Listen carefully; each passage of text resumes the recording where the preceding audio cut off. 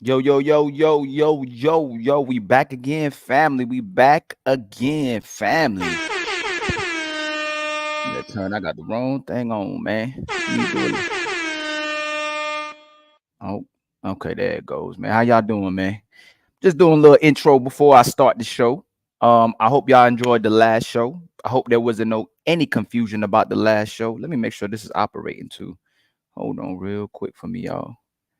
I'm gonna make sure this starting live on Instagram as well too. Let me see. Dang, I was still running from last night. Let's see. Public. All right, I think that should be all right there. What's going on, Ed Unchanged? How you doing, my brother? Hold on. I'm trying to get some started. I'm trying to do a little things right before I start the show, man. How you doing? Let me see that. Okay, that's right there. That's right there. But I don't know if everybody got to check out the live yesterday. I hope y'all appreciated and valued the show. I hope there's no misunderstandings. Again, it's all love with everybody I come in contact with permanently. It's always that way. I'm not here to disrespect anybody. I'm not here to go against anybody. I am here to go against what's not the truth. And I am here to go against the lie, and I'm here to bring people together. So that's my main agenda, man. And my main mission is to bring us together, regardless of what everybody else may be talking about. I still want to bring people together, and us getting passionate and worked up shouldn't cause a divide. Us getting emotional, us having, being on two different ends of a spectrum, given how we're looking at a view or looking at a thought or looking at what's happening in front of us, that shouldn't cause a divide. So I hope by the last show, everybody still understood that it's all love with everyone. It's all love with all the brothers. It's all love definitely with all the brothers who was on that thumbnail as well too. But there has to be pushback with certain brothers on rhetoric when we're creating something that isn't even there. When the narrative there's a divide. When there's a narrative that we're not agreeing, we're actually agreeing, and we have to address what's causing the divide amongst us. So this is little. Let me see. I'm trying to get this part together, man. Yeah, this is just a little starter. I'm just doing little intros before I start from now on. I'm going to be discussing how much we love lies. I'm going to be discussing how much we love this money. I'm going to be discussing Chris Brown exposing a lot of the women in this what is that? Okay, I'm gonna be exposing how Chris Brown is exposing a lot of what we knew about our women, and I'm gonna be discussing Marlon Wayans and if men are standing on code in regardless to our women, in regardless to our children, in regardless to our values as well too, and we don't compromise those values. So I'll see y'all in a few.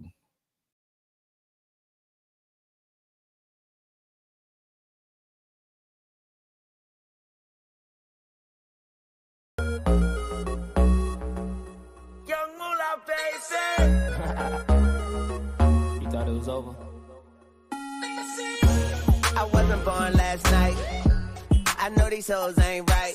But you was blowing up her phone last night. But she ain't have a ring or not her ring on last night. Ooh, nigga, that's that nerve. Why give a bitch your heart when she rather have a purse? Why give a bitch an inch when she rather have 9? You know how the game goes. She be mine by halftime. I'm the shit. Ooh, nigga, that's that nerve. You all about her and she all about hers. Birdman Jr. and this bitch, no flamingos. And I done did every day but trust these hoes. See me fuck with. When a rich nigga want you,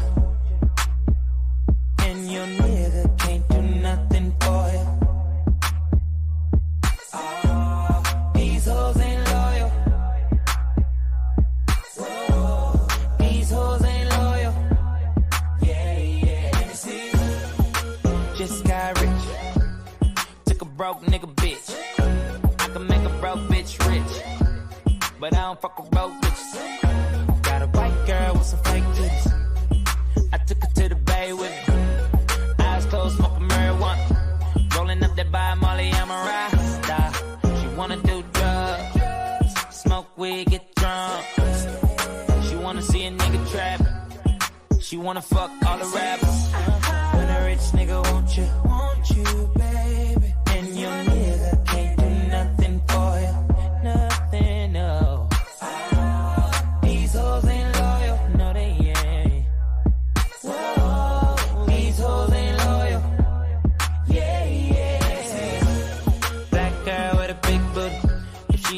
bitch, let's get to it right away. We up in this club, bring me the bottles. I know, girl, that you came in this bitch with your man. That's a no-no, girl. All this money in the air, I wanna see you dance. Just got rich, took a broke nigga bitch. I can make a broke bitch rich, but I don't fuck with broke bitches. When a rich nigga want you, baby, and your nigga can't do nothing for you. No, nothing, no. These hoes ain't loyal. Oh, no. These hoes ain't loyal. Rich young nigga, name got bigger and my chains got bigger, so my chains got bigger. Ferrari, Jaguar, switching 4 lanes with the top down, screaming out, money ain't a thing. Me and CB in the bay with her. I sent her back home so you could lay with her. Okay, let's talk about this ice that I'm carrying. All these carrots like I'm a fucking vegetarian. Shout out Weezy F, keep a red bone wet. Rose Rolex, hoes on deck. She know I got a check. Do it too good when she ride that dick. Man, I wouldn't trust that bitch. Nope. Come on, girl, why you frontin'?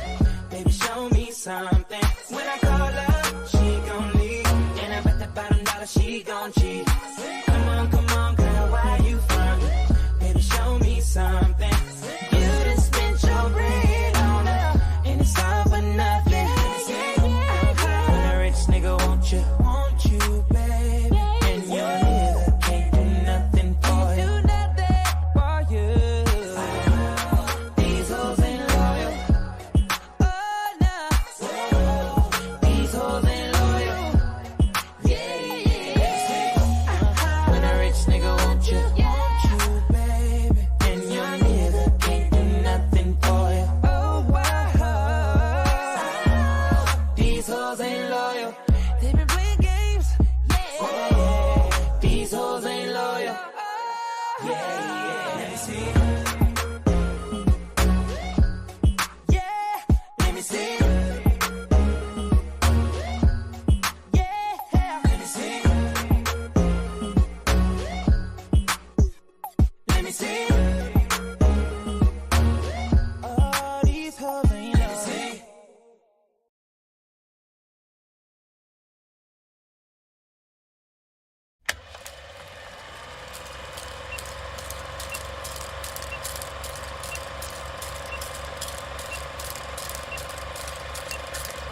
Literally after my picture went viral, my boyfriend broke up with me about a week later after arguing because he felt like Chris was too close on me. I'm just like, it's one of the most respectable pictures. It wasn't like I was bending over grabbing my ankles.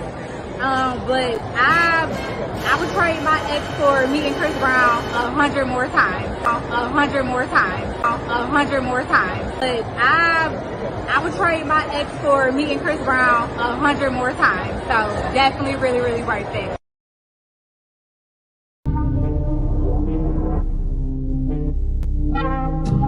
All I represent in my confidence. I am the greatest. I cannot lose. I'm pretty. Every man believes he's the greatest. Every man would like to be the greatest. Many want to say this, but they fear it. And they see this in themselves, and some hate me for it, and some love me.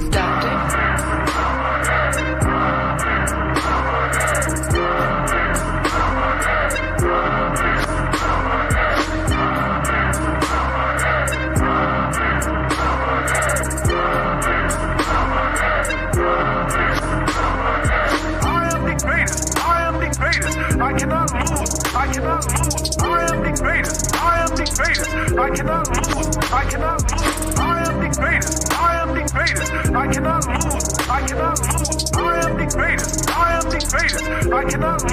I cannot lose.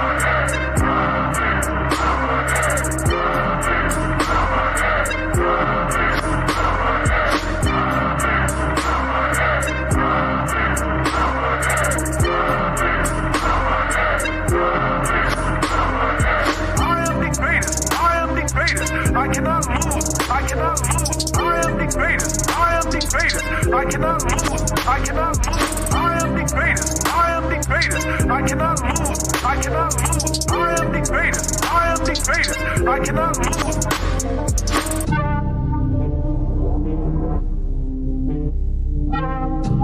All I represent them my confidence. I am the greatest. I cannot lose. I'm pretty.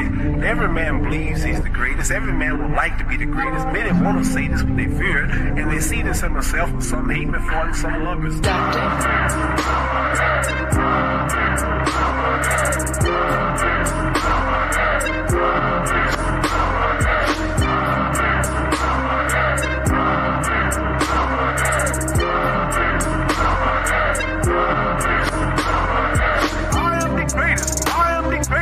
I cannot lose. I cannot lose. I am the greatest. I am the greatest. I cannot lose. I cannot lose. I am the greatest. I am the greatest. I cannot lose. I cannot lose. I am the greatest. I am the greatest. I cannot lose.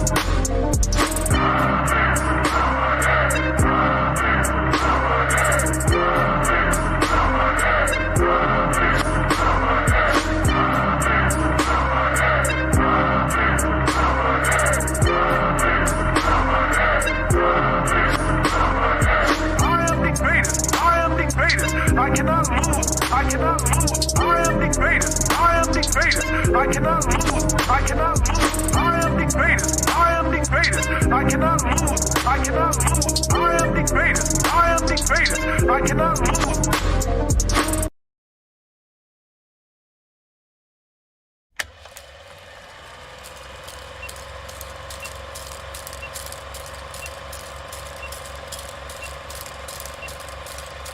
What they yelling? Ale Boombaye, Ale Boombaye. Thank God that a nigga seen another day. Ale Boombaye, Ale Boombaye. Got a chopper and a bottle, fucking let him spray. What's going on, family? What's going on? What's going on, man? Let me get some things right real quick. What's going on? Hope y'all again enjoyed the show last time.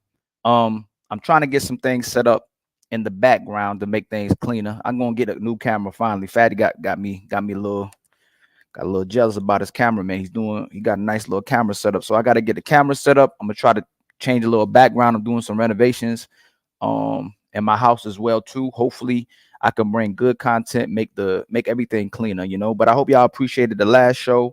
Again, everything is about love. Everything is about bringing people together. There should be no issues with giving each other pushback. There should be no issues with addressing each other. If we're doing it in love, we should be able to come to a common ground and also be able to agree to disagree. What's going on, Amika? What's going on, Marcus Evans, my brother? How you been, man? It's always good to see you, my brother. Let me give you sound. And then I see my brother Amika. Always good to see you, Amika. I ain't seen you in a minute, man. Where you been? I ain't seen you on panels, man. You got to come back up here and argue with us, man. I hope you doing good, man. Always hope you doing good. Actually, I got something else for you, Amika. Hold on.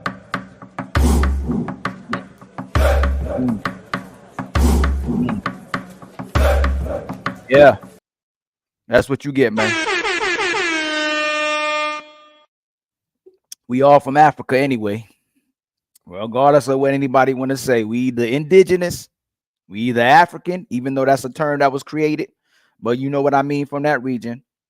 Or we're the Hebrew Israelites. If the Bible actually is real, we got to be all three of them. No matter what, we still from the beginning. If you want to talk about black, the black is the universe. Black is the as the cave, and black is the womb from your mother. We got to be black in some capacity. Everybody is originated from black, and you know, if you want to keep it real, white people black too, but that's a whole nother story. But people want to say they're not black, but it's just they don't got as much melanin as we got. Adrian, how you doing? Always much love to you, Adrian. Always much love to you. Thank you so much for always supporting. I hope y'all doing good. Frida Green, what's going on, my brother? Always good to see you. It's good too. Dollar Washer, how you been, family? I hope you and your people doing good as well too.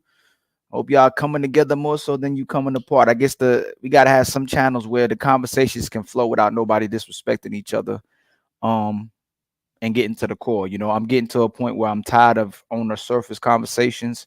So if we can get to the core, that's what I'm focusing on. And it's no distant, anybody. It's no shade to anybody, but I do like the conversations moving. And essentially getting to some solutions, man. We got to get to some solutions. You know, we still at step one. from 2-3 years ago. We still at step one. Player one, what's going on, my brother? You got to start editing for me, man. You know what I'm saying? I need some of that star power. You know, I'm going to eventually have to hire somebody to cut up. It's too much, man. I got going on trying to cut up videos and trying to make shorts and then trying to catch things from different perspectives and different angles to show how we contradict each ourselves or how we are double talking, or how we not sticking to what we're pushing in this space, man. You know, I'm hoping more brothers and sisters come together and help each other build content and support each other, man. It's too much of everybody trying to be him. Too much in her. Unchained, my brother. How you doing, man? That's that picture, man. We gotta change that picture, man. It's a little, I don't know, but much love to you, my brother. Who else is in the bed? Okay, 40 Boom. What's going on, man? So let me see. I'm trying to see where the stuff. Hold on. I thought I put it in here. Before I even get the main thing I'm gonna get to near the end is about what Chris Brown is doing to so many of our relationships, man. That's the wrong one. Uh-oh, hold on. That ain't the I think I put the wrong sound. It ain't supposed to be that one. Hold on, y'all. Let me get my sound right. I think I put the wrong one. Is it this one? Let me see. It's got to be this one. I think I typed it. I renamed it the wrong file. Hold on. Nope. It's got to be this one then. Hold on.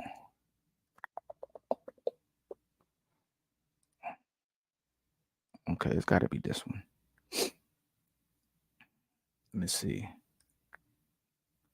Yes, sir. King Shy, what's going on, my brother, man? Always good to see you. JM, what's going on, my brother? Let me see if this one is this. That's it.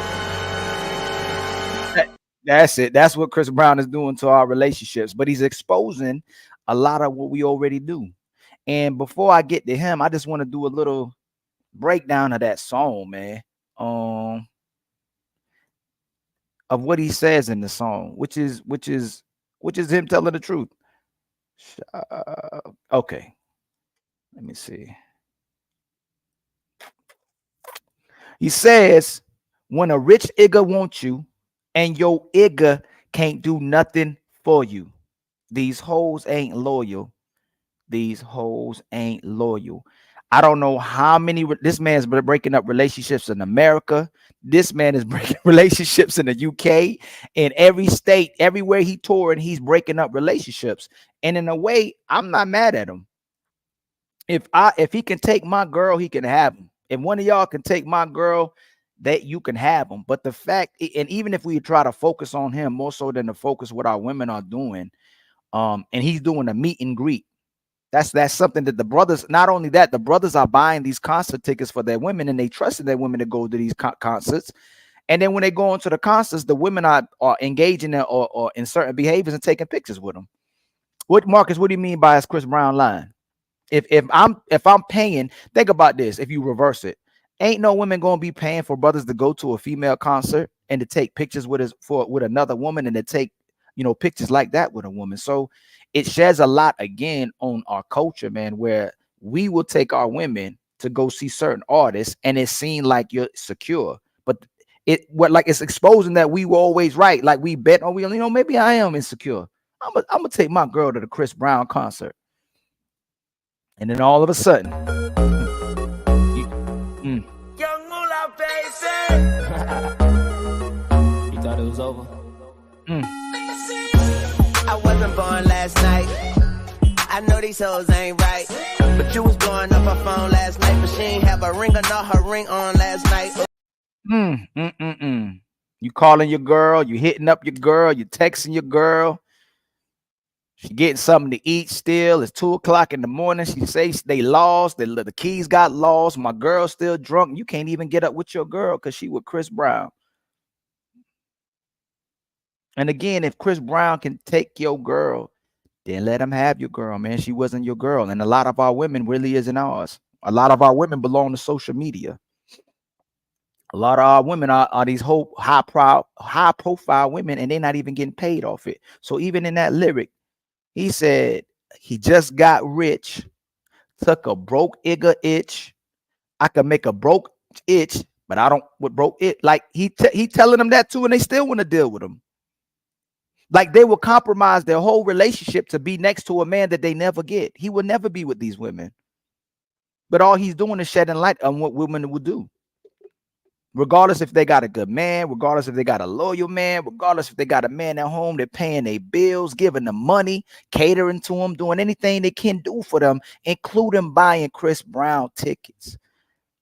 Including, I don't even know if the brothers are paying for this, but the fact that the women can go as far as saying that they'd rather even take the pictures again than to be with their boyfriend.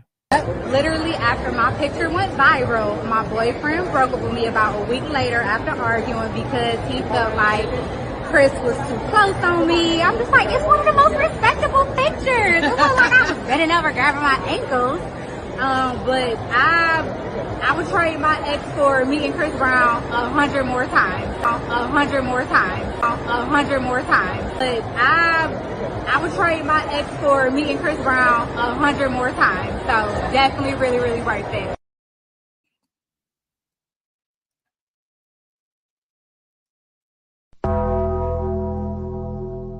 She said she would do that 100 more times. Did you really love your man? For one moment, from one moment, she compromised her whole relationship. She and people get on film and she can't even say, you know what? Maybe I went too far. And even if I don't think I went too far, I went too far in the eyes of my man. I compromised my relationship just to take a picture with Chris Brown in a way my man wouldn't appreciate. And if I want my man to need me, if I want my man to want me, if I want my man to cater to my needs, if I want my man to respect me, if I want my man to carry himself in a certain manner, why is it so hard for brothers or sisters to do it in relationships with men, with the brothers they're in relationships with? This actually being good brothers to them. And again, they buying your ticket, they paying for your ticket. What's going on, man? Y'all ladies getting caught red-handed.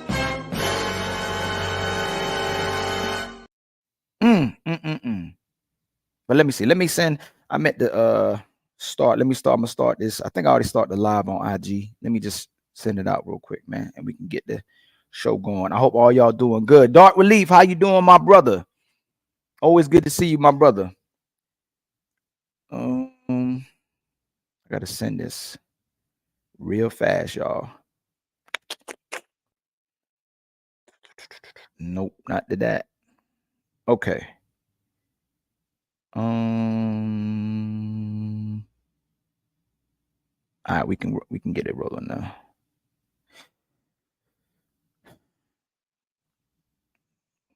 But so let me see real quick, man. I just got to send this part so I can get this button. Tony Golden, how you doing, man? You was bullying me to go live, so I'm doing lives consistently, man. First Fatty was bullying me, and now you were bullying me too, man. What's going on? I listen to the people, man. I listen to the people. But so the issue at hand is a good man enough, man? Is a good man enough? Is a man with money enough? Is a man catering to a woman enough? Is a man committing all the way in a relationship enough for today's women? Is it enough? Will a woman sacrifice you for a moment? With a man she'll never be with? Will never be with. Okay, hold on. All right, I got it now.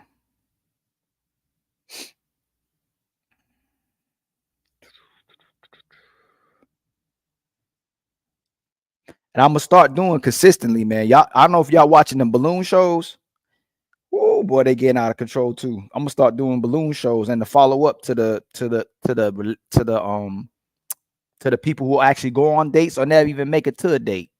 They'll do follow ups, and the women that match with the man, they never even follow up with the guy and pretend like the guy goes to them, but they don't take the initiation to make sure they contact the dude. So it's like the women are going on these shows for marketing.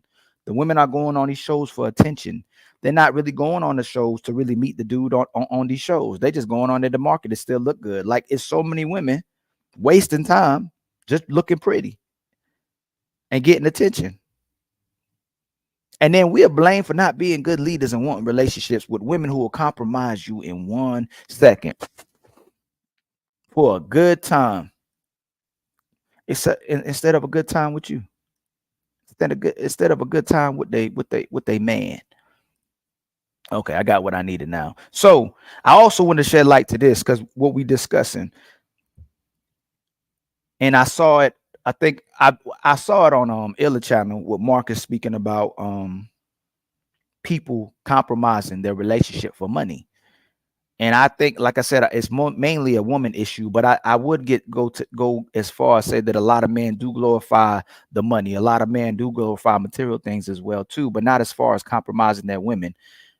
A lot of men try to get these things so they can give it to women. A lot of men get these things so they can share it with women. And a lot of men will also, because of what women are saying, men being broke, will conform and acquiesce to these women when they're asking for money. And your money not good enough. So it's an issue surrounding money, but the money is actually demonstrating that we're not connected to each other, and it's causing the deterioration of families, to where our children are glorifying materialistic things as well too. So I wanted to show you from two sides of the world what children are respecting and valuing versus what our kids and children are valuing on this side of the world. It's very interesting to see where we are in the world today. Just be mindful of what you're watching and what and why, and the reasons for why people are valuing the things here and why they're valuing things in different places of the world. Okay, let me go. One wish. What would you wish for? For a trampoline. For an iPhone. 1,000K. Money. Money. Money. Money to be rich. Billions and billions of dollars. Get a Lamborghini. إنه أشوف أمي وأرقص. أنا بحلم أكل سكر. أنا بحلم إنه يرجع أبوي في المكان. أنا جد بحلم إنه أخوي يرجع يعيش. أنا مشتاق له. One wish. What would you wish for? So I'm gonna slow it down for you because you might not be able to see the words, but I'm gonna tell you what the kids were asking for. Right? I'll slow it down some.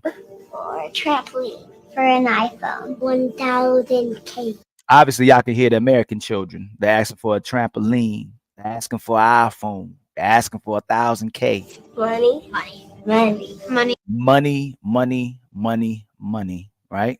To be rich. Billions and billions. To be rich and to have $1 billion. And I think a lot of us were doing that as well too growing up.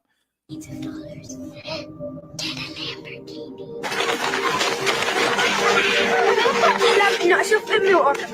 So these kids in Israel, with all the things that's going on in Palestine, in Palestine, with what's going on between Israel and Palestine, the first thing this kid asked for was to see that his mother and for eating bread. This kid said they were dreaming of eating sugar. And this child was asking for seeing his father. That kid right here was asking to see his brother alive again. Can y'all see the screen? What's going on, Curves? What's going on, DJ Vapors? And he ended it with saying that he missed his brother so much. The things that's going on one side of the world and the things that's going on this side of the world reveals a lot about what's important to us. And I'm not saying those kids wouldn't possibly want the same things that we want, but given their situations, when people start losing loved ones to war, we start valuing life more, and we start seeing life as precious. And given the way that the world is expanding and the way that the Western world is affecting the East and the way everything is ultimately leading towards materialistic and superficial world, a lot of what we're valuing is not each other. So we can see how we have issues with each other when we're chasing things that don't even equate to humanity. So I just want to be mindful of that. And as we get older, I'm sure y'all realize that what matters most is your family. I hope it would, because what I would want more than anything is to see my mother again, is to see my father again, is to see my aunts and grandmother and family members again. And more than anything, what I'm trying to do too is what I need to do more of is try to connect more with family. The conversations I have with people, get your money, Try to keep up as much as you can with what's going on in the world, but don't forget your family, regardless of what's happening. A lot of times when we see each other, it's typically at a funeral. A lot of times when we get together to eat, it's typically at a funeral. Don't wait too long to give people their flowers. And I know I'm not the first person to say it. It ain't like Ali invented it. But as we get older, we start understanding that this may be just one trip. And this may be a trip that doesn't go anywhere else after this trip. You know, I think about it a lot lately. So just be mindful of the one life you have, and be connected to the people you love. Be connected to the people that care about you. Be connected to the people that, no matter the situation that goes between y'all, as long as y'all not doing something blatantly disrespectful to each other and hurting each other, be mindful of creating those relationships. That love will sustain you for life, but the money is not. You know, and hopefully you get that. That's what you see as living in this one lifetime, is being around people that makes you feel like you're alive, versus always having to chase something and have something in your life to feel like you're alive. Money can't buy love, and it can't sustain it either. KP, what's going on, my brother? But again, let me start. I'm gonna do some warm-up topics of even showing of how the advice we're giving each other isn't realistic. And I don't keep trying to say women, but when you come into this, the brothers that I come across, the men that I come across, a lot of brothers will hold each other accountable and will demand the brothers be responsible. I don't ever hear brothers, no matter if it's in my circle, outside of my circle, the barbershop, other people's houses. What's going on, Reckless? Give each other bad advice. They want each other to typically do the right thing. But when women are around each other, they give each other horrible advices. And there's women I dated where you would hear the things their mother would tell them. And a lot of times mothers won't even give their children advice because they'll say it's not their right to judge, just so they can keep from their kids judging them instead of maturing into a mother. There's women that still keep a immature, premature, and childlike mind to where they can give advice to their children. They don't, because they'll feel ashamed, and their kids possibly can turn around and tell them, "Hey, mama, I know you ain't telling me that. I know you're not about to tell me about my life. Look what you did with your life." And the mother should be able to eat it and go, "Yeah, that's what I did. I made a lot of bad decisions. I made decisions that hurt our family." And men too. But I'm telling you this to be better than me. I'm telling you to guide you in a direction that's different from the choices that I made. And I did make bad decisions. But I'm trying to be a better father. I'm trying to be a better mother. I'm trying to be a better brother. I'm trying to be a better sister in this phase of my life. And I hope in this phase of my life, you forgive me for how I hurt you in the past life. And a lot of you who may never ever been loved or ever had encounters like that, you have to be able to restore or rectify the things that happen in your life. Either you continue a broken family, or you rectify and restore a family, and you create a generation, a legacy for your family to get back right. Because I can almost guarantee a lot of the people before us, they went through their ups and downs as well too, and they possibly had amazing families. In another generation, they had another broken family. This bloodline, the bloodlines that we have, we either break it, keep it broken, or we rectify and restore the things that happened before us. You are here. You being here is special. Your bloodline, your legacy made it through all these generations. So just be mindful of that. All the things people did just to get you to where you are. Don't throw that life away. The fact that when you were released out your father and you entered your mom as a tadpole, the fact that you made it to the egg and that you were chosen, it says it's a lot of things that make you special even before you enter this world. Out of all the eggs, out of all the tadpoles, you made it to this world. So appreciate your life, value your life, and know that you're a fighter, man. Don't give up in this world. I know there's a lot of dark things that's going on in this world, but don't let it hurt you in that degree. But let me share my first video.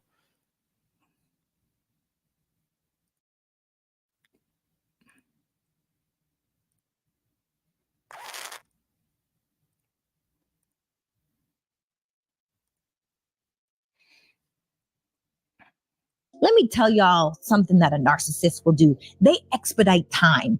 What do you mean? It's a fast track. If you come in and you're up here, they are trying to erode you as fast as they possibly can, because it's not about marriage and a family and happiness and joy. It's about the chase, the conquer, the kill. I learned about the Gottman theory because I was doing research on narcissists inside of my relationship and why I felt the way that I felt. And so you see 4 things in a relationship, you're guaranteed to fail, which is when you criticize someone, when you're defensive, when you stonewall, aka when you shut down, and when you have contentment. And once I started learning more, I realized that stonewalling, get this, stonewalling, which is where you shut down, you stop talking, you don't really have much of a response, highly effective communicating, international speaker, been all around the globe teaching self, business, and leadership, doing all these things, was shutting down in a relationship. Weird, right? The weirdest part is, do you know stonewalling usually doesn't start until you're at least 2 years into a relationship? Shut up. Shut up. You mean to tell me I've been in this relationship for 4 or 5 months and I'm shutting down already? With the having effects of a 2-year relationship. I choose to try to do things differently and see things a different way. I don't choose to stay at a low vibration. And 4 or 5 months into a relationship, I am stonewalling. It's amazing the things women will come up with and create terms for. You know, we can discuss the honeymoon phase, but it's why men that care about women try to tell them the truth. It's why we tell you to be responsible with the way you make decisions and what you're doing with your body. You know, the honeymoon phase, I believe, is like from 6 months to 2 years, but it's typically not from the men. There's a lot of ways we can give advice on, like the solution for that, on giving advice on how you know a man loves you. He's going to introduce you to his mother and father. He's going to introduce you to his friends. He's going to claim you. You can see what type of man this is based on how he acts in his community. You can tell what kind of man he is based on the things that he likes. And you know this. That's why God and the higher power gave women intuition. And a lot of times it's not that deep. You know, when women reject men, when women don't like men, when women feel like there was irreconcilable differences, when women say they grew apart, nobody says a bat's eye out of that from women. It's not that deep a lot of times. You know, you're not the man, you're not the woman for that man. And you're not the one to that man. You know, women just can't, a lot of times women can't accept rejection.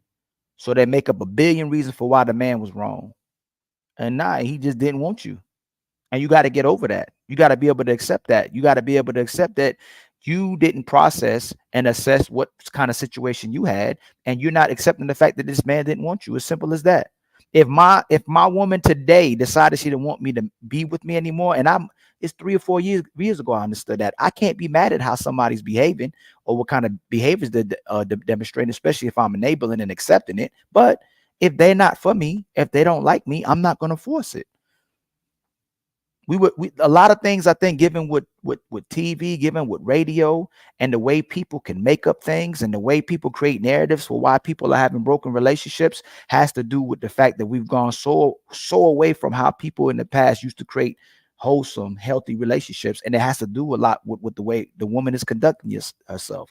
If you present yourself first with breasts, if you're dressing a certain way, if you're looking sexual, and I'm not talking about just the nature of it. All of us can be sexual. All of us are sexual beings. I'm not talking about somebody just looking at you, oh, she's sexy. I mean, you blatantly carrying yourself in a sexual manner. If you're leading with your breasts, if you're leading with your behind, if I go to your profile and everything is sexual, you can't expect the man to see you as a wife or relationship material and then turn around and call the person a narcissist. And again, women have the way to do that. The men who focus on themselves is narcissists. The sisters who focus on themselves is self-love. What's going on, Dr. Quantum?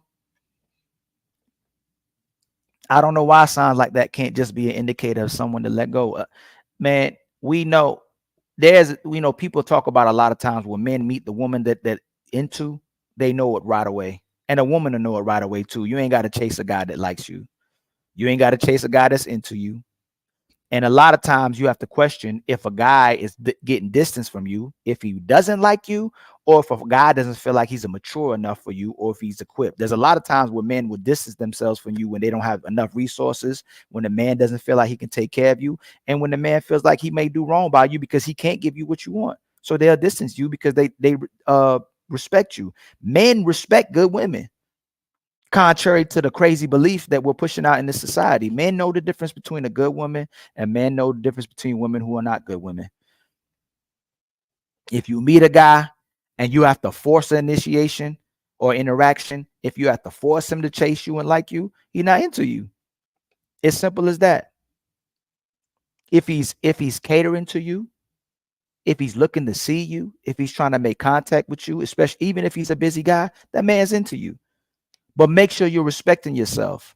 Don't cheat. If I'm trying to buy a woman's heart, if I'm trying to spend on a woman, if I'm trying to give her all these fancy dates, if I'm constantly giving her flowers, if I'm constantly buying her things, I'm cheating. There was a part of our nature where a woman would kind of not put that away. She'll take gifts. She'll take presents. I'm cheating my way into a relationship, and then I have to sustain that. So if you're giving a man sex early, if you're giving the man affection, if you're giving the man something that you really can't commit to, if you can't submit to a man and you sleeping with him, then you cheating. You're trying to get leverage over the guy. You're trying to get control of the guy. You're not trying to create love, because the greatest determination of whether a man loves a woman loves a man or not is if she's complying with them, and if she's cooperating with him, understanding that he's a good guy. She's cooperating with a good man. And it don't mean sexually. He would value the fact that if you don't want to move too fast, based on how you maneuver, based on your past as well too. I'm not saying the guy knows your past and you was a jump off and everybody knew what you was doing in your city, and all of a sudden you get to this guy and he goes, hey, oh, you're not trying to have sex? Nah, that's not believable. Our future matters to you and your past matters to us. And it's a natural double standard that makes sense because women are born with value. And all you have to do is sustain your value. Men have to create that value to be able to get you for sustaining your value. Just be able to accept when someone's not into you, they're just not into you. You know? Let's see.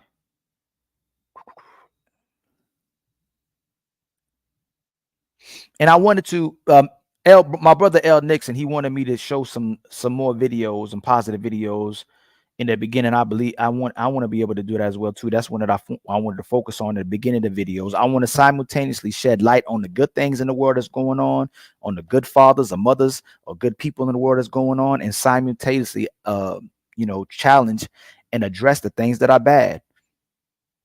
We got to do more of a balance to not make people think, or some people think, that we're attacking what's good. We're attacking what's bad. We're attacking what's wrong.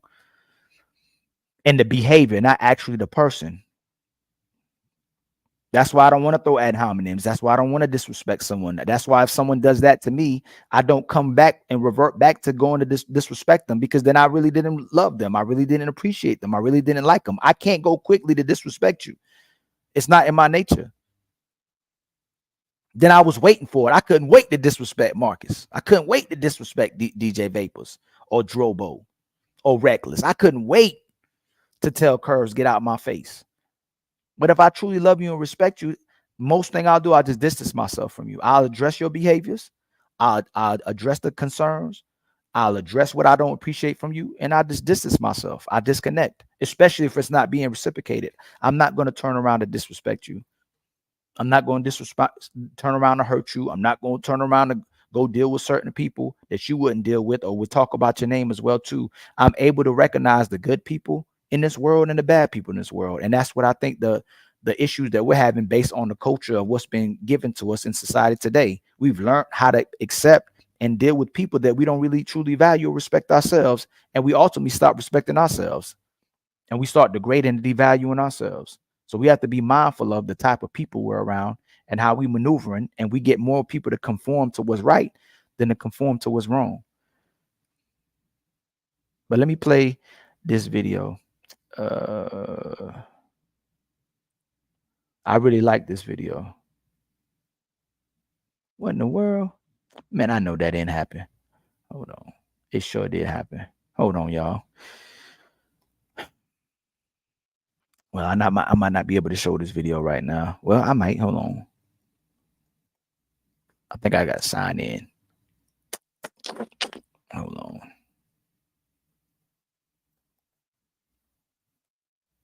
Yeah, I have to play a different video another time then. Well, no, because that's where most of my videos are. Hold on, y'all. Let me get this right real quick.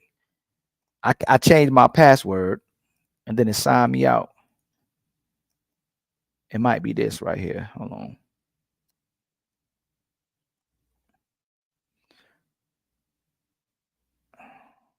Hold on, y'all. Tripping.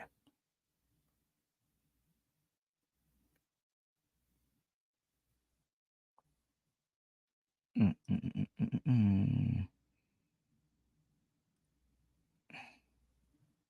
Okay. Mm, mm, mm, mm.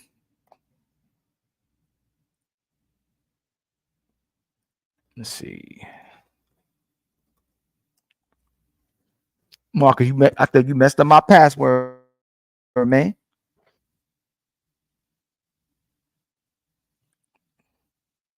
Okay. Hold on, man. Reset.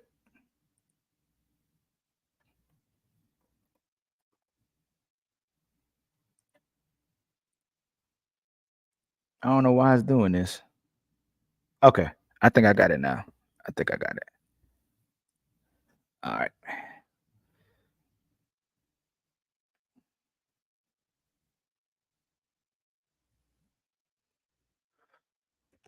My bad, y'all. But again, um, I want to do more videos that's addressing more so of the behaviors we're presenting to each other, as well as being able to respect each other, but also shedding light on the positive things that's happening with us. I don't know why this thing ain't working, man. I'm trying to set. Okay, let me try this one. If this don't work, then I'm gonna go on to my next video. Hopefully, this one work.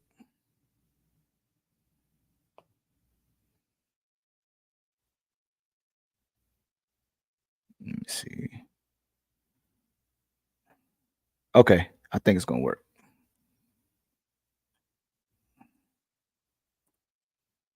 Oh, 3 0 3 6 5 7 4. All right, here we go. I got it. Forgive me, y'all. Forgive me.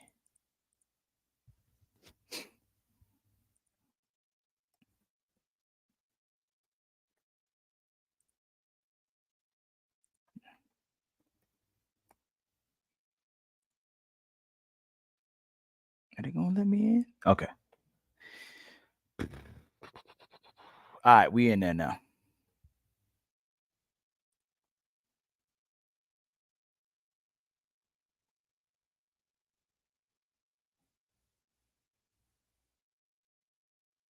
Oh man, man, don't do that. Hold on.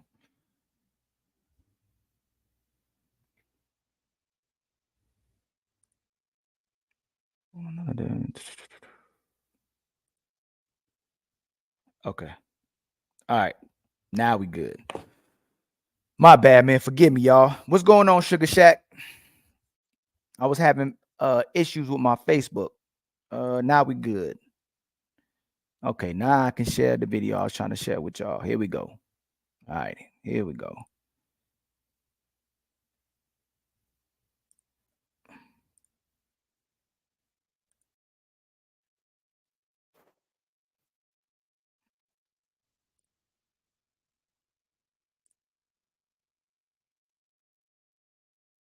All right, here we go.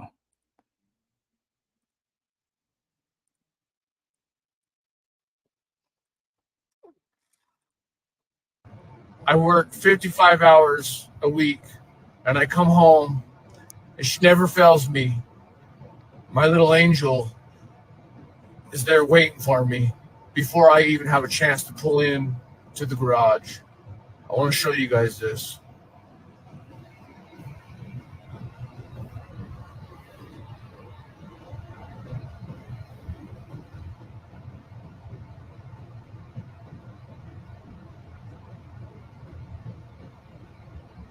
As soon as she hears that garage door open,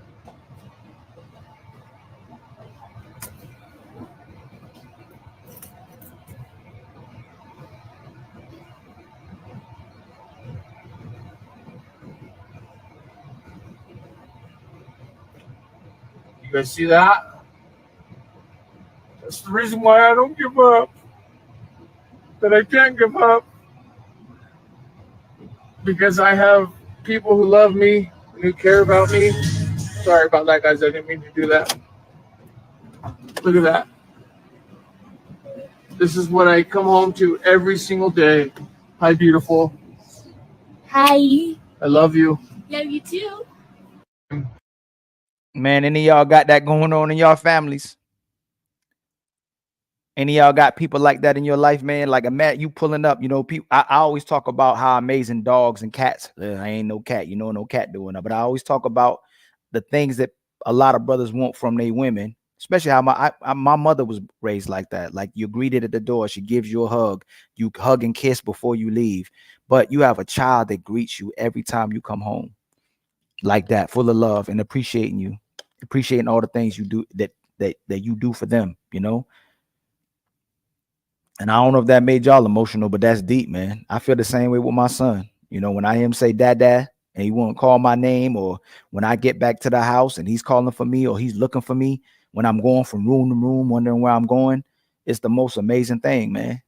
And that's what I think we got to do more of with each other and valuing each other and respecting each other in that capacity. And if you're around someone and you don't feel like giving you purpose, if you're around someone that don't make you feel like that, if you're around someone that you don't treat like that, then you have to question what you're doing with your life, and vice versa. You know, I feel you, Ed Unchained. I feel you, my brother. It's a different world, you know, especially if you didn't have certain type of family members, or if you didn't have certain type of a certain type of upbringing. And that's why, man, that's why I empathize a lot with people who didn't have a mother, or if they had a mother, wasn't being a mother, or people who didn't have a relationship with their fathers, man. A lot of ways people would dehumanize and desensitize with an early age. So a lot of times when they meet people, they don't believe in people, especially if they're good for you. But I still can't justify their behaviors. I cannot justify their behaviors, man. If you meet people that love you, you got to appreciate them. If you meet people that respect you, you got to appreciate them. But I know it's no better feeling than that father pulling up. I can't wait till my son gets to a space where he's treating me like that, you know. But I'm gonna keep shedding more light on things like that, for people to believe there's hope, for people to believe in the light being at the end of the tunnel, and that there's people out there that we can love, you know. But I'm not going to be unrealistic when people are telling me what they're going through in life, when people are telling me that they're not having that type of relationship at home with their family members or the people they love. I know it's a abundance of that happening, and it's hard to find people more so in this world to love you than in the past. But we got to keep believing. I'm gonna keep believing. I know there's a lot of time, a lot of us say it's over, but we got to keep believing, right? But while we still believing, we still got to assess the reality of what's happening. You know, brothers are meeting women that are asking for money, and they're not asking for love. They're not meeting them at the door like that. You know, and at OG, there was one of the previous lives before, he was telling me, Ali, man, you being unrealistic. You're not telling the truth. That's not most women, man. For OG, I've got so many videos where women are asking for $100,000, $200,000, $300,000. You know, it's not something brothers are making up. Brothers are asking for love. Women are asking for money. Brothers are in love and sisters are in business. Especially when they get so many connections to many men. Look at this. This woman has connected to all these dudes of her dreams. And I know once brothers see this video, it's over for her, because they see her connect with too many dudes. She's gotten access to so many men that she could have just been taken out the game for and commit to.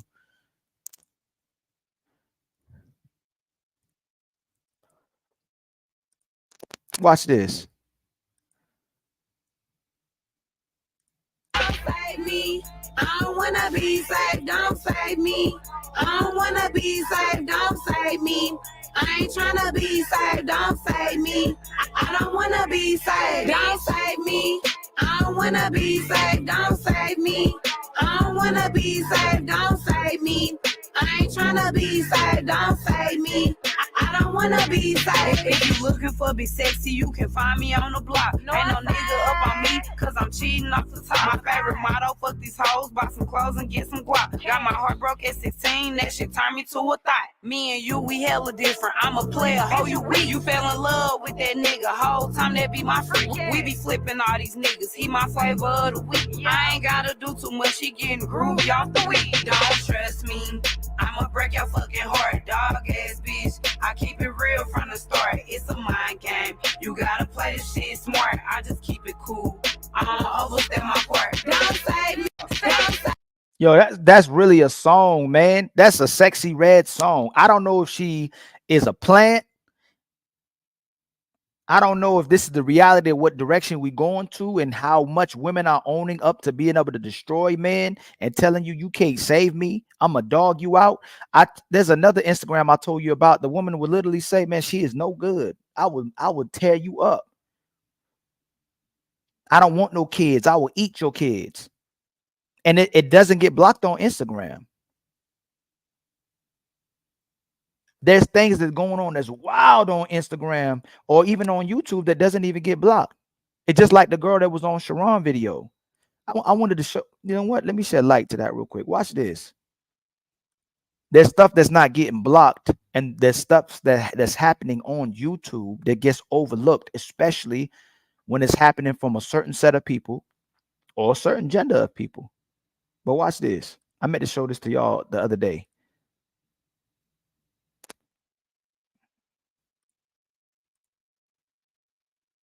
I'll literally be the tits and the body. Hold on, that's the wrong one. But that's the right one. Oh, I thought I edited that. Hold on. Watch this.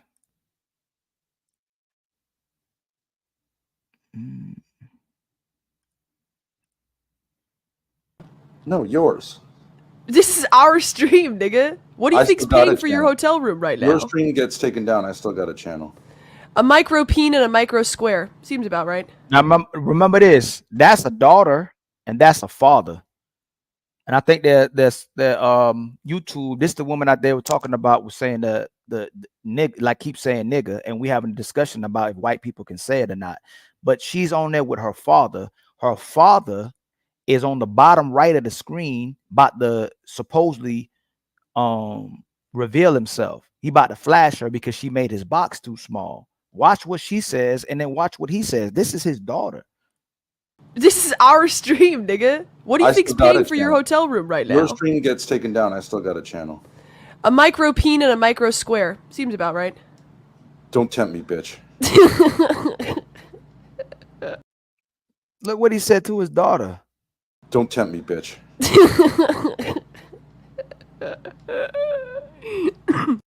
That's his daughter. So it made me think about this too. Like I say, the way people develop and they can get to a position where they have Stockholm syndrome.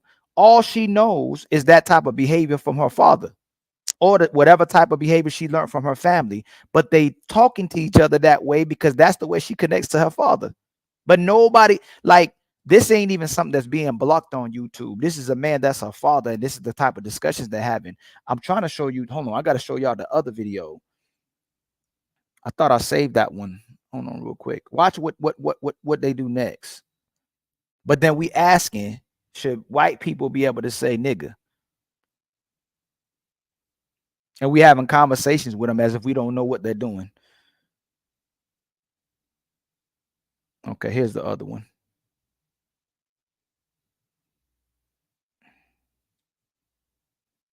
Hold on, y'all. Let me get it real fast.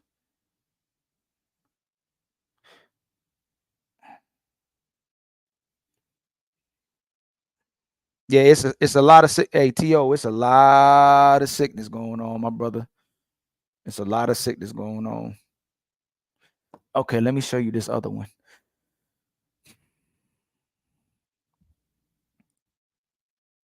I don't know if people not reporting it, if people not saying nothing. I don't know how we getting blocked for talking about the truth. We get blocked probably for talking about them. You can't talk about certain things in this space, but it's saying a lot about what's going on in the world. Watch this.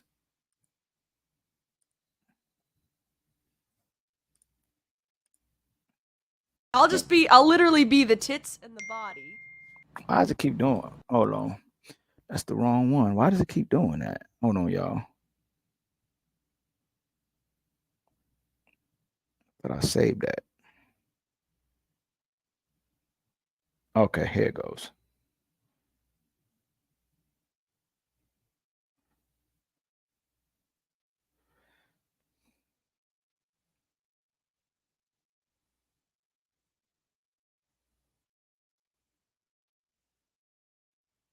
Okay.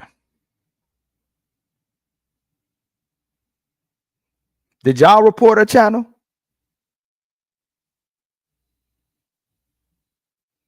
DJ, you think it's a plant agenda? I think it is too. I mean, the fact that they can do all that and it's not being called out is weird to me.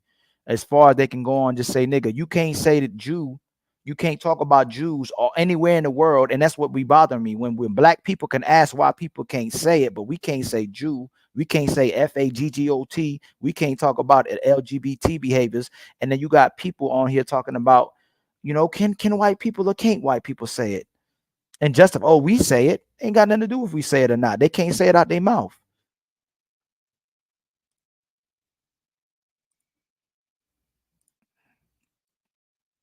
Here it is. Hold on. Because you're in my head, right? So you may. Now look, she put her dad on top of her. Now it's cool. It's funny if what they doing is, you know, he acting like he has shoulders and head and she the body. That's fine. But watch this. This is a father and a daughter. And white people, there's a lot of white people that go to their page and have conversations about the craziest things.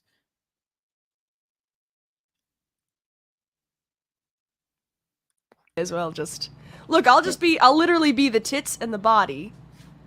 Wait. Yeah. Oh, I can see if I get donuts.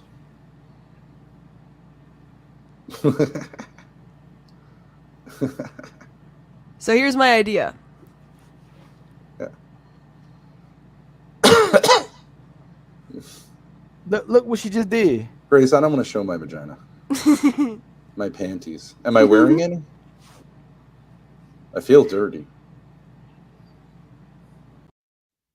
And it's the same father that supposedly kicked her in the head. That man is look what how disgusting that is. But R. Kelly gets locked up. Bill Cosby went through what he went through. It's wild, man. There's people. There's Charlie Sheen that knowingly gave women HIV or put women in a position to give them HIV. You got Bill O'Reilly that got his show back. You got who else? It's other dudes, man, that I can't even think of off the head like that. But there's Woody Allen that was taking care of his daughter, and then I believe he married her. I don't know if he got in a relationship or he married her, but he was taking care of his daughter. None of these people get locked up. And if it's fake and if it's to cause a shock factor, it's a whole nother situation. But even if it's shocking, it's counterproductive. That's why I have issues with people like Charleston White, and I have issues with people like Love Dorsey. The message is good. I see what you're saying, but then when you're saying certain things or you're demonstrating certain behaviors that's counterproductive, it's not making sense. There's things that Charleston White says that's amazing and great information, but then when he's disrespecting people in a certain type of way, that is counterproductive. You don't have to disrespect people to tell them the truth. And if you're a woman and you're telling women to be ladylike and you're not being ladylike, that's counterproductive. Regardless of what you're attracting, you're appealing to the men. You are talking bad about women to appeal to men. Just like the brothers that's in the space that talk bad about men to appeal to women. But let's get back to the money thing, man. Let's get back to the money thing. Again, if anybody want to pop up, man, y'all can come up. I'll open the panel. If you want to have a conversation as well, too. If you got smoke, if you got fire to add to the content, you can come up, man. I'm more than happy to have y'all. Okay, where is this I was looking for? What's going on, my brother? What's up, man? How you doing, man? Can't complain. Just wrapped up a workout. I was listening to you towards the end of it. I figured I'd pop up for a little bit, hang out. Hey, no problem, man. You got anything? You got anything to say about anything that I shared, or you just rolling with the content right now? I'm rolling. I don't understand why we expect people to not be who they are. Like I've said this multiple times. Like the people who are trying to live in this space are twerking for the algorithm. They'll do anything. They don't have morals. They don't have conviction. Most of the people on these spaces that like to engage in these debates don't actually live the shit that they say in these little boxes. Right. Like, none of this is surprising to me. Like, I ain't even we still mad about words in 2024. Really? I don't know. Shit does not affect me. But I grew up the way that I was raised. Somebody said some off-color shit to you, you just beat their ass regardless of what color it was. Like, I've never not gotten my lick back. Somebody said something out egregious to me that I didn't like. You control that shit, regardless of whether they were white or not. How respected and valued do you think you would be if someone says something about your name and everybody in the world check them for it every time if they went to disrespect you? How powerful would you? How valuable would that show that you are? They do. No. I'm saying in regards to that, 100%, you would feel like you could do anything you wanted. So when you have, like I said, like Jews, like you can't speak about them a certain way. That's how we have to get to a place where people can't speak. Like, I get what you're saying. We should separate from them people. Words are words, but in reality, they're not, man. From generation to generation, what started out as words, what started out as disrespecting and degrading people, it became something bigger. That's what happened to the Jews. That's what happened essentially to the Jews. That's what happened to black people. You have to teach people to hate someone before you can start killing them or removing them up from earth. So it's important to watch how people are speaking about you. Is a very important thing. It's a valuable thing, man. But I agree with you. But we've been through this here in this country specifically since we've been here. And what I'm saying now is, like, now we are at the time, because, like, I understand that sentiment from a historical standpoint, but again, those are people who were not able to get that lick back. If somebody calls you an N-word to your face now, handle it. What are we talking about? We've seen multiple wonderful brawls where people have started handling it. This generation, these people that are existing now in 2024, we're not sitting there. A lot of people grew up in a household where they were told, you better be scared of them white folks, they'll kill you. I grew up in a household where I was told, you will die on your feet. You kneel to no one. Right. So the way that I look at this versus the way that most of the people who would complain about that shit look at this, I'm like, bro, I'll have you off this planet if you do that shit to me. We both going. Right. This isn't a situation where you're going to show up and we're just going to cry, we shall overcome, and get drug out into the streets. That's not reality in 2024 for us specifically, unless we choose it to be. Right, but that's what it's a decision, but it's something that becomes social engineering as well too. The type of music that we listen to now, the images that's on TV now, that's stuff that slowly happened. Remember, our parents were against that stuff. Our parents would tell us to turn the radio off, turn the TV off, but it kept getting shoved down people's throat, Now, when you turn on the TV and listen to the radio, what's the positive image of a black man? What's the positive image of a black woman? What's the positive thing you're hearing from black people? What's the positive thing you're hearing from us in general, period? There's not a lot of good images to turn to. When we were growing up, you had Family Matters. You had Sister. You had Smart Guy. You had all these. You had I ain't seen so many shows in so long. We had a childhood that was showing black images. The Cosby Show, you had certain images that was showing people were able to get to a certain place and achieve certain things. You know, even Good Times. Man, you're supposed to be helping me, man. Good Times. Well, okay, so you had Good Times. You had Jeffersons. Everything was positive. Cosby were good too, but everything was positive. You know what I'm saying? And it wasn't in Fresh Prince of Bel-Air. Even Martin, it was comedy, but it was still positive. It was still trying. Living Single, it was still trying to showcase. I'm with you. I'm with you on this. I'm with you on this. Now, my question is, why? What was the change? The industry. Why though?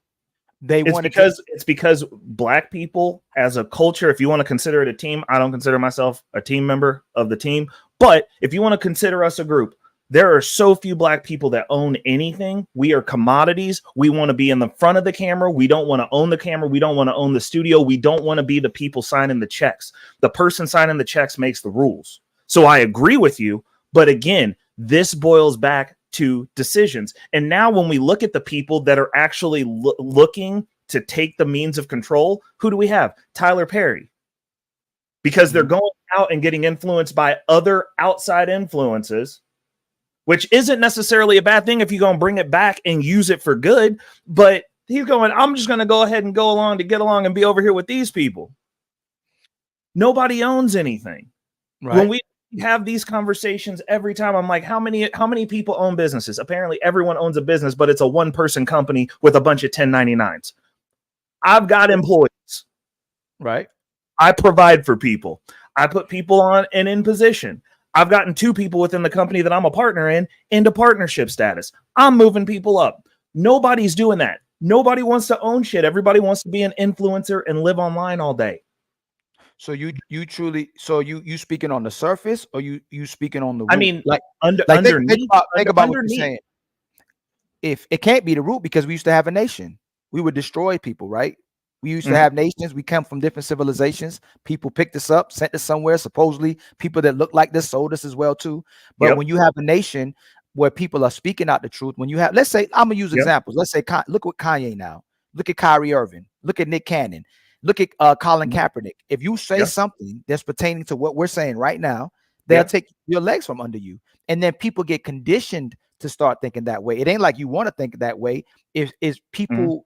The world is taught not to support Black as a whole, and then we'll say Black people don't want to support each other, but we're socialized to be that way. For instance, if I open up a business, if I see I had a Herbalife, 3 white people opened up Herbalife, everybody's going to Herbalife. White people are going to Herbalife, Black people are going to Herbalife, right? A Black person opens Herbalife, white people aren't going to go support Herbalife. Arabs, Indians, all these people ain't coming to support Herbalife. Collectively, they're thinking like this. We're not going to support Black business, but we'll support Mexican businesses. We'll support Asian businesses. We'll support Arab businesses. It's a way they've conditioned our mind, brother. It ain't just like we think like this. So my question is Herbalife got support because it's a good product. The vitamins are actually good. I used to work in that industry as well. The issue is we start businesses and you guys want to be isolationists, and you can't. It's not possible. If everybody passes a dollar to the man to the left and we just keep going in a circle, you don't grow. You have to acquire funds from other cultures. When I go to the Chinese restaurant, Chinese people are making money from outside of their culture and bringing it into their culture because they work with each other, which I will give you, we have been conditioned to not do. The other thing that we think is just because you opened a business, just because you're Black, I should support it. I've gone down in my city. I've gone down to the Black area and I tap in with businesses. There's certain businesses I support down there because they're good. And then there's other businesses where they're like, oh, well, like this is the spot for Black folks and the service is trash. Food's good. Service is shit. I'm like, I'm not paying to sit in here and get subpar service. We don't build a business and go, this is the best restaurant. We build a business and go, it's a Black owned restaurant. Y'all should support me. Why am I going out of business? Come in here and give us money. You owe it to us. No, that's not how markets work. It should be the best. No other company is opening a subpar. Chinese people do not open a subpar Chinese restaurant and say, Chinese people should come here and just give us money. They're good restaurants. The food's good. Do you see Chinese ads ever? No. Is Asians the biggest customers for Asian business? No, the food's good. It supersedes the culture. The point I'm trying to make is that as a whole, the world is taught not to support Black people, and you know that. We know we have the experience, but then what happens is we see certain people that may act differently than we act, and then white people make an excuse for treating Black people a certain way, but for the most part, cultures as a whole, races as a whole, do not support Black people globally.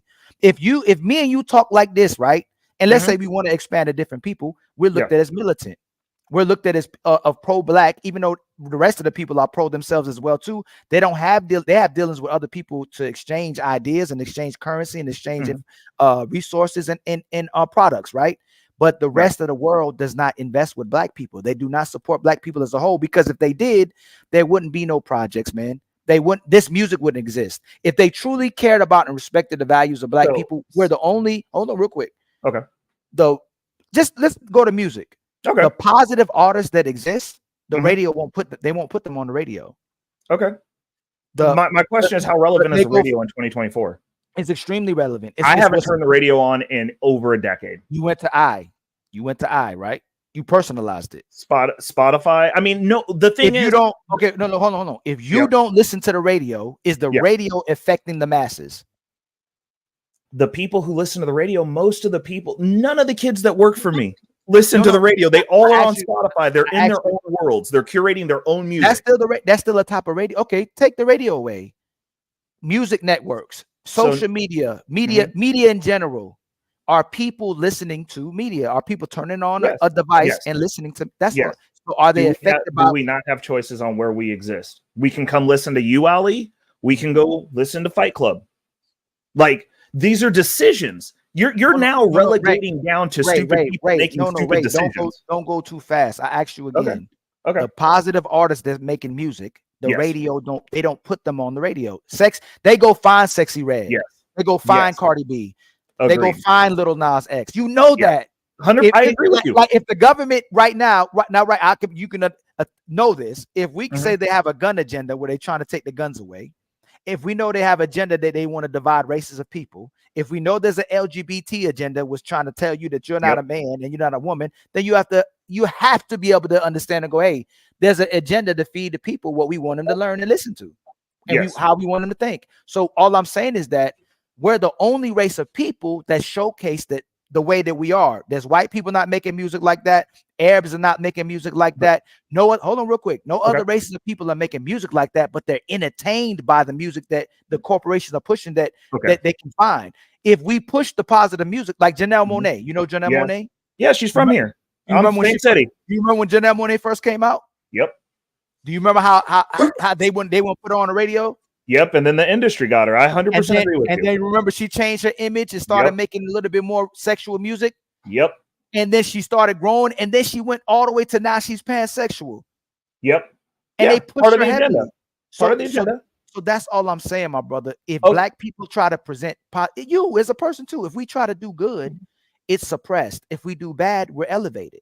That's the agenda. That is the agenda in America. If we do bad, we're elevated. Look, if we look, two things. Watch this. Two things. If we do bad, we're elevated. And if we think like white people and say what white people like to hear, we're elevated. If we try to keep black ideals that should have nothing to do with the hood, because I don't know how you're thinking. It should be something with positive images, positive media. They're not going to push that. They won't push it.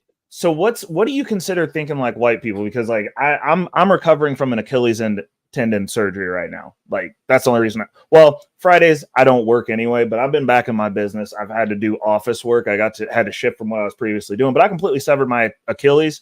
And for those of you who have insurance, you know how long you have to wait for surgery. I got mine in 5 days because I know people. Indian man not of our culture, apparently looks down on us. That I do favors, that hits me up for favors all the time. And he was like, yo, why didn't you call me first? I got you. Next Friday, you're in. Surgery, done. This isolationist ideology, I don't understand it because everyone who's helped me get to the position that I'm in, with the opinions that I have, and being able to actually articulate and have a conversation without having an emotional breakdown mid-conversation because of how I feel, are people that don't look like us.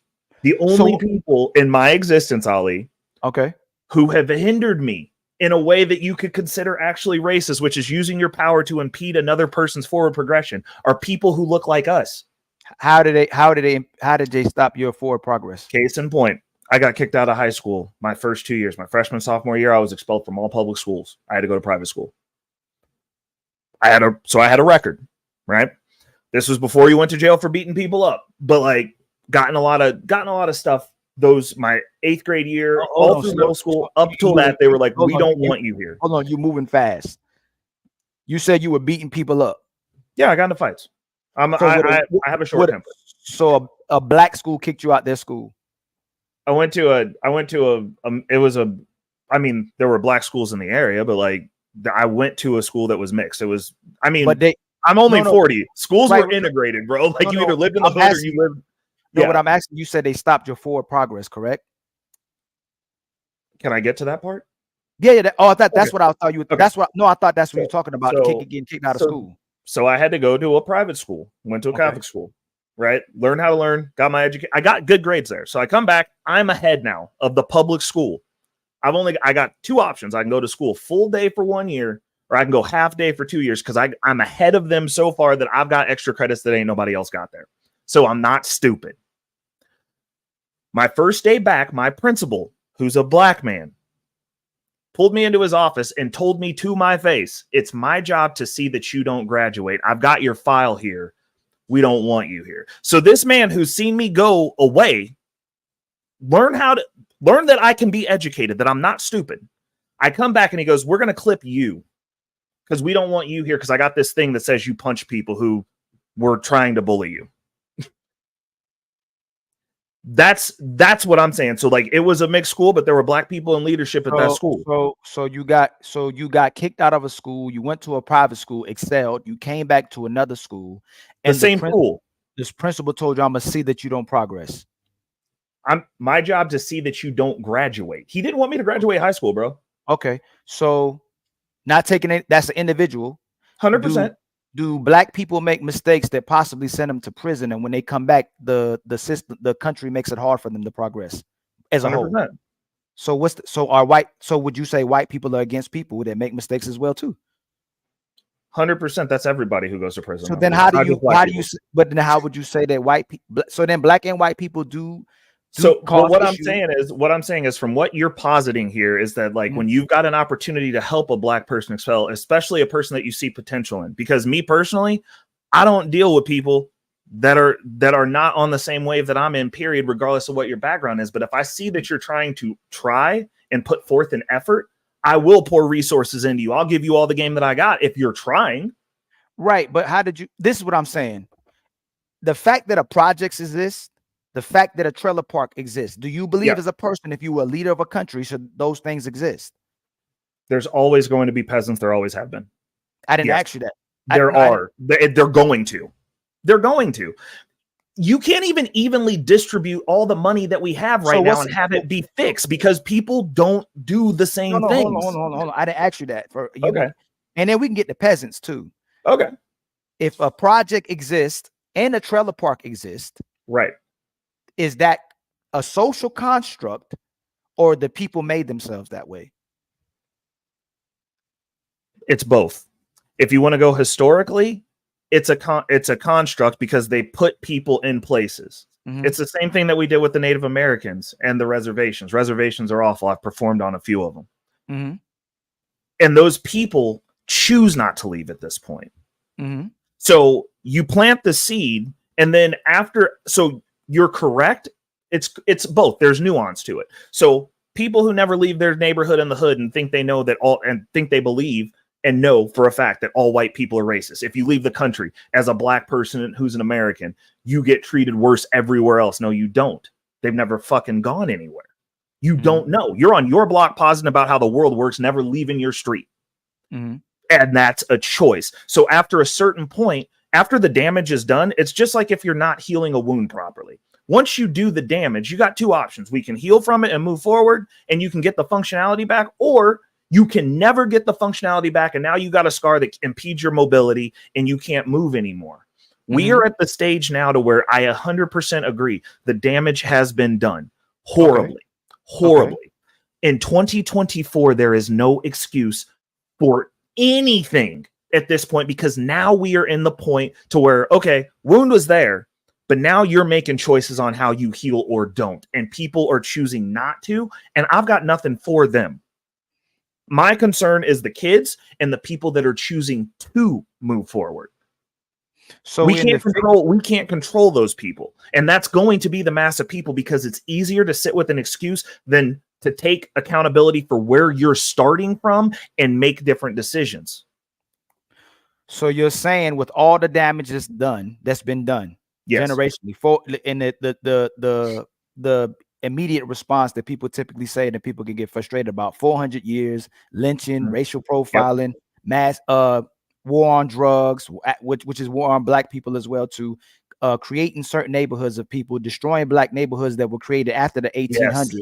That's the more, almost a thousand black all black neighborhoods that was destroyed in this nation. You're saying that now we don't have we don't have no excuse for not progressing. All the damage that's been done, even after the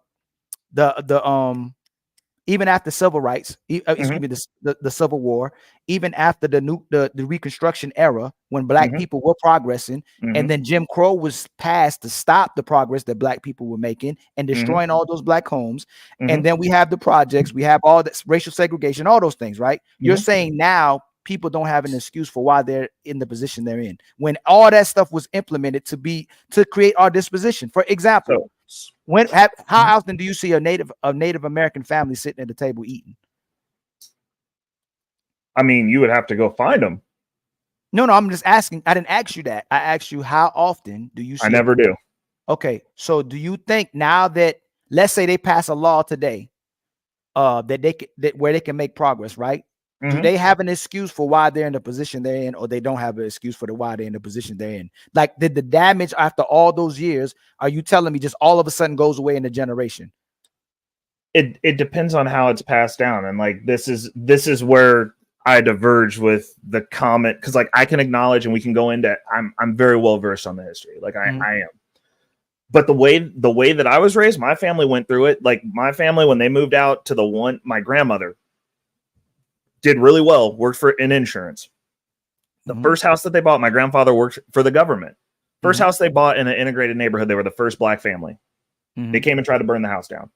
Grandfather made some calls, never had an issue again after that. There were places within this city that they could not go to, period, the entire time that they were together. Couldn't go to certain parts of the city while they were growing up. So like, and in 1984, they were still trying to burn houses down. When I was a baby in that house. They were outside with fucking torches and shit. They never told me about any of that shit. They did not indoctrinate me into a fear of white people. They did not indoctrinate me into an existence where there's a juxtaposition and I have been horribly wrong. They let me discover shit for myself. And I didn't find out about that stuff about my grandparents until my grandmother's funeral. She took that shit to the grave. She took me everywhere that they never got. No, but I'm asking you, how does that relate to? Is a lot of times, it's like we're giving context to. I asked you about Native Americans and their disposition in comparison to ours. You can barely see a Native American with the amount. It's the same. Yeah, because they indoctrinate their children. It's not safe out there with them white people. They'll kill you. You got to stay on the reservation. The same shit most black people do with their kids. Let me tell you about racism when you're 5 so that I can tell you your opinion about this world out here that you're going to exist in, and you're a victim and we're weak. That's how we get here. So it's that. If a Native American told their kids while they're growing up what white men have done to them, it's an excuse. You're saying that that's not the truth, what they're saying, what happened to Native Americans. It's not that it's not the truth. When you impart that on a child, you're imprinting. They're not able to experience the world first. You can give the context after you've experienced it, or you get just a bunch of angry niggas that can't progress, like, and then want to make an excuse that the white man's doing something to them in 2024. When you have every opportunity, no one can tell me what we can't fucking do. No one's come to take my townhome. No one's come to take my business. That's a high dollar business. We doing $2.5 million gross a year. In $1 million and up homes. I work in home automation. Leader in the industry. My company is one of the best in the industry, like in this fucking region. And no one's come and set it on fire. No one's come and said you can't have black people in ownership here. None of those things are happening. So the only other thing that I can deduce is a mindset, and the only divergent that I've had from any other black person that I've come into conflict on this point with is the way that I was raised was diametrically different, and I punched out some white people that said some racist shit to me. And that was my experience of experiencing racism. Was like, somebody says some racist shit, you knock them the fuck out and be like, cool, stand up. So you don't experience racism. I 100% do experience racism at least once a decade. Okay. No. But okay. So I asked you again, are white people trying to take guns away from white people?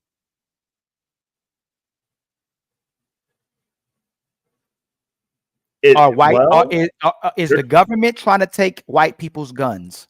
Yes. Are white people passing the LGBT movement? Yes. Are white people in power dividing races of people? Yes and no. Okay, that's fine. Do white people complain about white people and their government every single day? Yes. how do you get so much? How can I say it? How do Mhm. you have the energy and the justification to act like if there's classism that exists, if white people are frustrated with their own people, that you Mhm. can push that black people don't have no excuse when white people are talking about the way white men suppress them and keep them from progressing? When most of the people that's poor in this country are white people, when 18 of the 19 poorest countries are in Republican countries, they're the less educated. There's the most violence in the Republican countries. They have the most disparities in the Republican states.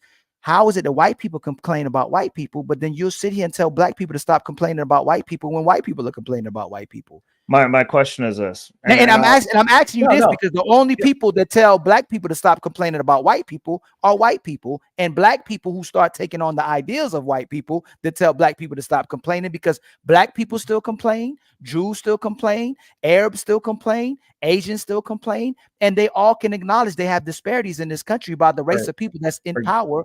Are you around a lot of white people No, or Jewish people? Because I am. Yes, and they're not sitting around just I fucking have complaining. We're I understand what you're saying. Hold on, Ray, you're moving too fast. You just ignored what I asked you again. White people do complain every single. Ray, you are double talking. You No, I'm not. acknowledge. No, watch. You know who's complaining? The white losers are complaining. You're moving. I'm sorry. Like, you're moving those too are the fast. people that are complaining. And my question that I would rich push, white. No, you're moving too fast. Rich white people complain about paying the type of taxes they're paying. They complain about the amount of subsistence. So why? No, you're being brother. You're being disingenuous. And then what happens at the end of the day? Hold on. You being disingenuous I'm about not being what disingenuous. you are, because rich white people complain, poor white people complain about what this country is doing, and what you're doing is complaining about what they complain about what black people complain about. But if we're the most, if our disposition is at a way lower place than those positions, don't we have a higher reason to complain and talk about progressing? I live in the fourth most expensive state in North Carolina. I have a real estate company. I have my racial experience. I'm blocked off Facebook. I had to address 5 different realtor companies in this country because of me selling selling properties listed as a scam. I had to talk to the commissions about what was going on to keep running my business. I had white people in the city of Burgaw call my notary that's black, because I want to give black people jobs as well too. Call my notary to see if they're really a notary, because she was black, because I'm hiring all black. They didn't believe I buy and sell properties as well too. But the fact that you come here and you're quick to go, why are black people complaining? There's no reason. I never asked. Hold on, let me finish. Let me finish. Okay. Let me finish. There's no excuses. Black people have no excuses anymore when white people complain every single day. But in my neighborhood, they complain about Biden every single day. The guy took his pressure washer and drew Trump in his driveway. So when you sit here and say black people don't have no excuse, or we are talking about black people complaining as well too, because what you're doing without saying they're not complaining is that you saying you don't complain and there's no excuse, so black people shouldn't complain. You're equating your position and my position. I have a nice house. I have a nice car. I have a nice business. You got more shit than me, Ali. Okay. But I will never walk side to side with you as a black man. Know the struggles that we have. And you came from the hood too? You came from the hood? I'm a Bales baby. Yes. Right. Look it up. I would never walk side by side with my brother, advance and elevate, and then look back at my brother. Hey man, stop making excuses, nigga. That's what I'll never do. No, and you got it after this. Okay. It's not justified, Ray, that everyone else can complain to progress and elevate their people. The high school that I graduated from built a more advanced department in the high school. Instead of helping the kids that's not elevating, they built another program to help the advanced kid advance some more. It's not justified, brother, when those people are complaining, even when they're rich and advanced, and we say that black people don't have the right to complain and that black people have a different choice now, when it's still issues for all of us, and while we're not progressing, when white people are suppressed as well too, brother. That's all I'm saying. Okay, let me add the context. If you're stopping at complaining, then I can't fuck with you because you're a loser. There. Like, that's literally the gist of it. Like, yes, I can complain. I complain about Biden all the fucking time too. It's fucking garbage. It's a terrible administration. They've made shit worse for everybody. These are except for people that own shit, but most of the people who are their constituents don't own shit. So your lives are bad. So like, so If we're stopping at complaining, then whatever. When Biden got into office, like I said, I talk about money on my channel. Like, I like these types of conversations because I think they're important. But I'm a crypto guy. We knew when we had that election come up, if we got Trump, we were getting rich slower. And if we got Biden, it was going to be a fast track and a lot of people were going to get fucked. And that's exactly what happened. Let me ask you this. Let me ask you this. You know about Candace Owens? Yes. You know about Jesse Lee Peterson? Yes. You know about Sheriff Clark? Yes. You know about Tatum? Tatum? He's another cop. Tatum. Brandon Tatum. I don't know about him. Brandon Tatum. All those people sit in masses of white people and speak about black people while they're sitting in white congregations, right? Let me ask you this. Can you tell me 5 white people that do the same thing, that they sit in a mass of black people and do the same thing Candace Owens and Clark and Brandon Tatum and all them do? Can you name 5? What Jason? No, and I don't agree with that. So do you think it says a lot about what we're doing versus what other races of people? You can't name 5 Arabs that's over here. You can't name 5 Indians. You can't name 5 Jews. There has to be a psychological issue when you have black men that are sitting with white people complaining about black people complaining about white people. Well, it's the way that you guys want. No. Can you address? No, I'm asking you why don't we have white people in that? Because we have that long systemic trauma of wanting to be the one good one. That's why. And it's a way that the people who want to counter that argument, they go, oh, well, like, you're just over there talking with them. Like, I don't talk with white people about anything but money. I don't talk about black people with white people, really. Honestly, outside of, I have had a few backroom meetings for fundraisers talking to Republican politicians about the stuff that's going on in the black community and like what the black community needs, because they're starting to ask. Doing my part. But do you see yourself as part of the black community? Yeah, I lived the same experience that you. I mean, by definition, okay. So me personally, no, absolutely not, because I don't believe in teams. I'm a fucking American. When I leave here, I'm an American. Nobody goes, that black guy over there. They talk to me. They're like, you're an American. I get treated as such. So, no, brother, you're moving too fast. That's a contradiction. You say you don't believe in. You say, is America a team? America is a team. So but you say you don't believe in teams. I don't, but I don't have a choice. So I am, by definition, when a white person looks at me, I'm part of the black community. Their experience with me is reflected on the rest of you. Fortunately, it's normally a really good one. But do I have to ascribe to what somebody else tells me that I am? No, I don't. You don't subscribe with the black community. You subscribe yourself with an American. But white people subscribe you to the black community, and they subscribe themselves as Americans into the white community. You know that. You admitted to that. So why do you subscribe to yourself to the people who don't subscribe to yourself, but you don't subscribe to the people that look like you? Because if this shit goes bedlam, no matter where you go, Ali, you're a fucking American, and you will get treated as such. You're stuck with this. Deal with it. You 100%. I know it. I know it. You really think that the 1 billion Africans that sit in Africa, you think that white people would stop to go, hey man, Ray, if we're having a when you say it's going to black, are you saying races of people going to each other? Are you saying nations of people going against each other? Okay, so why all these nations against each other anyway? It has nothing to do with colonization. Sure. Then why do you align more to the people that's doing the colonizations that look like colonizers? Everybody's been colonizing everybody. People don't get along. We fight over resources. Who?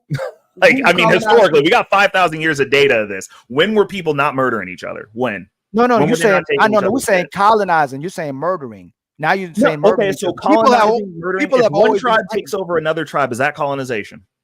By definition of what you're saying. You show up and take their shit.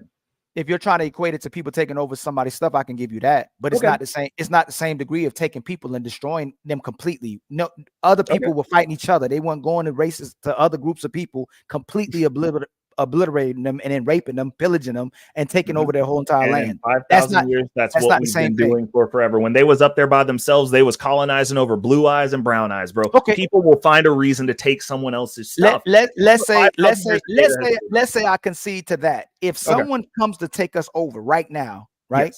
Yes. Would you stop being American, or would you align with the people who are going to war with us? I would be an American, because you're going to get treated the same as everyone. So why did you stop being black then?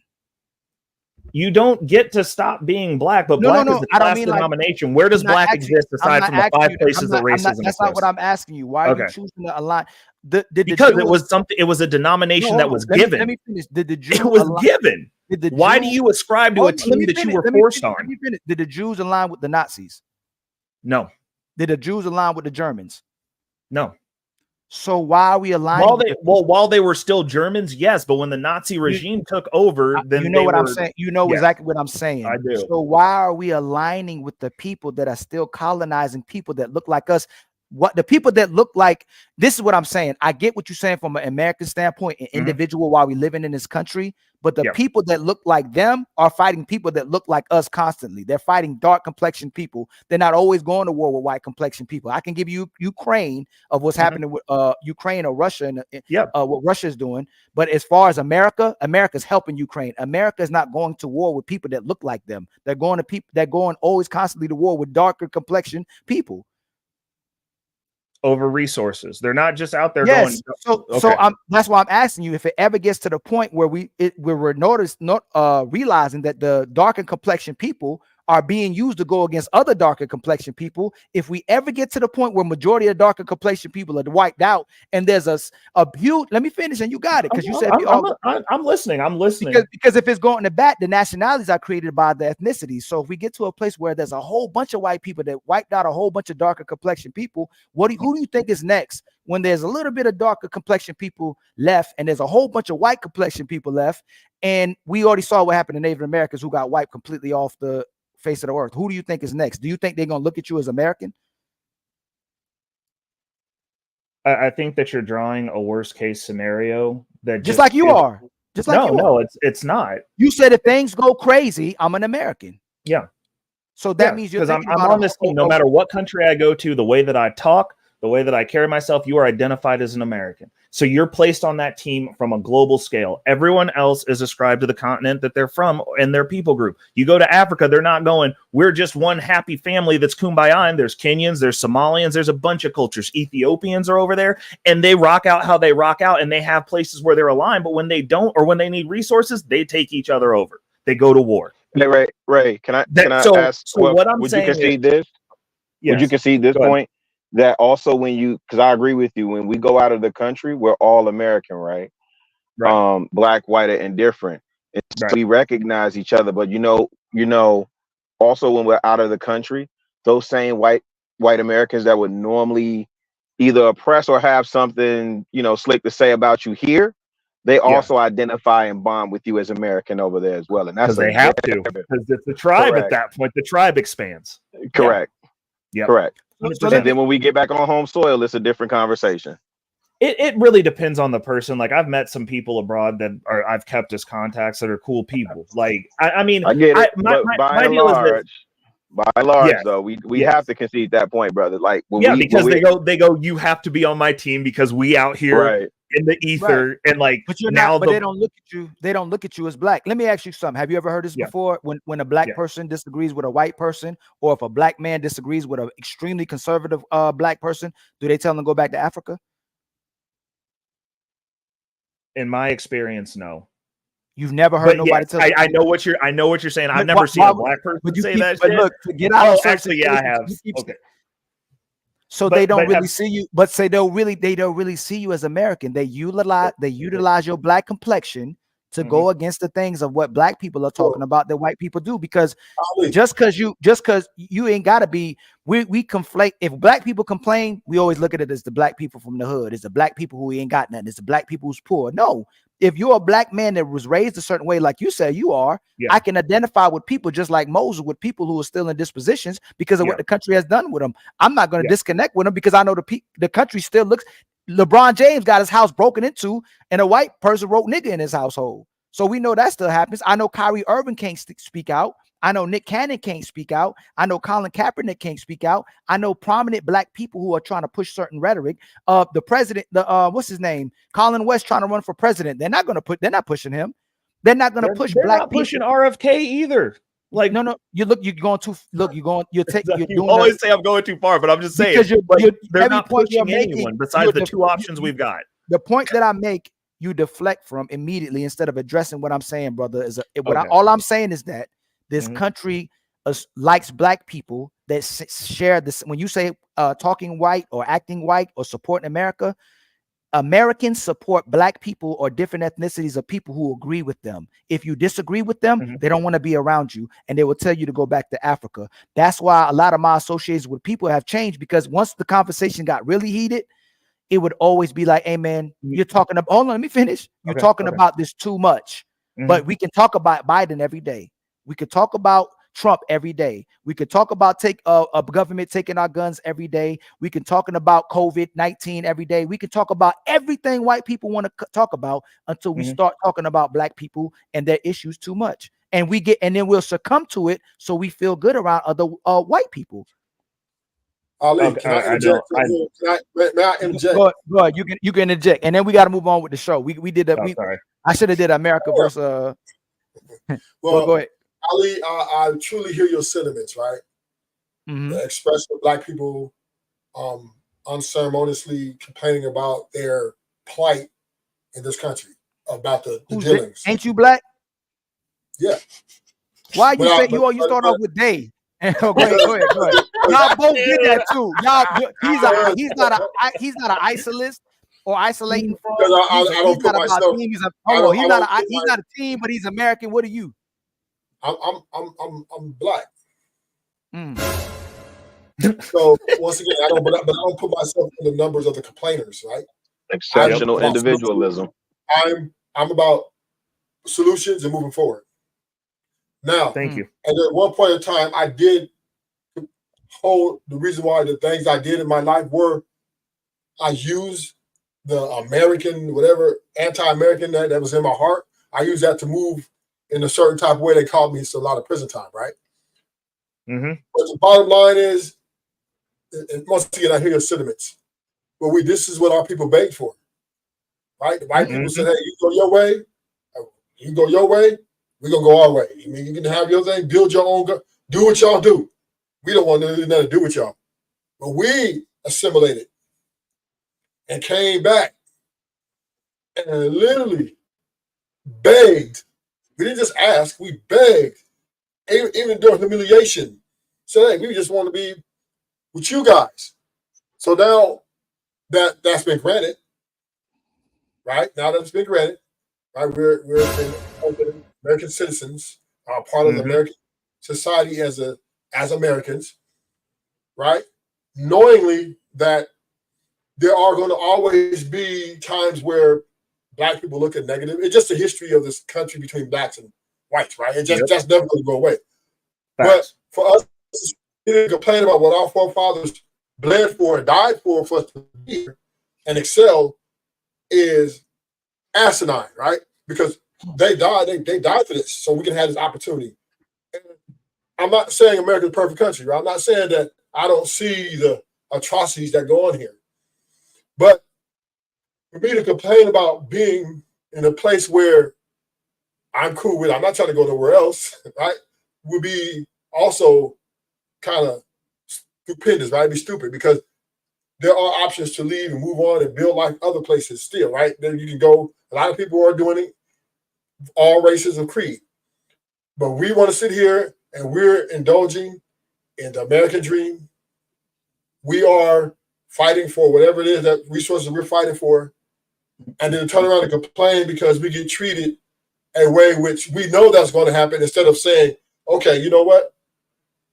We're going to deal with this as is, as it come our way, whether there's a racist comment or whether, a false accusation or whatever, right? We're going to deal with this in a moment and then move forward and progress forward into what we got to move to. Then we go from there and then go out and complain, oh, well, I don't want America. I don't like the way America treated. I don't like the way the white man treat me. But then you go and you get in that new Honda Accord that you pay payments on, and you're going, you're indulging in the American way of life. So that would be, how you say, that'd be a walking paradox. So I'm gonna land the plane here. We as black people can no longer run the victim Olympics no more, because we have now, as Reckless Deniro say, a lot of us, majority of us have claimed our right, our birthright here, as far as slaves, right? We've claimed it and we're owning it. Yep. And we're also teaching our kids to excel in it. So therefore, there's nothing to complain about, right? Really, it ain't. Now, I know you're gonna say, Ali, well, white people going two wrongs don't make it right, though, Ali. Because what you see, hold on, you gotta land the plane. Hold up, the white man gonna jump off the building. That don't mean you gonna jump off the building too. So we can't look at other races. We can't use other races. Hold on, God dang. You say you no. Hold on. We are brothers. 10 more seconds. Go ahead. We can't go and look at other races of people and say how we should move to build our place. And this is what we should do. We should always look at our people and what our future plans is and our endeavors and stand on it and build our foundation in our community. And I'll end it. Ruthless, that's not true though. Yeah, Ruthless, that's not true. All of y'all capitalists look at other races of people and what they're doing well and adopt what they're doing. No, I'm saying and then we say there's nothing. Wait. Hold on. I've been quiet.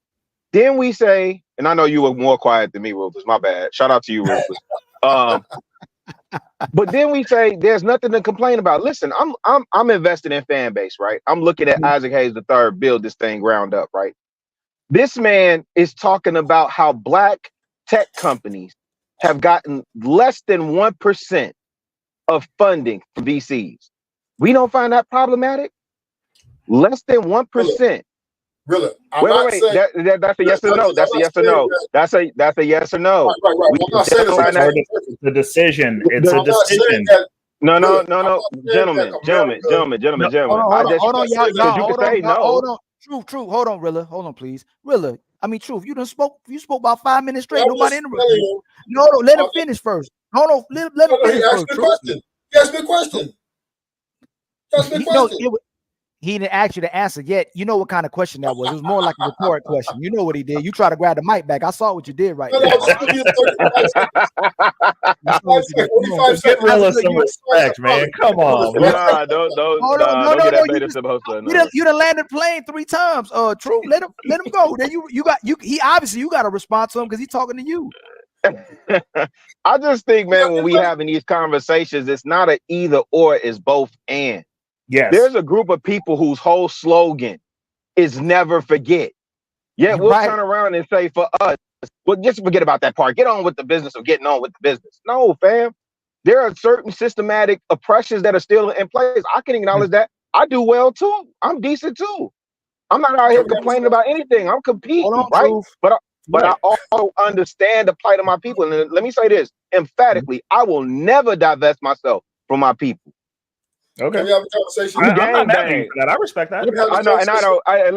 Listen. I'm just saying that with look at Ray. We gotta get you, Ray. We gotta get you. No, you ain't gotta do shit with me, bro. Like it's what it is because I respect the stance. I 100% respect that stance because there needs to be both sides of this. Y'all can help them. Oh no. You deal with them. No. What I'm saying is this: we're the only ones who's doing this. We're the only black people. Are the only ones individually going over there when no other races are coming over here. No other races aren't doing that. You don't see a white man with Arabs talking what Candace Owens talk. You don't see a white man. Nobody on this panel does that. No. We're talking about people that we don't have control over. Black people, there's individual black people that are doing things that no other races do, that go align with another race of people and complain about black people, complaining about white people, while white people complain about white people and black people. There's the Me Too movement. There's what he just said, never forget. There's the believe all women. There's white people complaining about the president. They complain about who's in the White House. They complain about their local officials, state officials. They complain about inflation. They complain about taxes. They complain about real estate prices increasing. And you're doing it, Ray. And we're still brothers. I see you as a brother. You ain't got to see us as a team. But what's funny is conveniently, those same black people that are doing that will play along with when they're black and when they're not aligning with black as well too. They'll rock the songs, they'll rock the clothing, they'll have certain jargon and rhetoric, but then all of a sudden they're back to American again and not aligning with their own people. But black people are the only people that do this. There's no other people you find doing this. That's because, and sorry, I can answer that. So the never forget thing, I know plenty of Jews. I've got mentorship from people that are Jewish. I am not pro-Israel. I don't like that shit. I don't like America giving their money to anybody that's not here. That said, I don't ever talk to them about the Holocaust. Just so you know, they never bring it up. Ever. Yom Kippur, never bring it up. We don't talk about it. They're not going to other people going, yo, you remember the Holocaust? It's for them to never forget. But why though, Ray? Just so you know. And because and that's the thing that I tell you, because that's more in alignment with how I carry things. I never forget the shit that's been done. I navigate accordingly. I don't. But Ray, why do they say never forget? And they make sure we know to never forget. Yeah, they don't lead with it, but they make sure we know. Class, if you got to go to that special class because you're famous, sure. No. Listen. You can't even go in Germany and do a single solitary thing to offend those small hats. There are laws in place. You'll get violated over there. Culture also doesn't buy. You can't go there and throw neo-Nazis from this country have gone there and got up by Germans because the country in and of themselves said this is repulsive to us that we took part in because they made them never forget. That worked for them. Okay. So did it not? Wait. I just want to be clear, brother Ray. I heard you a b-boy too, so you know we got a battle when I see you. Hey, as soon as my Achilles heals, whenever you ready to get them rounds, bro. Whenever. Don't complain. Don't complain. Ollie, I see what you did there. You ain't shit. It would seem to me though that the campaign to never forget that worked, because I certainly wouldn't surmise that the Germans just acquiesced out of the kindness of their heart. Is that what we're saying? They were good human beings and just said we're gonna pay reparations. We understand the error of our ways now. We're never doing that again. That wasn't part of the Never Forget campaign. Just so you know. That just so you know, you're talking about two totally different things. What was never part after of the war was over? Germany, after they rebuilt and got their shit back together, that was not the Never Forget campaign that made them go, "We're never doing that again." It was when they realized that, like, yo, we were sitting here while this was happening. This was actually happening. Like the people that were complicit in it. We may be talking past each other. You continue to make my point. You're saying that it's a result of them never forgetting. The culture was removed from that country. Just so you know, they all left. Remember, there's different never forgets. There's the Holocaust, never forget. There's Pearl Harbor, never forget. There's 9/11, never forget. There's Titanic, never forget. But black people get over it. That's what you're doing, and that's what Truth is doing. So should black people get reparations? See, look. I'll take the money. But like most of you niggas gonna be poor, and I'm just gonna buy all the stocks for all the shit that y'all gonna buy. Like me personally. Then this is the thing. I get my reparations every day. In this country, I get it out of the market, bro. Like I'm not sitting. And I understand. Sure, give us reparations if you want. If we're gonna have that conversation, then cool. But some of you niggas ain't gonna get shit because your families own slaves. We don't want to talk about what? You were never slaves. Why is the reparations conversation only happening in states that didn't have slavery? Wow. What are we talking about? California was not a slave state. Chicago, not a slave state. Minnesota, not a slave state. Literally the North. It's hard to see. You know what, Ray? It's hard to see when people that look like me find ways to disqualify while black men. Let me finish. While black, no. I didn't get to finish. While black people that look like me disqualify themselves as a person who should get those inheritance or should get that money or reparations because of what happened to you. Japanese got reparations, Jews got reparations, Native Americans got reparations, and you're sitting here saying, "Hey, you Negroes don't need reparations. I already got all the reparations I want." This is the thing that you did last time where you don't listen to what I say and you make up your own narrative to get a talking point. So no, I did not say that. I said if we want to go down that road, we can, but are we going to mine out who was actually a slave? Who was actually affected? I'd be more in tune for the reparations for what happened to Black Wall Street and all the settlements post-slavery that got burnt down, because that actually is what harms us now more so than the slavery ever did. But y'all don't want to talk about that because you don't know how shit works. You're talking about post-slavery reparations versus the fact that all the people that came over here, majority of people that was here, were slaves. What are you talking about? They were these people that hold on, these were out? African people speaking different languages, following different gods, having different cultures, and you're trying to say, hey, we gotta mine out who was who. You didn't say that about nobody. You didn't say it about mining out the Native American, not mining out what. That's because we killed them all, dude. Like, what are you talking about? We know who was left. It's like, bad. That's not even an argument. That's not even a counterpoint. It's not a good one. Try harder. Nah, like, Ray, that's super bad, sad. Ray. That's bad, Ray. It's bad, but it's true. That's what happened. What's bad? Hold on, what's true?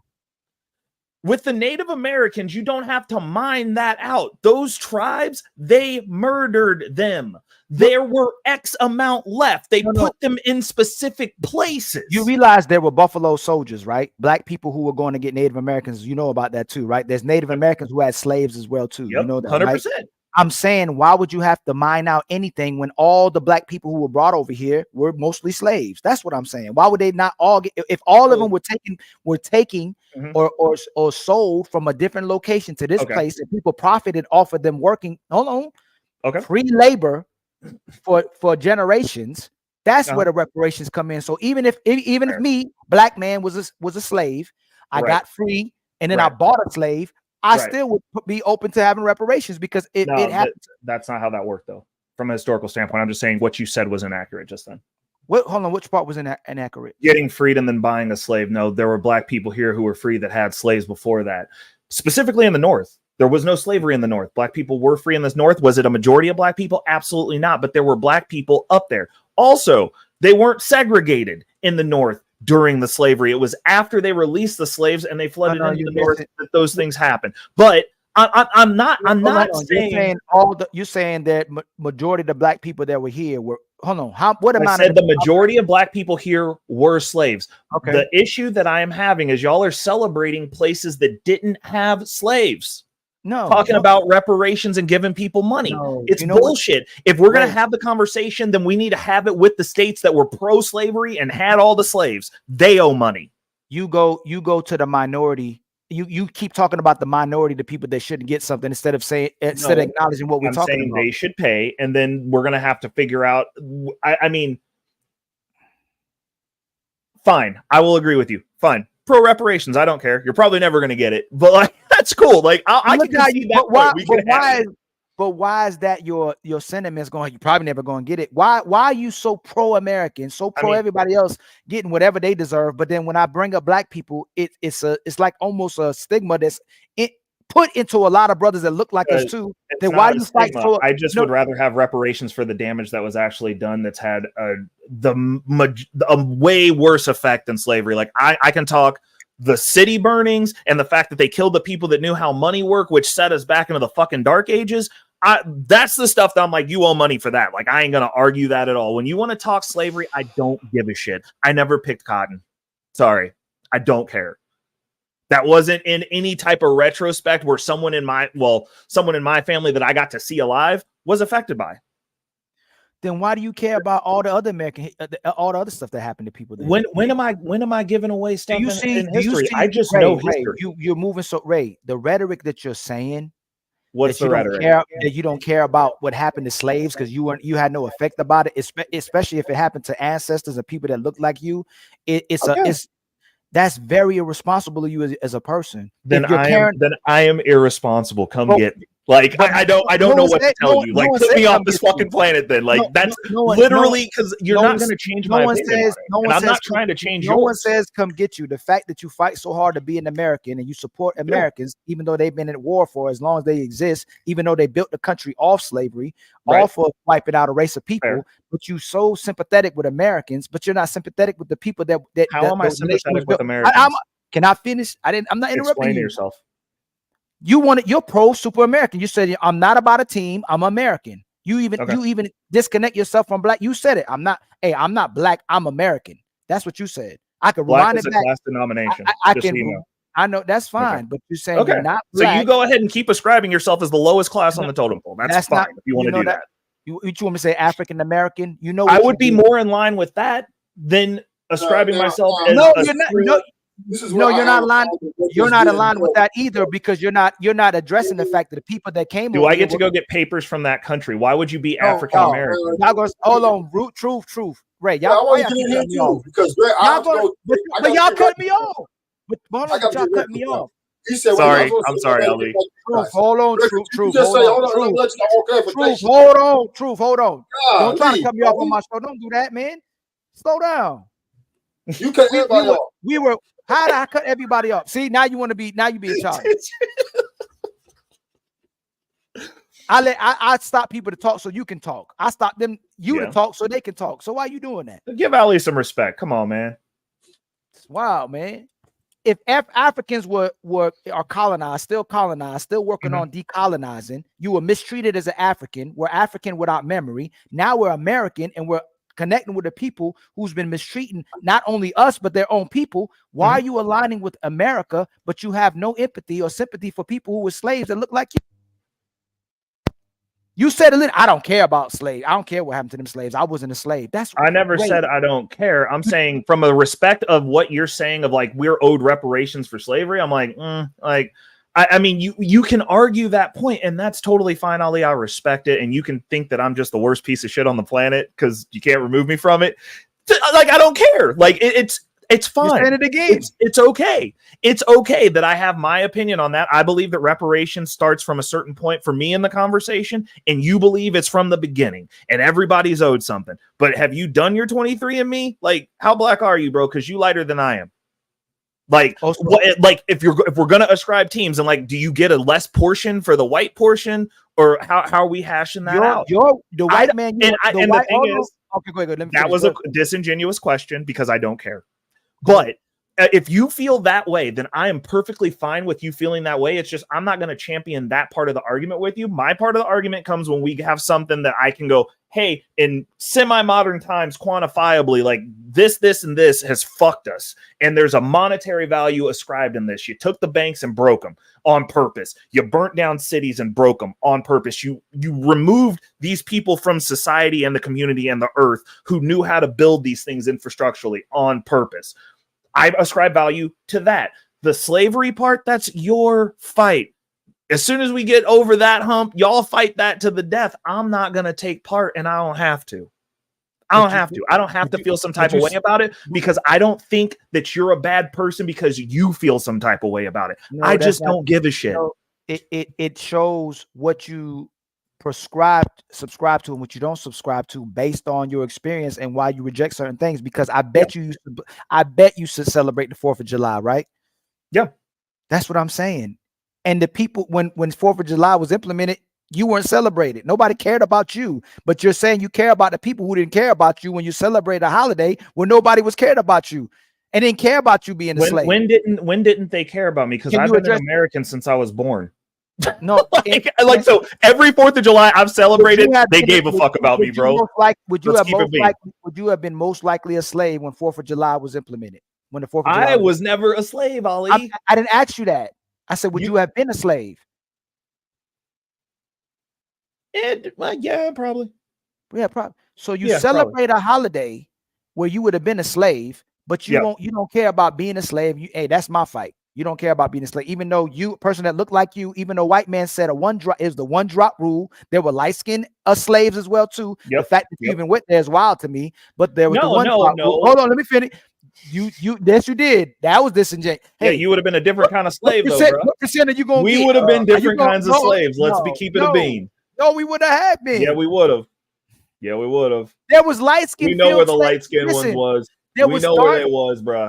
Ray, there was dark skin house Negroes. The women that were a lot of women. So why are you saying that? Because you were more likely to be in the house if you were light skinned because that's master's kid. Even though he didn't want to say whose kid it was, bro. Like keep it a bean if you want to go there with it. But we were both slaves. Okay. Why are we fighting over who was if you were in the house or outside the house, you were still a slave? Well, I don't understand why you're fighting to make it sound like everybody's plight was exactly the same when it blatantly wasn't.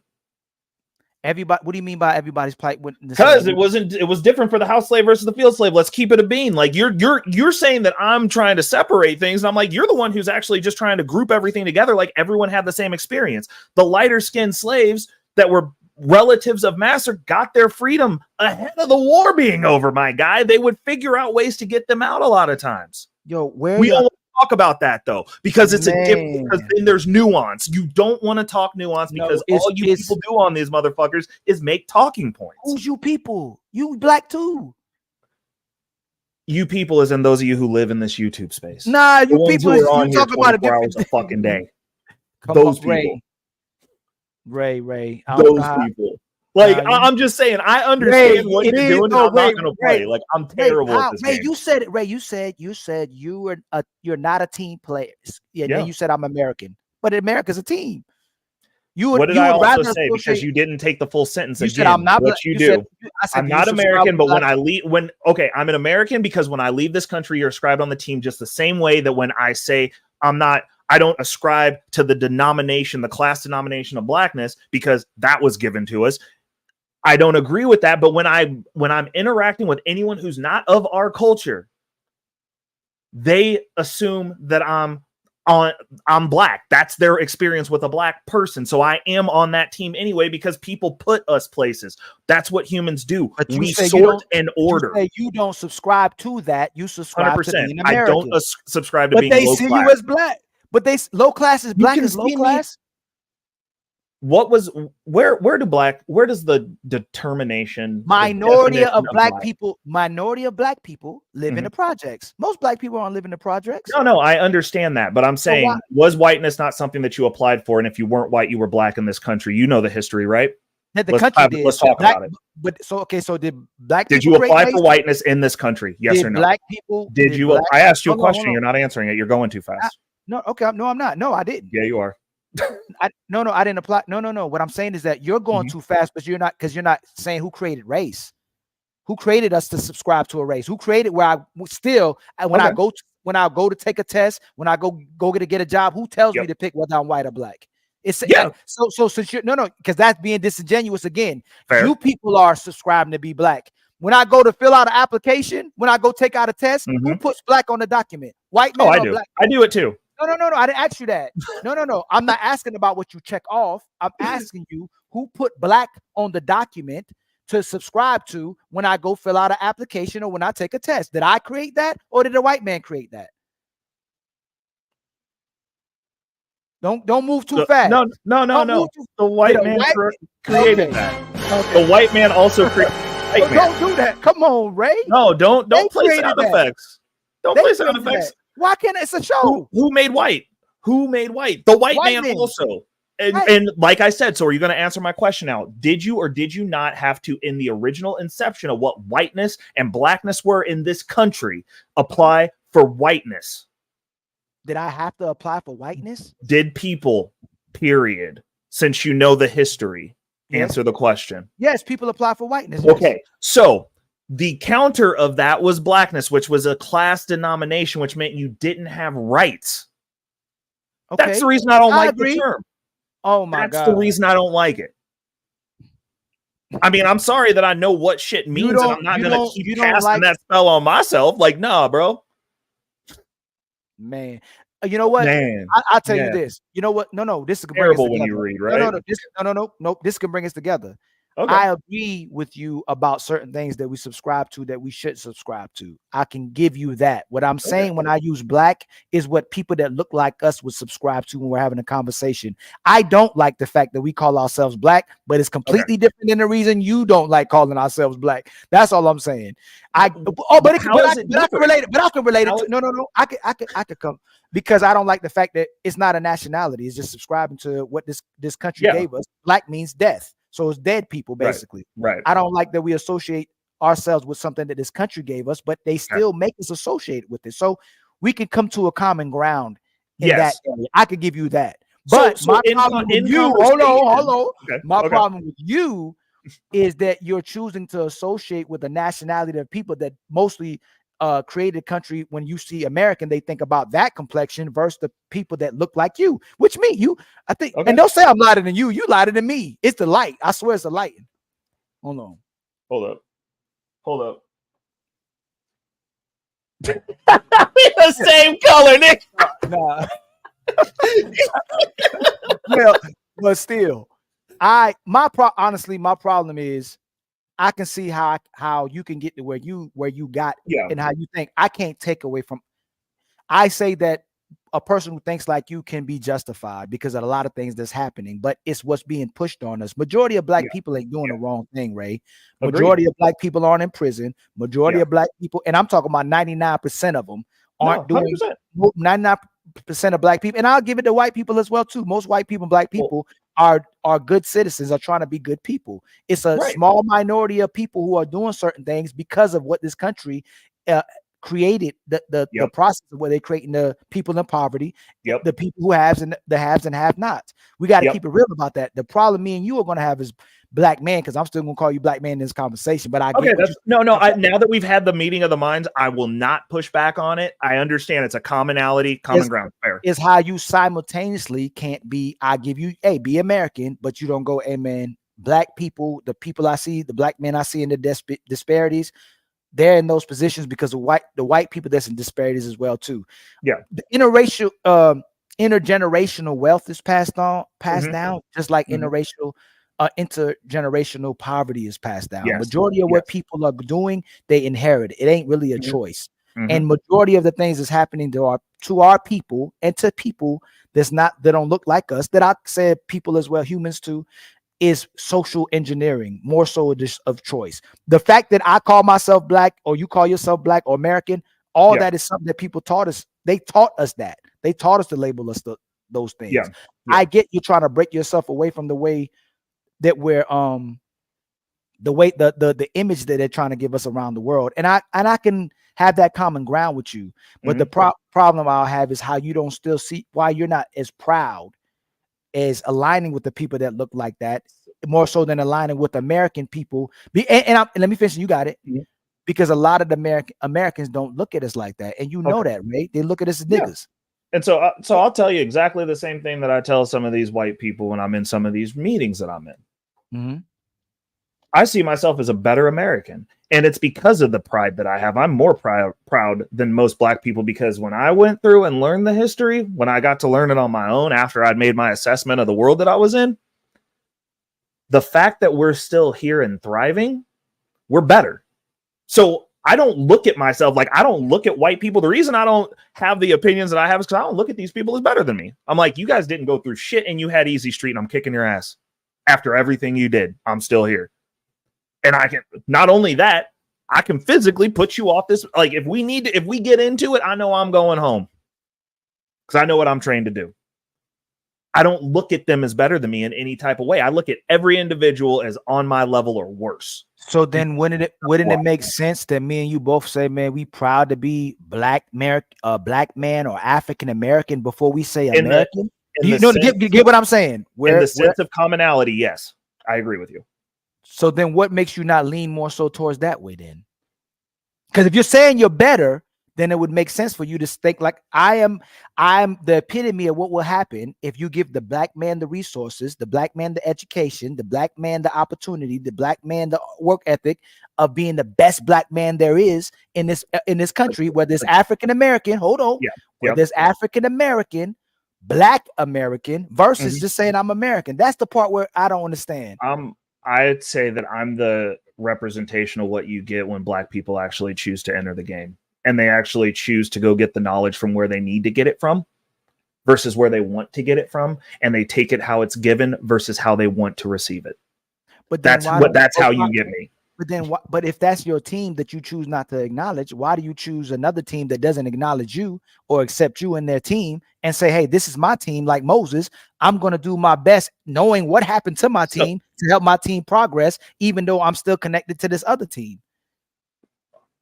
Remember the part where I said I have actual W-2 employees, you have actual W-2 employees. Yes. That's being on the team. Me getting another black man in a position to have an ownership interest while he's moving on with his family. That's being on the team. I don't have to sit around here and say shit that you like for me to be doing more than what most of the people in these spaces that want to sit here and talk shit are doing.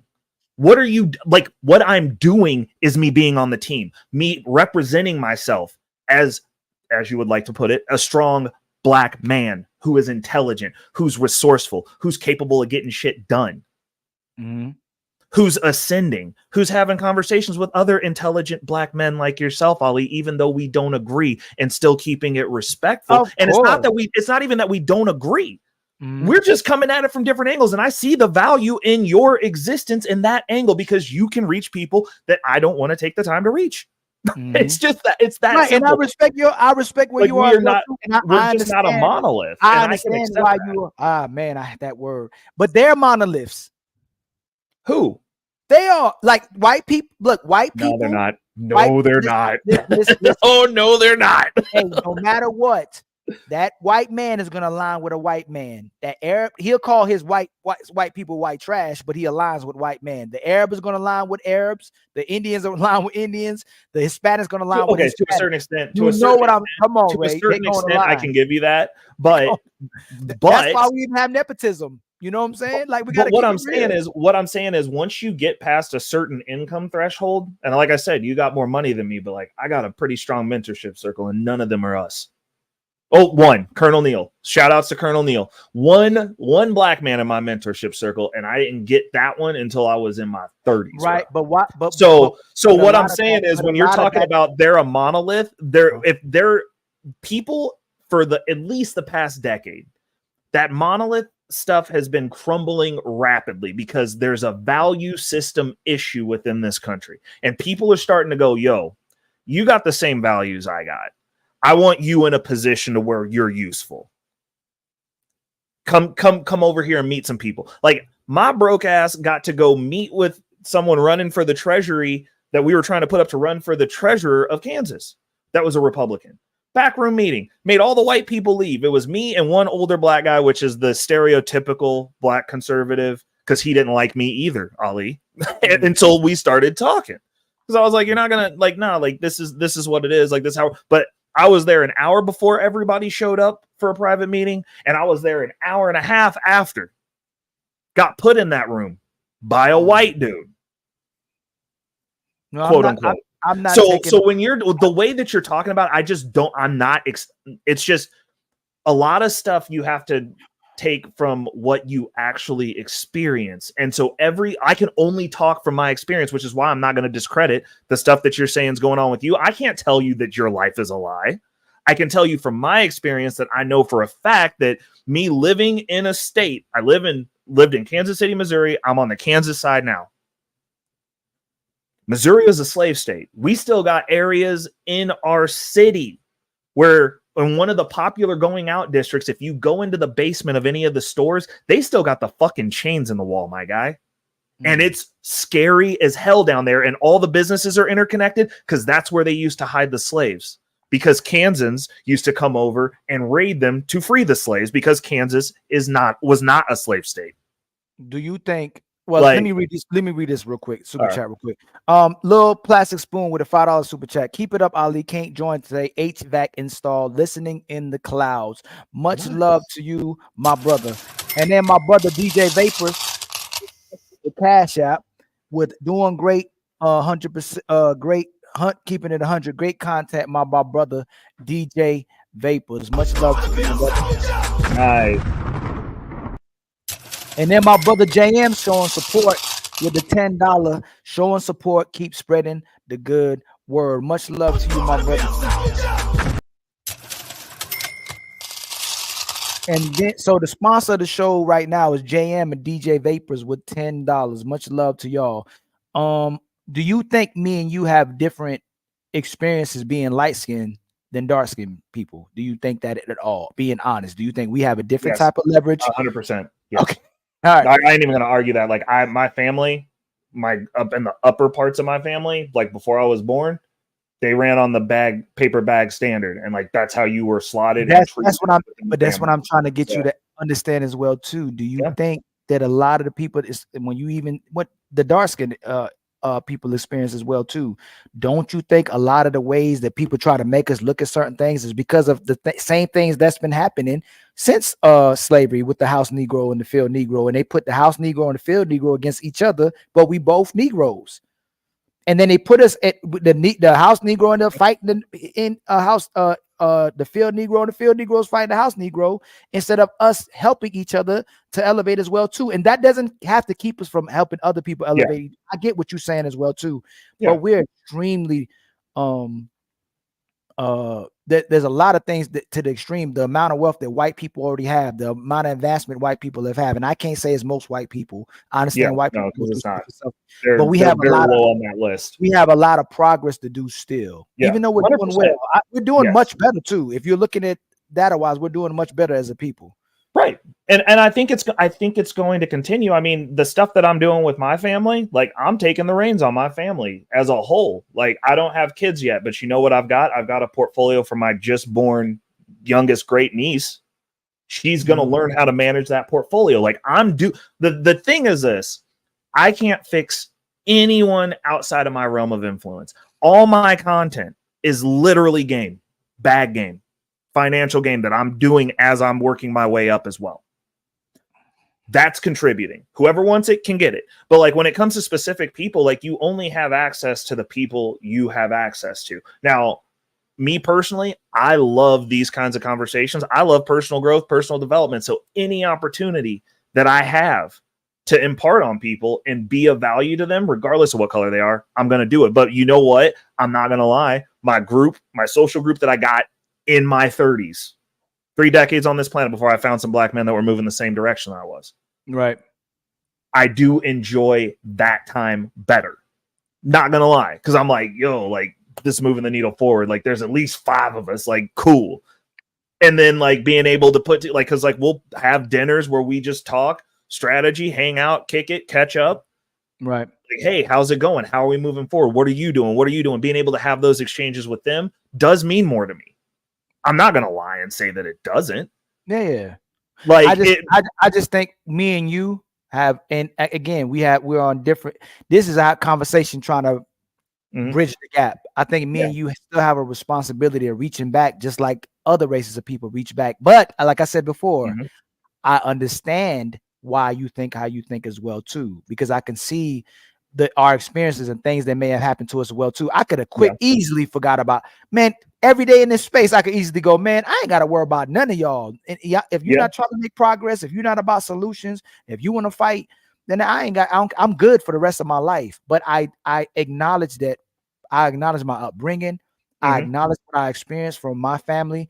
I acknowledge from seeing both sides of the world what people are going through. And I have to acknowledge that a lot of the behaviors people are presenting is not mostly a choice, but is the predicaments that we're put in.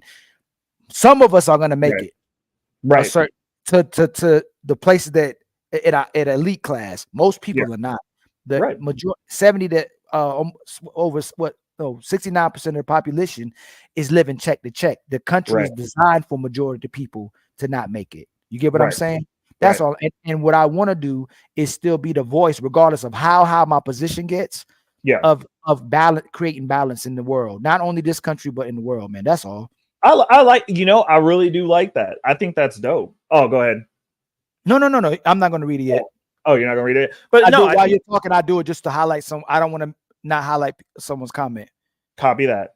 I don't disagree with anything that you said. I do believe in reaching back. The question is, what do we like the nuance on reaching back? Like, what is that considered? So to me, first one would be the ability to purchase a home, right? Right. We're creating certain systems here because you said you was in real estate, right? Yep. Well, I work in home automation, so it's $1 million and up mansions. So like anywhere from $1 million to about like I'd say 20. What do you do? You know, that's my business is real estate. Yeah, I do home automation. So like if you go into the house and it has like a control system with the whole home audio, in-home movie theaters, that type of stuff. We design control systems. Anything I can get a category cable to, I can. You work for a company right now?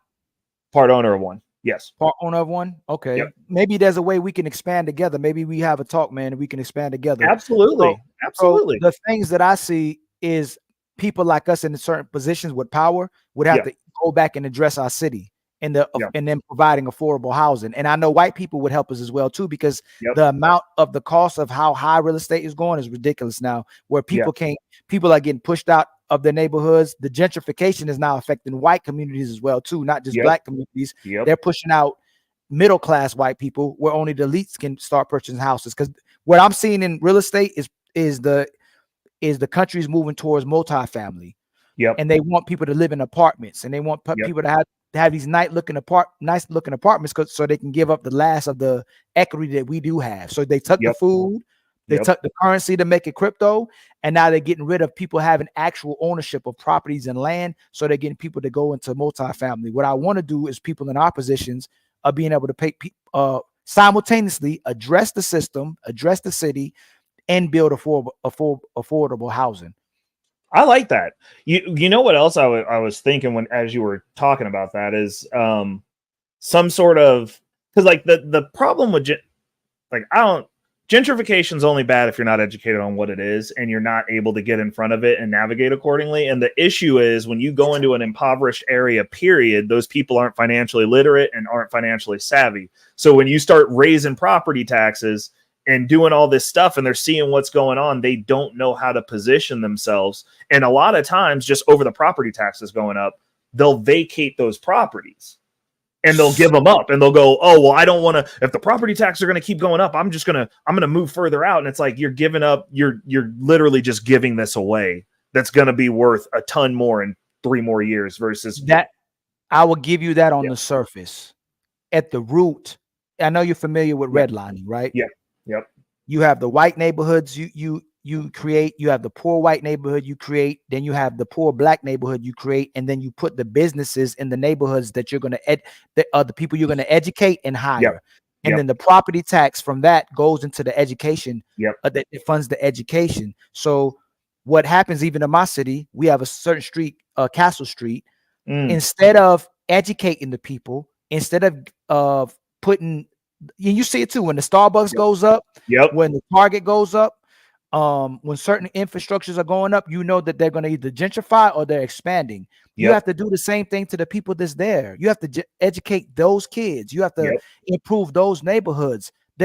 What they do is when they create these neighborhoods is they deprive and they divest from our neighborhoods. That's why we have to address that problem, my brother. And another thing that they do is they reallocate the money. So like Kansas City, for instance, they had it set up because this was when I was actively still in real estate.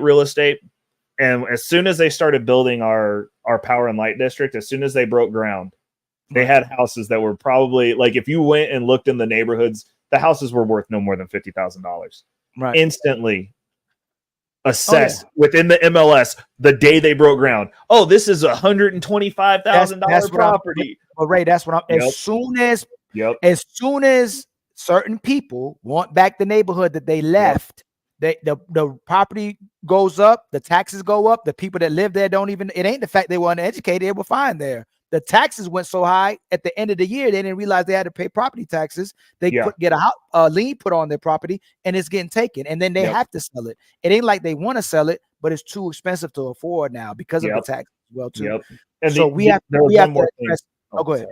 There's one more thing that they do also that they did specifically here. I don't know if they do it where you're at, but they gave all the businesses. So when we redid our downtown, when they reclaimed downtown, everything down there had a 25-year tax abatement. So there's no money going into the Kansas City School District. Like none. Like they built all these sky rises. That's what I'm saying. Our college bought the 2 public schools that's in those neighborhoods, not to help. They put on the front that they're going to help the kids, but they're preparing for the gentrification. Right. They put a recreational center in one of the neighborhoods as well too. All the black kids can come play. You're going, dang, they built this nice gym so black kids can come play. No. They're preparing for the people who are running it are white people. They bought up the other recreational center that was owned by a black man. Now it's owned by white people.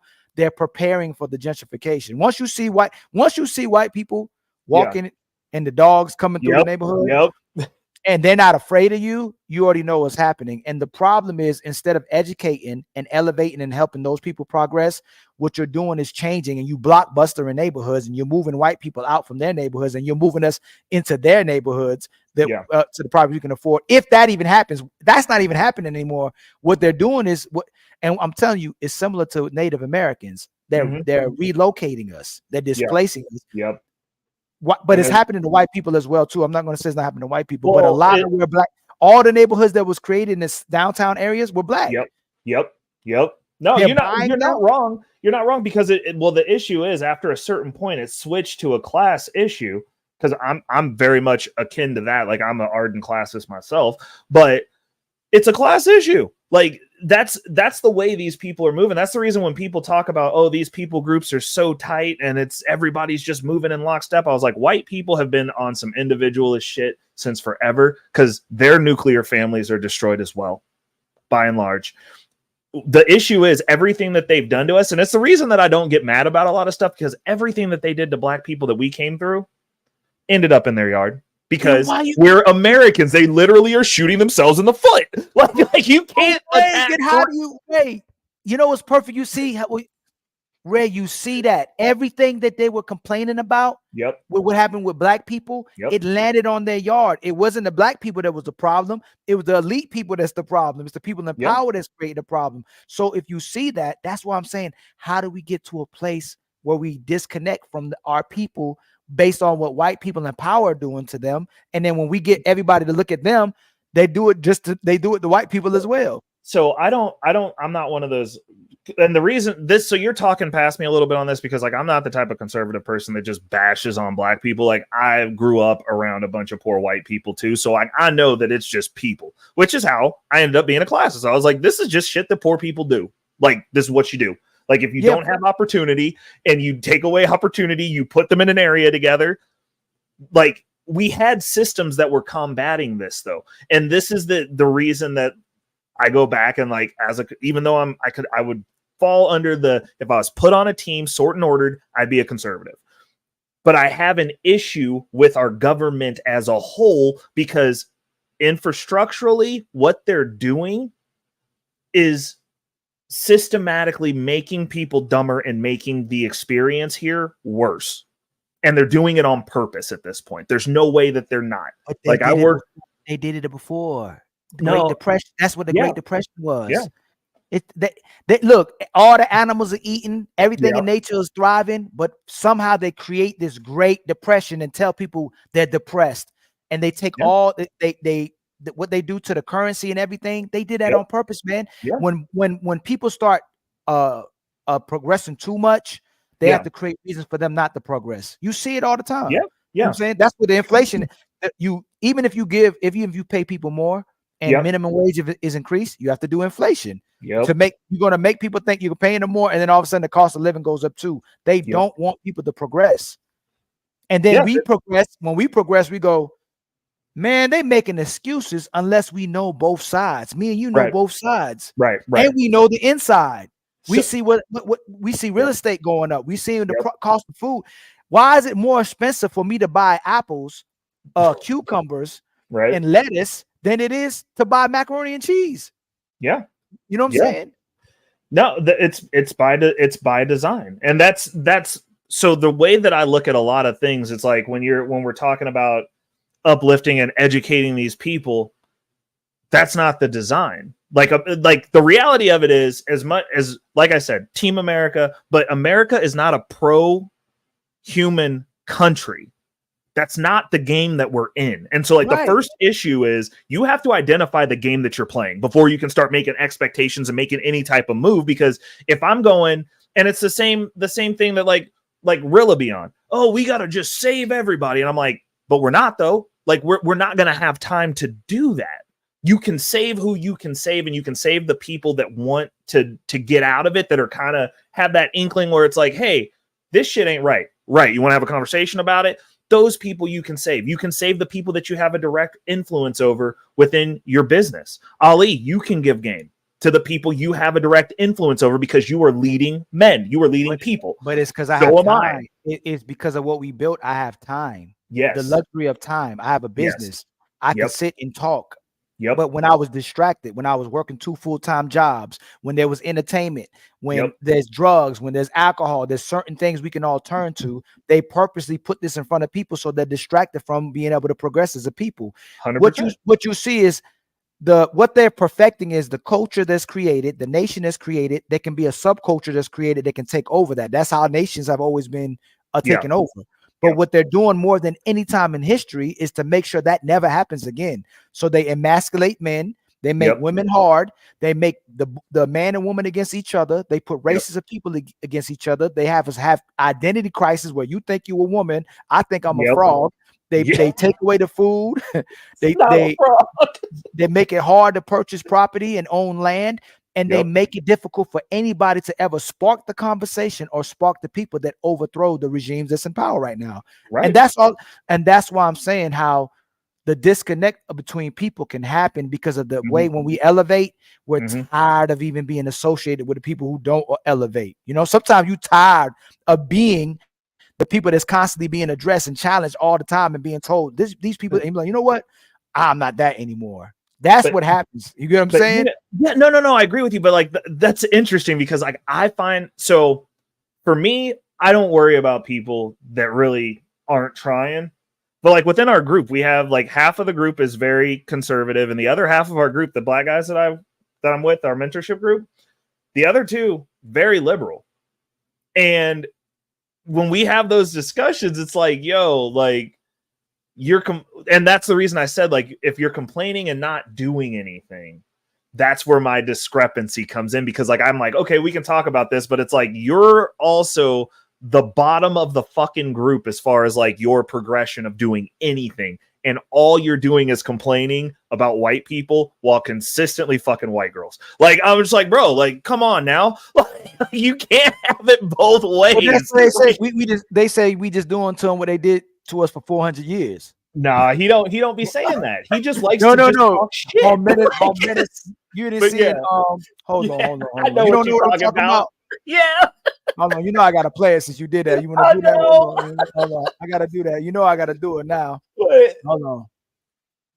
Hold on, real quick. Let me see if I can find them. But yeah, while you're looking it up, like I was saying, I find great joy in helping people move forward. I do enjoy that. Like that is fun. Like I like the strategy of it. I like getting people out of a situation to a different situation. Like I find that stuff fun. But those are people that also want to progress. So like you're getting to watch someone grow, which is awesome. It's just unfortunately, there's not a lot of black people. Like I've had young white men come get game from me. Right. Our people don't want to sit and humble themselves and be like, cool, like how do I do this? How do I make this better? I got cousins and stuff, like my cousin that I started that fund for his daughter. Right. He ain't tapped in. And I showed him last time I was like, this fund's getting ready to get funded for your daughter. She getting a share a month. Oh, that's dope. I'm like, have you done this? Like what, like, how do you not go, somebody who's not in this specific family is doing something for the family? Like people don't want to humble themselves and tap in. They're just like, oh, I'm just going to keep doing what I'm doing. And it's like, that's fine. Like I'll fix your kid. Like, but you, that's the issue is like, you gotta want it. And like, that's for me is the catalyst. Cause if I see that you want it, dude, I'll give you everything. Right. Cause I enjoy that. I agree 100%, but it's just so many obstacles again with the distractions, with all the divides they are purposely creating, even with all the social media, that phone right there is one of the greatest distractions they've ever created. The way that phone can make people waste time and not move from the spot that they're sitting in. A lot of us can be caught with that phone right there is no joke, man. You know what I'm saying? It's a lot of things that they put in front of us that create the distraction. But all we can do, the best we can do is have these conversations though. Let me see something. There was one I wanted to share that. I don't know if the quality of the video was horrible, man. I'm about to share that. I don't even think we could see it. Yeah, it was no good. I ain't want to share that. It didn't look good. But that's one of the funniest scenes when I was growing up. Let me hold on. Hold on real quick. But shout out to the people still rocking with us. Please like and subscribe and share with your favorite people. I'm hoping we can get a few memberships. I'm gonna go till probably 4 today. I gotta go pick up my son today. I still want to tackle a little bit of what we were supposed to talk about. I know I went way. I'm sorry for dragging you off, bro. My bad. No. That conversation. I want to have more conversations with people, with black people that look like me. I don't think you're extreme, but like, like chaotic, the chaotic truth and dude, I had to. You know what's funny? I love chaotic, and I started off over there because he was like one of the first people that gave me airtime. Right. But I don't agree with that shit. Like I Right. don't like it's. I'm like I like him as a person, but I'm like I don't agree with the way that they do things over there because a lot of those dudes that he has over there, especially them white dudes, like I've been over there multiple times and dressed them down. I'm like, what the fuck do you own and what's your net worth? Like, let's talk about some real shit. Right. Oh well, black people. I'm like, no, look at yo broke ass. Right. You do the same shit. No, we don't. Like, yeah, we do. Yeah, you do. You do. I know you do. I've been in your neighborhoods. Like, right. What are you talking about? That's like the how extreme. Yeah, no, I don't get down with that. Like, I can agree with them to a certain extent on points, but it's like I don't have to go talk to white people about that. Like that, like, or make a show about it, or go, right. Hey, only black people do this. I'm like, right. There's like a whole YouTube and TikTok space of white people doing fucked up shit, right? Yeah, like it's a cultural problem. Like you can't act like you're the one, but they want to be the one good one, and I don't like that shit. Right. No, I agree. But what do you think? Do you what do you see in your dating experience with when we having issues with our men, but when you having women, do you see that the women demand for even relationships have changed a lot as well too? Like a lot of women's like expectations and standards out this world. Do you see that, or do you see very wholesome, loving women? So I've got a lot of privilege. Mm-hmm. I'm over 6 foot. I'm 6'2". I'm around 200 pounds, 10% body fat. Like I'm built like an elite athlete. Like and the way that I look now, I'm in better shape than before I tore this Achilles, and I've only got one leg. Because like how'd you tear your Achilles? So I break dance. Yeah, and so but home automation is part construction, part IT. So like I've been out with the team, and I was on it with too much load on it because like I train on the weekends. I'm both dancing and working out, and I'm on my feet when we're doing rough-ins. I'm running line with the guys. Like I'm making sure that they're doing it right. Right. So I've just overexerted it and it snapped. Dang. So, yeah, but like, hold on. You just totally derailed me and I lost my thought. That's what happens when you get old. But the women. So being built the way that I'm built, I do have some privilege over, at least in introductory conversations, but some of the stuff that I saw when I got into this YouTube space, I thought was egregious. But as time has moved forward, because like there was stuff that like I was seeing and I'm like, there's nobody talks about this. And like now I'm looking at my Facebook at people that I know are real humans. Right. And they're starting to have these conversations now, the ones that we was having 2.5, 3 years ago. Yep. And I'm like, what? And there's like, oh, you got to do this. And these men just aren't. And it's like, your life is like,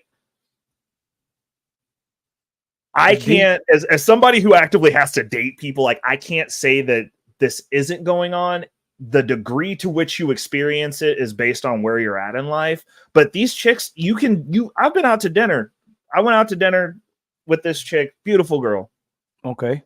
And the whole time, like it was like our second time hanging out, and I took her out for a nice dinner, it's whatever. And we're sitting there and she's talking about how she used to, oh yeah, I used to party and I used to do this, but if a man's going to get with me now, he's going to have to put in work. I was like, this is the last time I'm hanging out with you. Like, you're a terrible fucking person. See, that's what I'm asking you. Yeah. Even if you can pull women, even if you get women, what are there enough wholesome women with a good heart that's able to keep men? Like a lot of men, that's the conversation you keep experiencing. Like this is what we keep experiencing. Like in the rhetoric, and it's so many women that keep saying, and women that shouldn't even be saying some of the stuff that they're saying. Like, how was your expectation? Yeah, Yeah. And how do you carry yourself? Like I tell people all the time, you shouldn't expect what you're not. That's the reason I put forth such an effort to be the best version of myself, because I expect that whoever I end up with, if I'm going to have a family with you, you are going to also be on that same time. And I don't carry myself in any type of way where it would be even mistaken that I would be interested in somebody who's just carrying themselves sloppy. Like I was like, why would you talk to me? It's like we obviously have different values. Like, how did you get here? Like, right. Okay, let's look at this. Hold on. $75K a year. That's so cute. oh No. my god, That's so cute. With your $5 chanclas on. Go on. Oh no. With inflation in this economy, I absolutely could not. I don't think that he could afford our groceries. This person looks like she says Look, $75,000 isn't enough, and then the dude can't afford the groceries. And this is the thing. Like what you're saying from your personal experience, it's not just personal experiences, it's the experience of the people that we're interacting that we call friends, brothers, you know what I'm saying? That's going through stuff like this. That's trying to date, and they're coming across the crazy part about it is how honest women will be when they talk to other women on camera, but they won't be this honest, you know. When they're sitting at it, you'll see certain things that let you know that a woman is moving a certain type of way, but the way how honest women are being now, I'm saying they're not going to date no broke guy. But then when you ask them what they're bringing to the table, they don't even have as much as the man that they're asking for has. That's the crazy part of it. So are you looking for someone to finance your lifestyle? Are you looking for someone to take care of you? Or are you looking for someone just to save you? You know what I'm saying? Or, they're not looking for love. It can't be love. No, it's definitely not. Oh, go ahead. No, I was gonna say, I was like, it's definitely not. But if you look at the society that we're in and like what's going on financially, they're putting people in states of desperation. Right. So like basically you live in the passport bureau experience in America because these chicks are just looking to be saved at that point. Right. Definitely. Let me read this real quick. Deborah Leonelli with the $5 super chat. People don't unite around skin color. People unite around common values. People who defy this will continue to regress. Shout outs to you, Deborah. I agree. But on that same note, when you get to help people that look like you do feel a little bit better. Go on. And I mean, and I'm buying organic, and obviously I'm buying all like grass-fed, grass-finished beef, no seed oil. Listen, I don't want to rag on this girl too much. That's not what I do. However, there are a lot of men who make this and a lot less, and they are great men. I always find it hilarious when people get online or when I see certain women like that, certain women, like I said, talk about there are no good men in the world. There are plenty good men in the world. The problem is a lot of y'all too busy pocket watching. Y'all look past the true value that could be in that man because he ain't financially where you want him to be. I can guarantee beyond a shadow of a doubt, if this young lady somehow ends up with a man making more than $75K, he's going to dog her out. And this is coming from an ex-dogger outer. Trust me. But that's besides the point. Don't kick a man down because of his financial standing. That can always change. Y'all going to stay passing up good men if this is what's stopping y'all. Trust me. Respectfully, of course. Sensational. Ain't it crazy though? Like me and you wouldn't pass a good woman up because of the amount of money she's making. You know what I'm saying?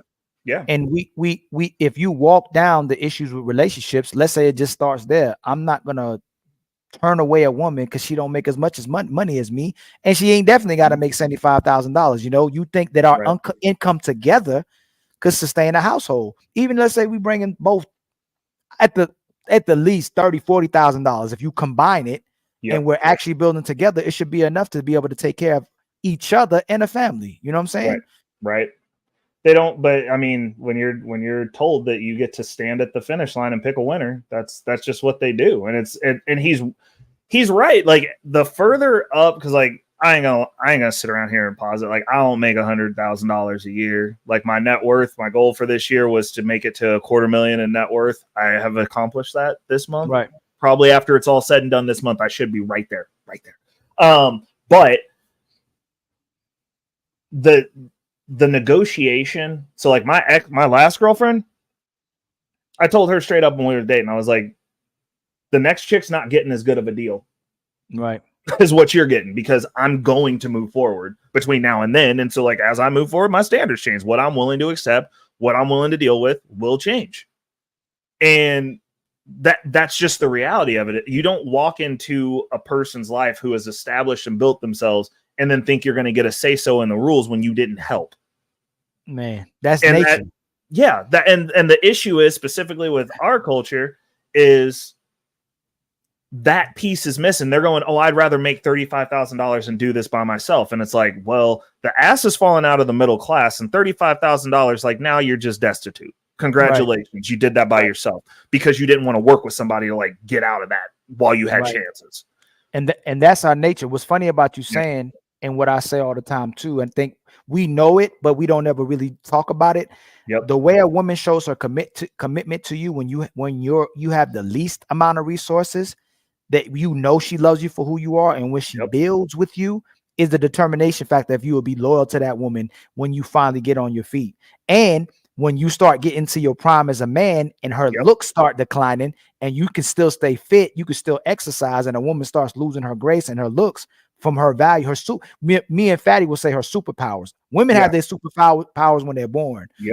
We get our superpowers later. Mother Nature is hard on us and it's easy on women. But Father Time is hard on women and it's easy on us. But when we get into our prime, what you standing with us determine whether we were loyal to you or not. But if you weren't there with us when we were doing all that stuff, all those things and going through all our hardships, how can we ever believe you really love us for us? And that's the problem with society now. You're saying you just want a provider. You want a guy who make $100K. Then it has nothing to do with me. You want a sponsor. It has nothing to do with me, with the type of man I am and how good of a man I am, you know? And and the data shows majority of people, black couples, are making $50,000 together. And those are the relationships that are being sustained. That a household income of $50,000 together, and the people who are spending the least amount on marriages are the people who staying together. Well, I mean, you got to think about it though. It's like, how you separate that out, that's 25 and 25, or if the man, since the men apparently make more, statistically make more than the women, it's like like 20 and 25 and 15, right? When you separate that out, like, you're both destitute.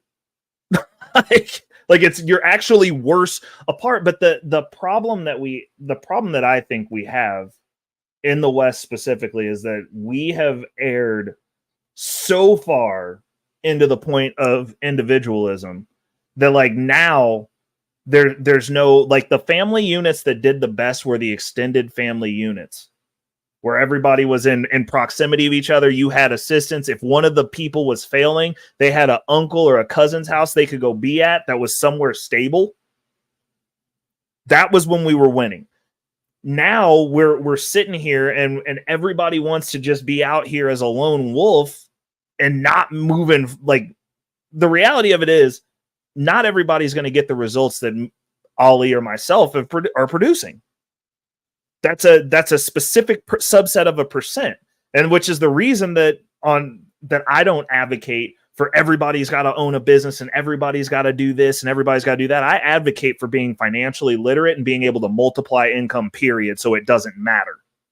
I remove the expectation from that, because I'm like, if you can grow your wealth and continue to grow your wealth, and it's like, cool, you do a dedicated decade can change your life of just focused in on that. But those there's nothing that's there's no loyalty in this culture. Like, that's the issue. Right. And there's no shame. Like, even look, watch this. This girl is in court. Like, literally in court, man. She has no shame. Where'd it go? I don't know how that disappeared. Hold on real quick. Is it this one? No, it's not that one. Hold on, I just had it. Hold on real quick. That's my fault. Oh, you good, bro? Oh, there it is.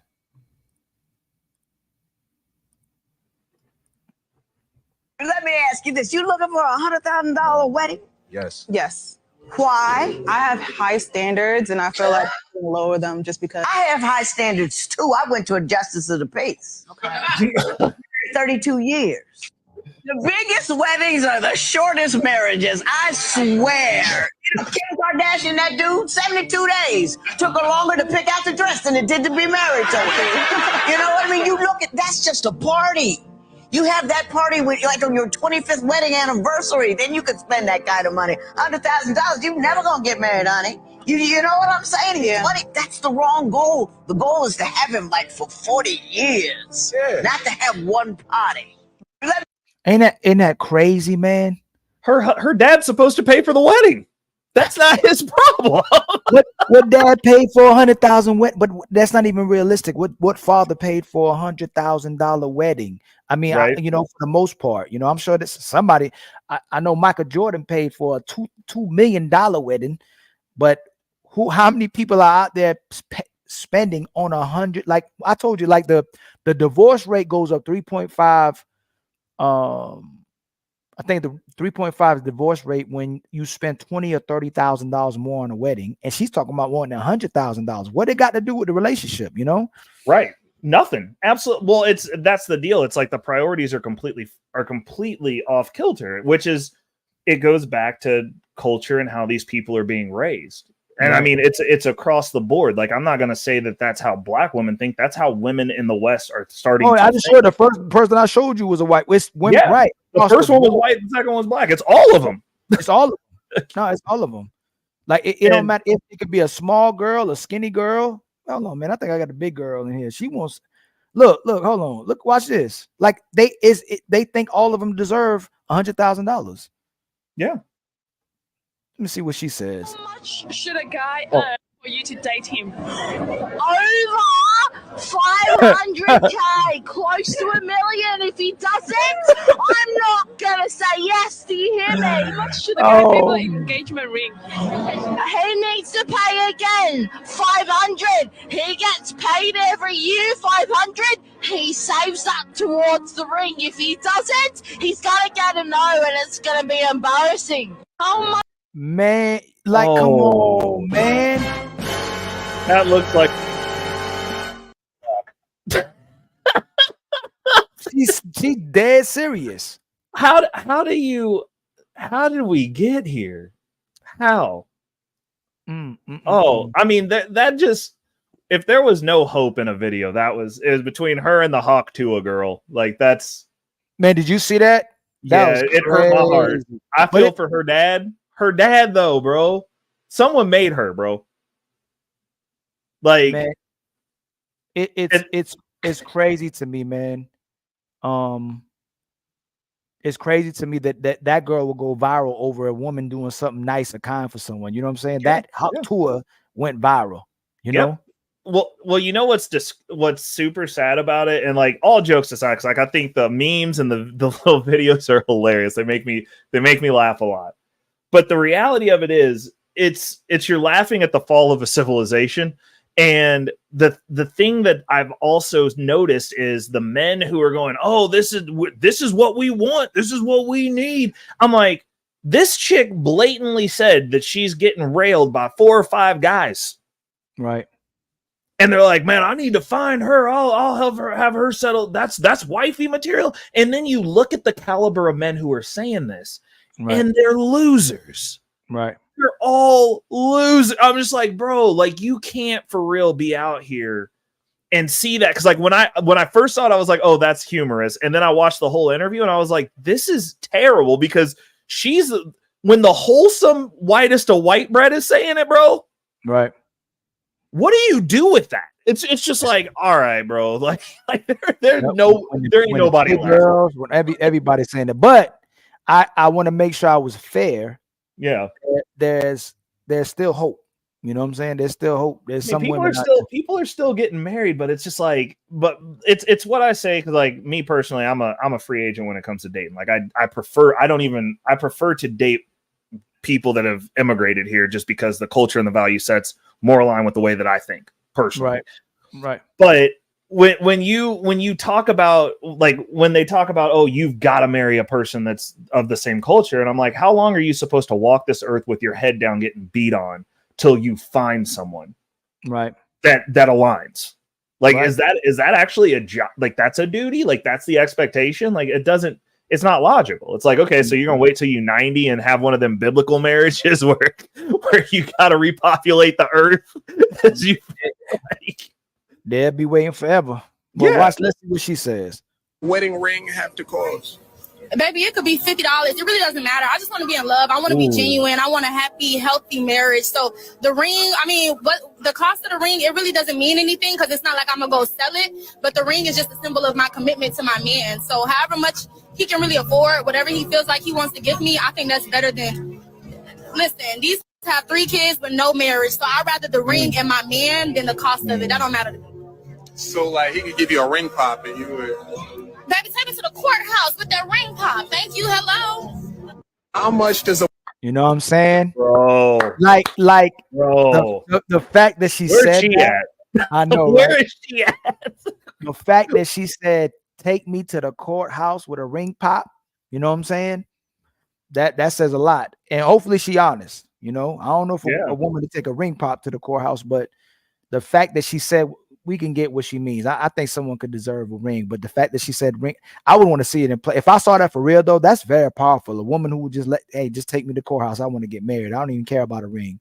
You don't even necessarily need, you know what's, hold on. Do you need a ring to get married? No, you don't. You literally don't. You can just go sign the documents. It's just a piece of paper. Yo, I never thought about that. Yeah.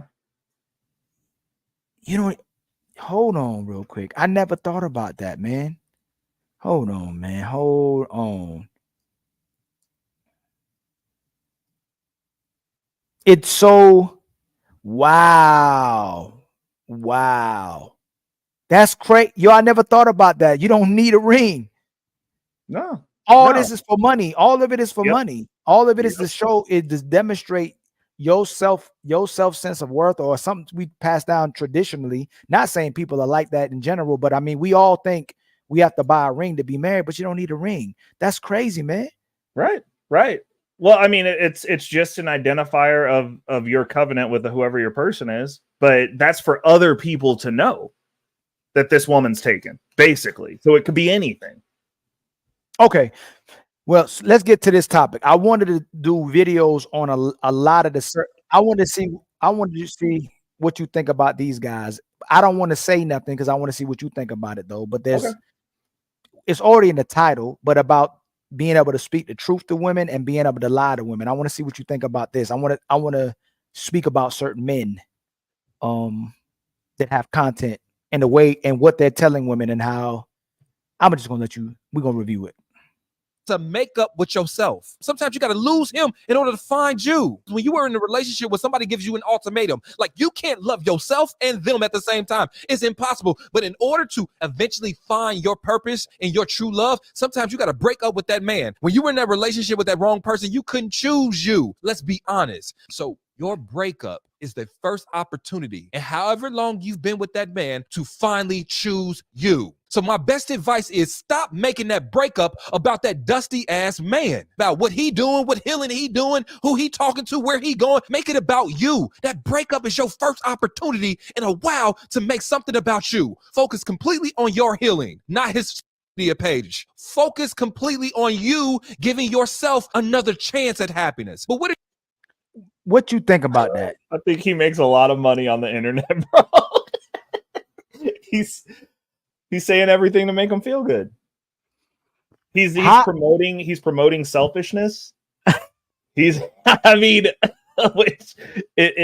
it feeds right into their imperative. Be selfish. Like, yeah, it's okay to be selfish. You don't have to be loyal to anybody. Don't focus on your man's healing. Don't focus on if he's dusty. Focus on yourself. That's going to help you get a relationship. That's going to help you be able to determine whether you're dealing with a good guy or not. That's going to be able to help determine if you're qualified to be in a relationship yourself based on the behaviors you're demonstrating.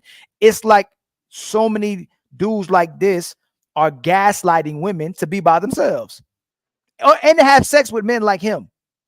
This is so many men dirty macking. Have you ever dirty mac before? Be honest. No. You never dirty mac? No. Do you know what dirty Yes, mac I is? do. It's where you talk down on another person to put yourself up.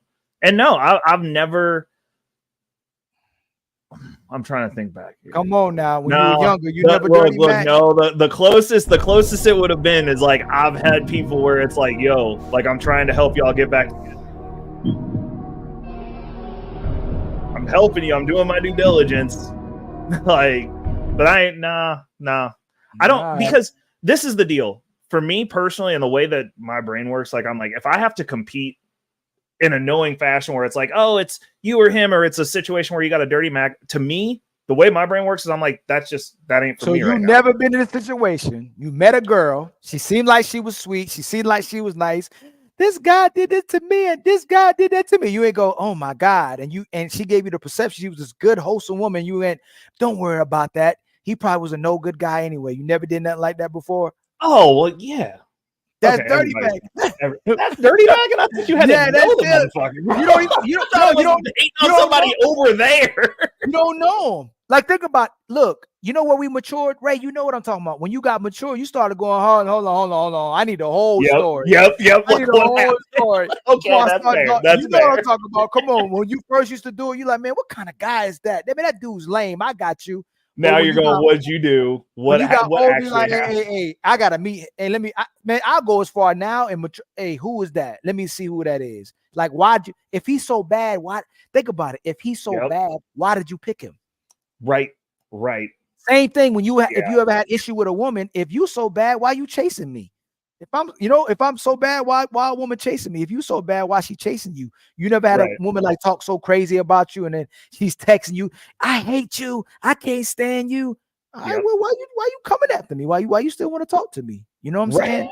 Right. Why are you continuing the conversation? And those type of brothers are gaslighting women to not do any type of work on themselves except for being selfish, like you said. He's like, self-love. Go heal yourself. No. Learn how to love someone. Learn how to respect someone. Learn about your responsibility to that other person to sustain a healthy relationship. You have to do your part. They have to do their part. You scratch their back, they scratch their part. Learn about what it is to be a good woman. You know? Yeah. No, I mean, when I broke up with my ex, like I told her basically something along those lines, because she was like, oh, like you were the love of my life, blah, blah, blah. And I was like, that's really shitty that you spent your entire existence learning how to fuck this up. Right.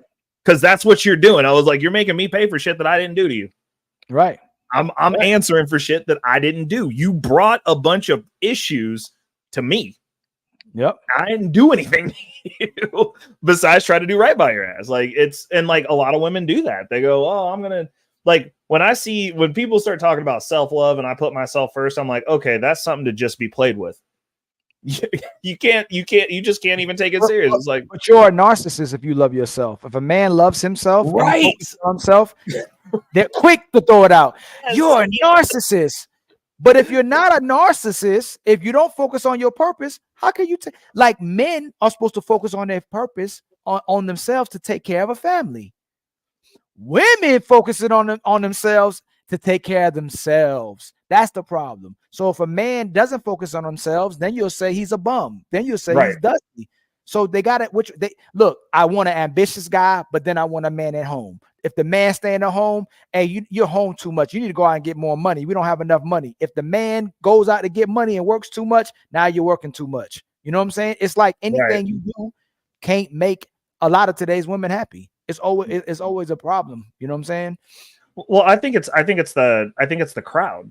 I honestly think that's the crowd effect. Like, they big each other up on that shit. That's the reason you have to check. Like, if you're actually trying to seriously date a woman, you got to look at that friend group. I'm like, are these women who are in successful relationships or married, or is it a bunch of bitter bitch brigade members that are going to continue? You'll be around and they'll be cool for a little bit, but the reality of it is the influence they have is 100% trying to get her to regress to their mean, which is we can't keep a man. You shouldn't have a man. Right. Well, anything he does wrong, oh, it's just the end of the world. Oh, he's holding you accountable. I wouldn't let a man talk to me like that. And it's like, you've been alone for 10 years. Like, what are you talking? Like, nobody's even trying to be around you. You're so awful. Why? Right. And you know what? Naturally, they're the most desired person on earth. We love women. Yeah. We love hearing them talk. We love being around them. How do you get to the point where everybody want to be around you, but you present yourself as so undesirable and intolerable, like where a person can't even have a conversation with you? It's the craziest thing in the world, man. Yeah. Think about that. I don't even want to sit across from you at a meal. That's how unbearable you are. Like, how do you get to that point? And it'll be like, the example that I gave earlier, that chick was she physically very, very pretty. And I'm like, I don't even want to sit here with you. Like, I don't want to enjoy this meal and look at you anymore. Like, I'd prefer to look at anyone else. Right. Much love to my brother. Hey, you know what I didn't realize? You want to hit, hey, Rubber Rose, I didn't realize that was you. There was a time I'm going to start doing it again. I was doing song reviews on here. What? Listen, hey, Rubber Rose, you okay if I play your song you sent me a long time ago? He emailed me a song. Oh, he makes music? What? Hey, listen, the song he made, women want the retirement lifestyle prematurely. Much respect to you, my brother, Rubber Rose. Nice. Hey, Rubber Rose, can I play your song? Let me see if I'm gonna see. I'm sure he'll let me play it again because he sent it to me and I played it on here. Dude, pull it up. I want to hear it. I love that, dude. I love the art community. Love it to death. People that can do art are impressive to me because I'm not good at it except for dancing. So let me see if he's still up. Rubber, I can play your song. It should be all right because he sent it to me. Play it. Hold on. He said it's cool. He's cool. He said it's cool. Yeah. Play. I don't know if he's still making more songs. I don't know if he got new songs. I was going through the email. He had sent me emails. I didn't realize he was sending me emails. And I was like, man, hold up. Rebel was the one who sent me a song a long time ago. I think he had the best rated song that we rated. It sounded like a professional person that did it. And it was different. It's different. I'm telling you, man, it's different. Let me see. Is it this? Nah, I can't find the song. Oh my goodness. Oh man. Hold on. No, hold on. Because he just emailed me. Oh, here it is. Hold on. Oh, I found it. Here we go.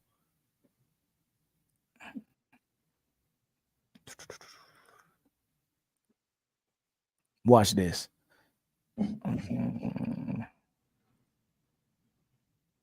What's this say? Oh, okay. Hold on. I got to do this. I got too many files now. Bro, you doing it big. I love it. I love it. Thank you, family. Let me see. Where did I put? I thought I deleted it. Hold on.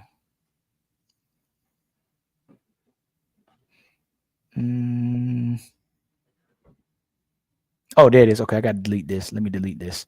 All right. Okay, now I can put it on there. All right, here you go. And I think the name of this song is Make Her Play. All right, by Rebel Rose. Make Her Play by Rebel Rose.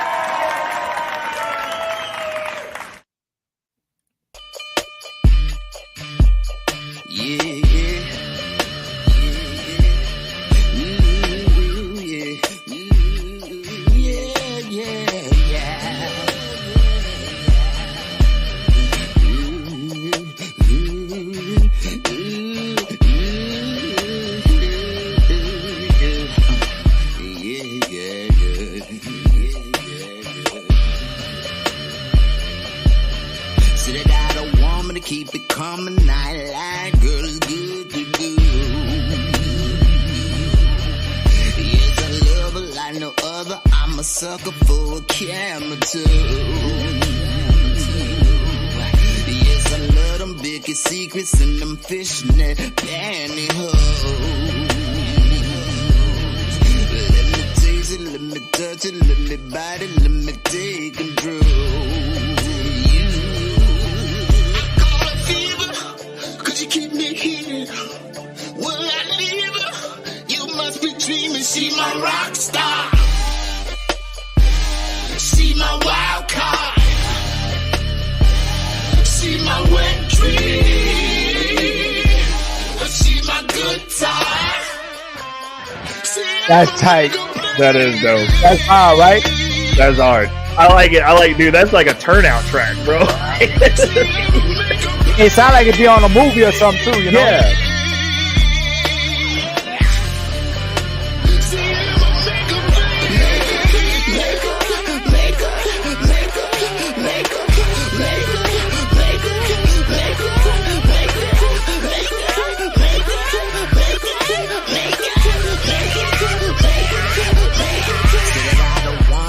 become a nightlight. Girl, It's like Prince, Lenny Kravitz.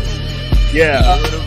Trying to think about someone else like Mix. Well, it's like the lyrics are like very like it's like got that like gritty, dirty sound, like that old. It's like right. Prince, Lenny Kravitz. What's the guy name? Mystical. Little bit, except for slowed down. Right. Could you keep me here? Will I leave? You must be dreaming. See my rock star. What was the guy they See my wet dream. See my good time. See I'ma make a play.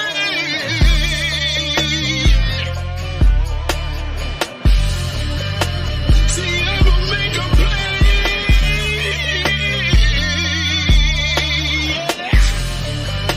See I'ma make a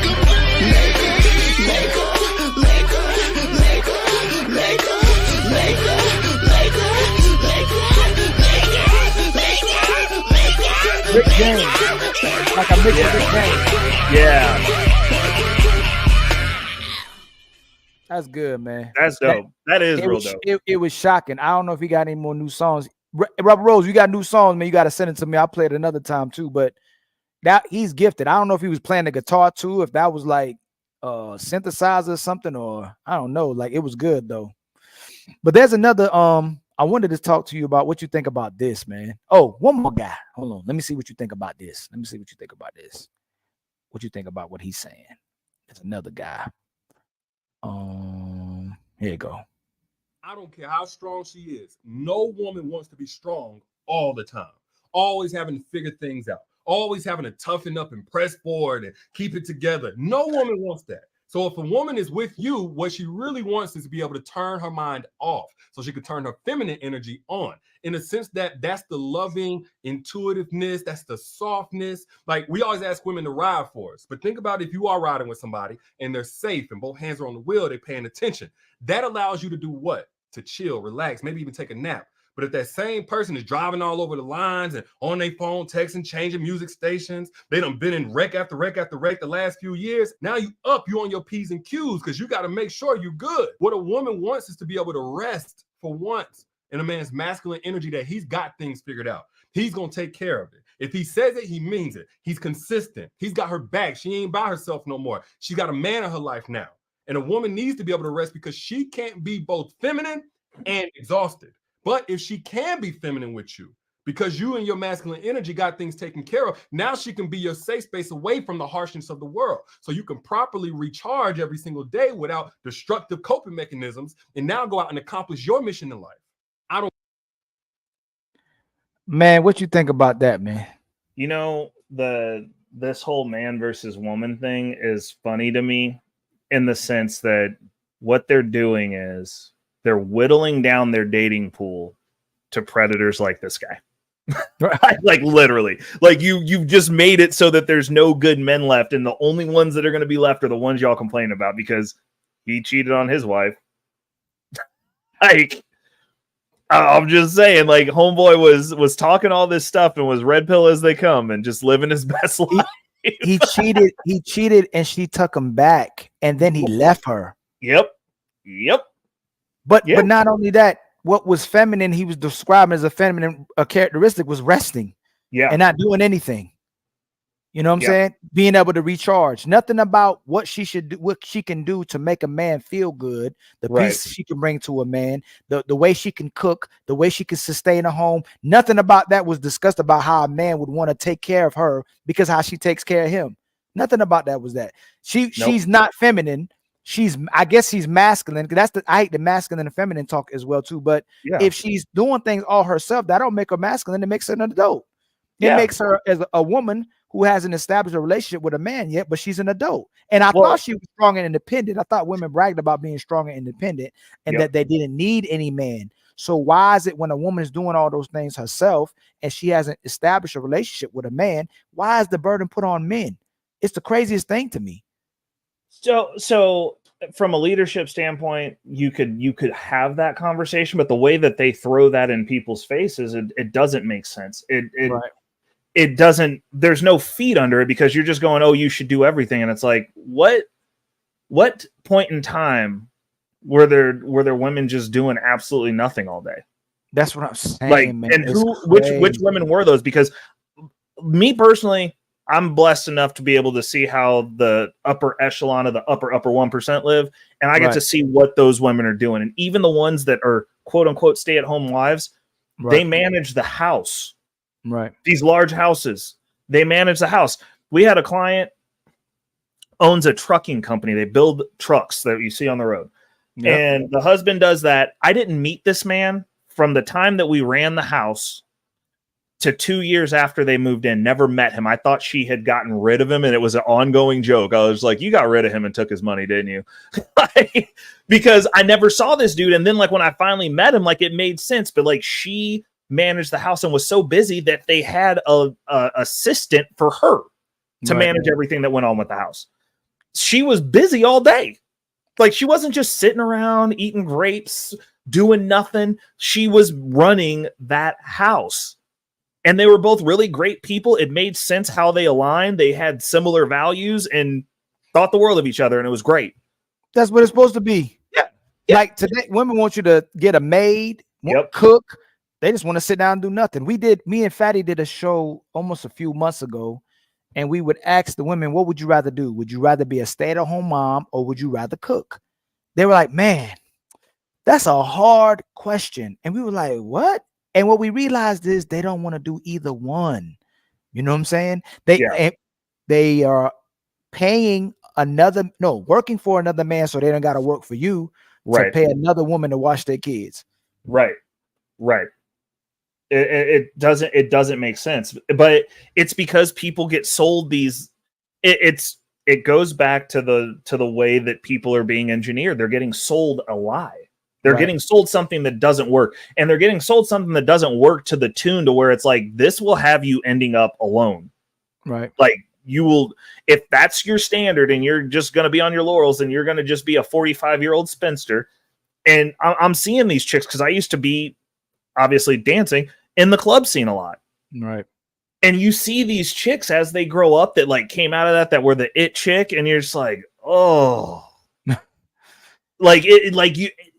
it's so bad because like they have these expectations, and then like you see some of them that actually get the dude that they wanted. They got that high value man, and then they didn't want to submit, so then they divorce him, and they're talking about he's a narcissist, and I'm like, and now you're back out here looking an order of magnitude worse than you did. Like you still cute, but like you old.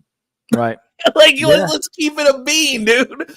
And you still want that type of man and talking about what they have to bring to the table. I'm like, lightning don't generally strike twice. It's, being honest, the dating market of relationships is a young woman's game and an older man's game. Yep. The young boy is not going to get the relationships like that, and the older woman not going to get relationships like that if they're not in the game. So it's a young woman and older man's game. Like, and it's no way, because that the young woman is at her greatest value, demonstrates her greatest value in the market, and the older man has his greatest value in the market as well too. That's who's dating. That's why women love older men. They love a man who's already established, and the older men want women who are able to cooperate, listen, be able to either conform or already know how to be a lady or a woman who listens to a man, because it's the greatest way you demonstrate love. It's not even the sex part. It's if you listen to your man and cooperate with your man. That's love. I believe and trust in him. But let me see. Look, I saw this the other day. Let me see what you think about this. I think this would be a great idea. Mm-hmm.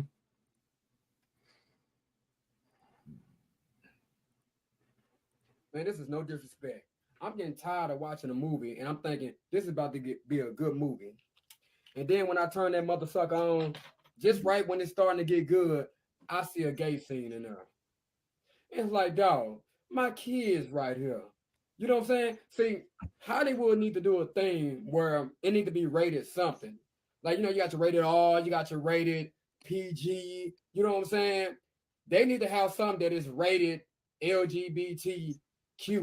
You know what I'm saying? That way we can know that that's in there so we can avoid that. like I said, this is no hate towards the rainbow community. You know what I'm saying? This is no hate. But we do have kids that we don't want to be raised like that.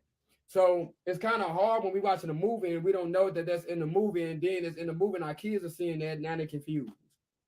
Because what we teach in our household. But see, we don't know because we just watching the movie. So they need to have ratings. Like the movie can be rated R, LGBTQ, and it can have that in it, or it can be rated PG and have a label under the LGBTQ. That way we can know to avoid this movie. You know what I'm saying? That, and listen, I started a show. What show was that? Eric. I was watching Eric. Do you watch Netflix a little bit? Yeah. Did you see I Eric? haven't seen Eric. No. I started the first episode of Eric. As it's progressing, there's a scene that happens in the club. It's a cop. It's a black cop, black dude. They're using black women and black dudes to push this stuff now too, real hard. Yep. And the black guy says something to the white dude. I go, is he gay? I was like, nah, that dude ain't gay. Man, they get to another scene. The black dude is taking care, I guess, a sick older man. That's where it gets a little creepy to me. Like, you get what I'm saying? Like the way it's perpetuated in the LGBT community too, with older white men trying to deal with young black men. You know what I'm saying? So the scene was this young black guy taking care of this older white guy and kissed him. And I'm trying to watch a movie about a kid getting kidnapped, you know, and abducted, and his dad trying to get him back. It throws the whole show off. I haven't went back to watch it. I'm not about to watch that. It's two different messages. You got a kid that's getting kidnapped and abducted by a man. Then you got an old black dude that a young black dude is getting. It was just wild. I don't want to see that. Yeah. And I think people, and this is what I mean in the day and age when people are speaking out, people have to communicate. Men have to communicate and stand on those standards of what we don't want and what we don't want to see. A lot of people are breaking and starting to watch it and accept it that it's happening. And maybe it'll get to a place where it permanently becomes this way. But at least I'ma still voice it, man. It should be something that goes, hey, extreme LGBT scenes. Like you have rated R for a reason, you have rated X for a reason, you have rated PG for a reason. So just tell me if there's going to be a scene like that's graphic in there. I'm not going to watch it, and they should put it in there. Even though I think the new law they passed, you got to have a woman, a black person, and a gay person in films now, right? They passed some kind of law. Yeah, they're like forcing it as though that's just normal life. And the only reason that it's become normal life is because we're normalizing what a few people want to do. I mean, historically, have there always been all these other things? Sure. Yes. It's 1%. And the reason it's 1% is because there's no point in history up until now where we're like, yeah, this is just something that you should just do. People just do this shit. Like right now, like if you, and it's crazy because I grew up in a household. I'm the only boy in my household. Like I had a single mom. My grandmother and my grandfather are separated. We only saw him on holidays and all this stuff. And it's like, if you take a child in that scenario, because like I used to chase around and decapitate all the Barbies, right? Because my aunts were there. Like they were a little bit older than me, but like that was the only thing closest to my age. So I used to just terrorize her and her friends. Now, if they would have been like, oh, he grabbed a Barbie, well, you're just a girl now. Like that's the world we live in now. Right. And they were like, no, you don't play with Barbies. You play with dinosaurs. Like this is for you. Those are there. Stop popping the heads off. Like you don't play with those. Right. And now we live in a society because we've incrementally normalized this. Because like remember Martin when he used to dress up like Shanae? That shit was hilarious. Yep. Wasn't funny though, was it? Because look at us now. Right. It wasn't as funny as we thought it was, but it was so abnormal that it became funny. And again, that's the way things are engineered. Like I spent 6 years working in mental health field, specifically in applied behavior analysis. I worked 15. Yeah. So before real estate, I worked 15 years in mental health.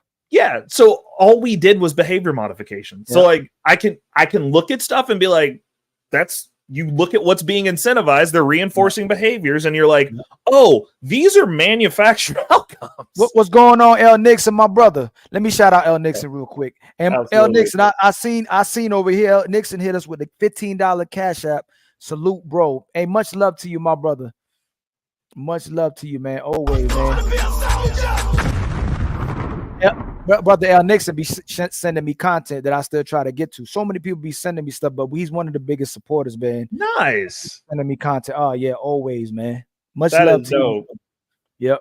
But yeah. They're putting it in everything. So like if you watch TV and you actually get, because if you watch TV a lot, it's the reason that I chunk down how much TV I watch, and I try to be very focused on what I'm watching. Right. And because you'll sit there, and it's the same with music. You're constantly reseeding a message. So like if you sit there and you watch and you go through Netflix, because Netflix is notorious about it. And I like Netflix, but they get on my nerves with that shit. Where it's like there's a black dude who's either effeminate or gay.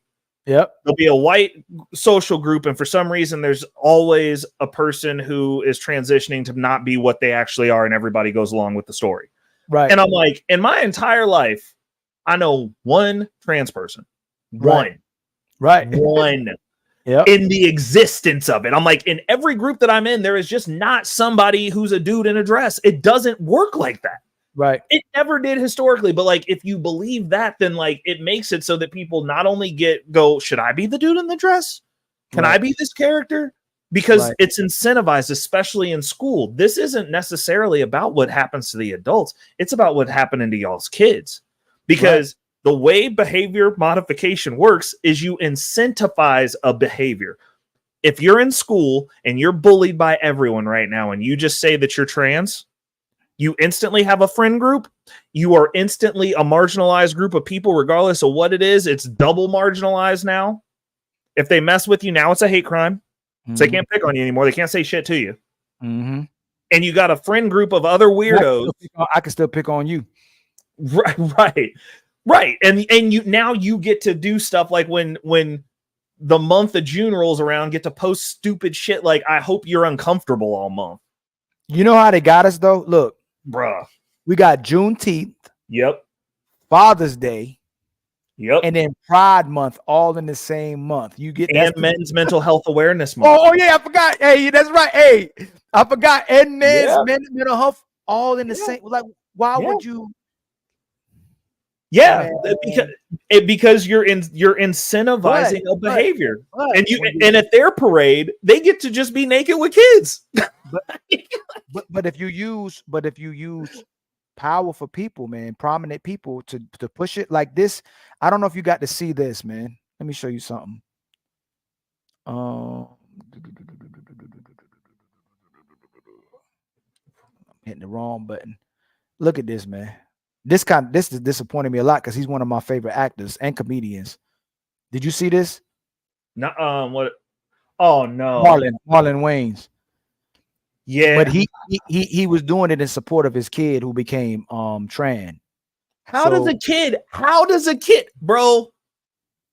So older. How old is his kid? His son became a woman. I think he's either in his 20s or 30s now. Oh, okay. You can do what you want. You an adult. Okay, fair enough.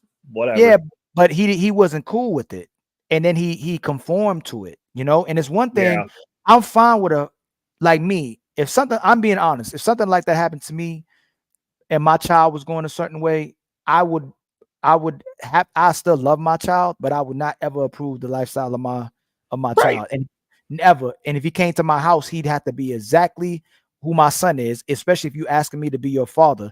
There's another video I watched where another boy who transitioned to a woman was mad at his father for not accepting him being a woman, but then he still wanted his father to be his father. So if you want your father and the father wants his son, how do we demonize and make men and attack people? I hate the word attack. I'm not gonna use that.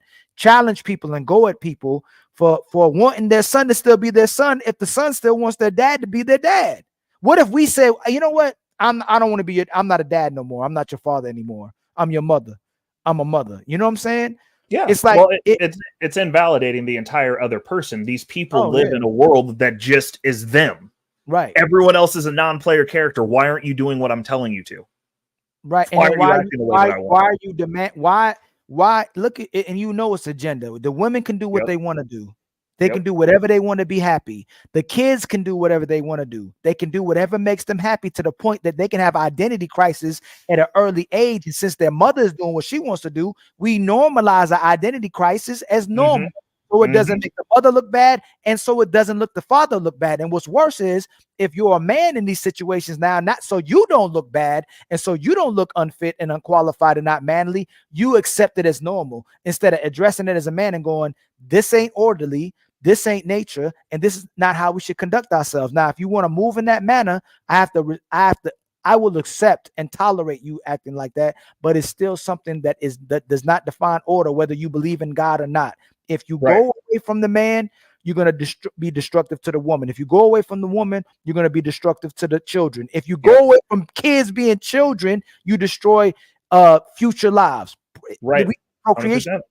And someone used to joke about it, saying that that God's way of controlling the population was to create the LGBT. You know what I'm saying? That was his way of population control. But I believe it's a deeper issue to why it happens. You know, look at where it's happening. You're right. There is a deeper issue. Right. So hypothetical, because we know there's two people that control Hollywood: small hats and China. It's funny you said. And China said straight up, "We got 100-year plan.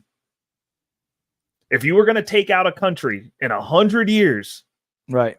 What's the first thing you're going to do? Soften them bitches up. Yep. Until the tanks are rainbows, and then you just gotta roll up on the beach with a few actual men. I mean, if you look at the polar opposite of what we're doing, China has removed all effeminate men imagery from their televisions. Man, that's amazing. They said, we getting ready to go do work. You can't be a sissy right now. But you see, they just passed a law, which means they must think we're going to war, right? 18 to 22, you got to go in the draft. Is it 22? 18 to 22? Yep. But the women don't got to. I thought we were 50-50 and equal now. You know what I'm saying? Are you gonna leave out the context on that? What you just said? No. They tried to make it women too. A Democrat, remember everybody's favorite team, right? Put that in the bill, and all them conservative, racist white men went and stopped it. They were originally trying to get women as well, probably because the women at this juncture are as strong as the men. You might as well put them on. But we should have. If they want to be, this is the thing. We have to get to a place like it was old school. If you don't want to be under our coverage, if you don't want to be do what men are asking, you're to the streets. And honestly, the woman and the baby get thrown with the bathwater. If the woman wants to turn the kid against the man, then all y'all by yourself. If you can't respect and value the men who are help making the world run, that are creating all the infrastructures, building a house, building a car, doing your utilities, your plumber, your electrician, then okay, you fend for yourself. You strong and independent. You do whatever you want on your own side. Don't come calling to us when something goes bad, you know? Right. You're not wrong. I mean, you know what's crazy, and sorry to slightly derail. It's like most men don't know when they became men. They'll tell you, like, when did you become a man? Oh, when I busted my first nut on a bitch, like some stupid shit like that. No actual rite of passage. Like, you've never done anything. You just got older. Oh, right. I get what you're saying. Yep. And that's a world we live in. And that's the reason you see these people that are not willing to take a stand and have a conversation. They have to derail it. Like, imagine if when we were going back and forth earlier, if I would have just shut down and been like, go back to Africa and I hate you. Right? Or if I would have been like, to just shut the conversation down because I'm not capable of standing on anything, and nothing that I says is my own opinion. Right. And if I'd have name call you coon, or you hate yourself, all that kind of stuff, that's conservative douchebag and all that stuff. Yeah. And I mean, I believe this is what's important, to have the conversations from people from certain perspectives. Doesn't mean we completely disagree with each other. We have a lot in common. And that divide shouldn't have caused us to completely disconnect and not talk to each other again and not be brothers. But Ali, that's the thing, is like, I'd say that we are probably aligned on 70% at least, if not more. And I'm like, at 70%, you the homie, bro. Like, what are you talking? It's just like, there's a couple little things that we can ingest, talk shit to each other about, but like, we cool. Right. There's no reason for the animosity. And the issue is the state that we're in right now. You either got to be capitulating to what your child who's living in Delulu land wants to do, or you're the enemy. And like when you talk to these people that just don't have an actual opinion of their own, or they haven't thought about why they believe what they believe, that's the only logical conclusion for them to protect their identity, is to go, you don't agree with me? You're just the enemy. You're one of them. I hate you. I'm gonna go clip your stuff up and try to make you look bad like I give a shit. Like, bro, like, because they've never had this rite of passage, so they can't have a conversation or even fathom that somebody exists that doesn't believe exactly what they believe and have had the exact experience. People are living as though this is a one-person game, and everyone else is interacting with them as though everyone else doesn't have their own shit going on, or their own experiences, or their own reason for why they think or believe the way that they do.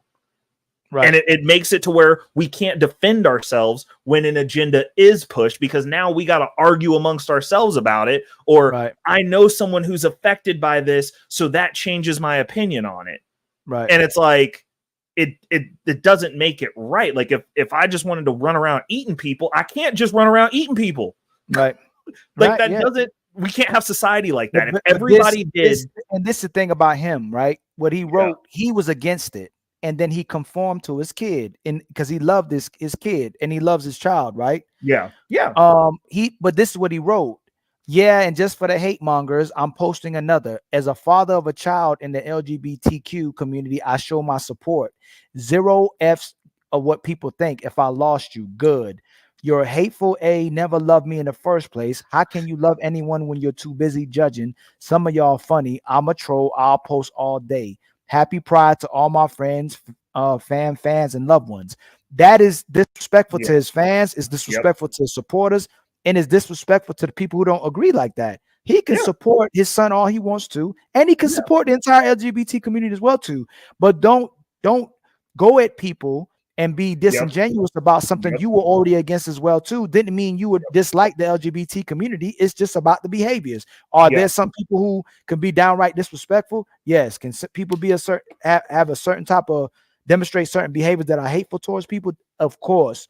But be mindful of who you're communicating to when you had the same ideals and when you change. I could change one day. You can change one day. You know, at least we be respectful of where we both stand without going at people that way. But it's because of the team specifically that he joined.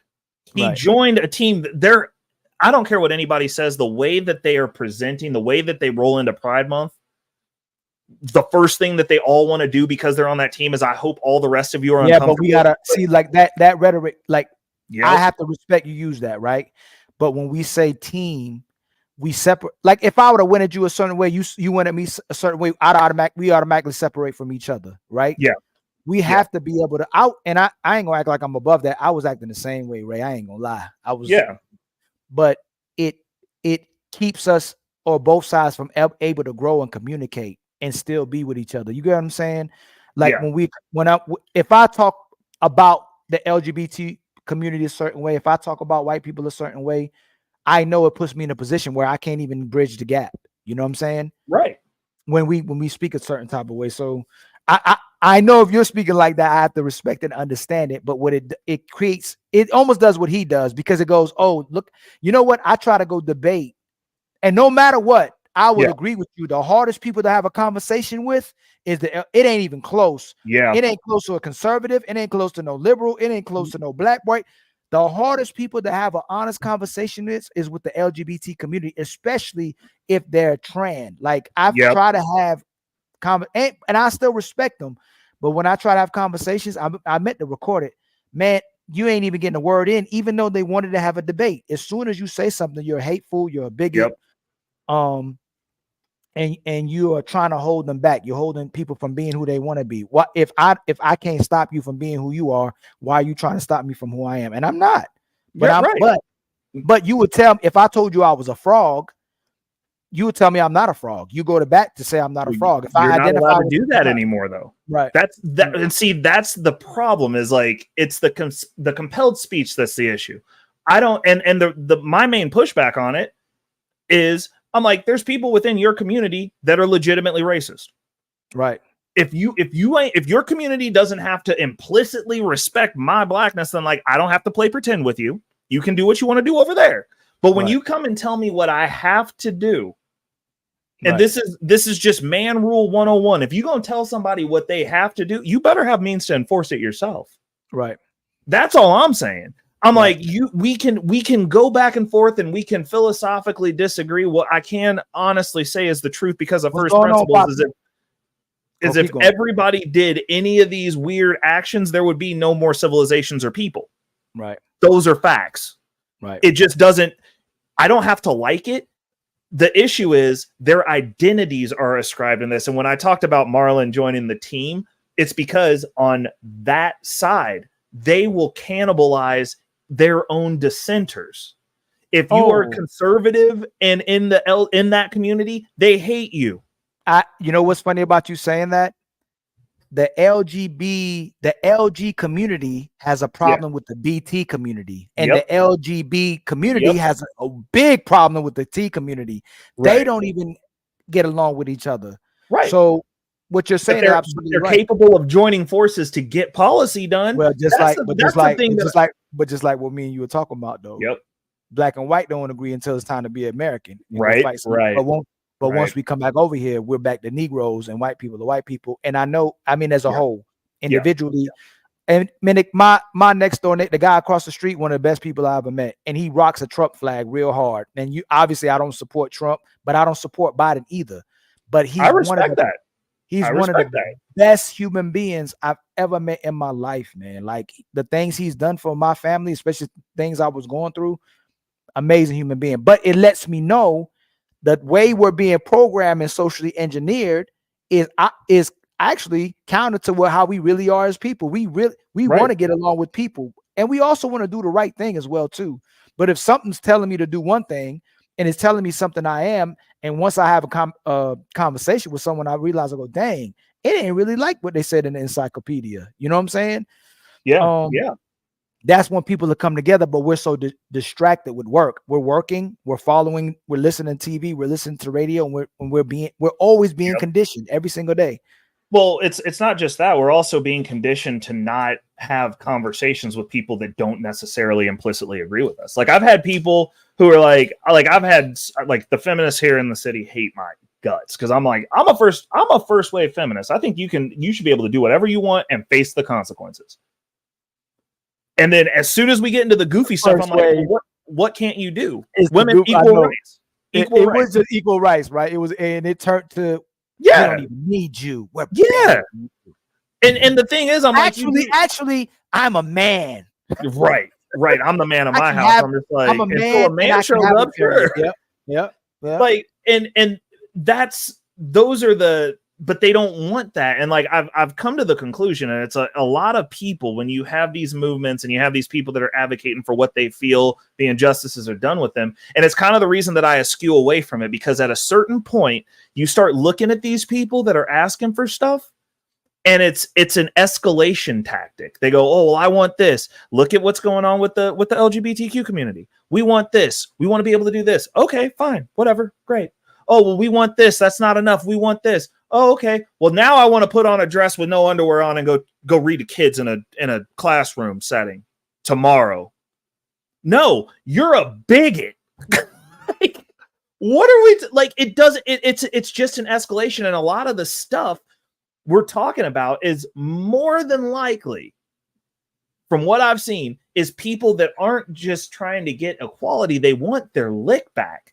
But that's what it comes down to. Feminists at this point want that lick back. They're like, we want to hurt men.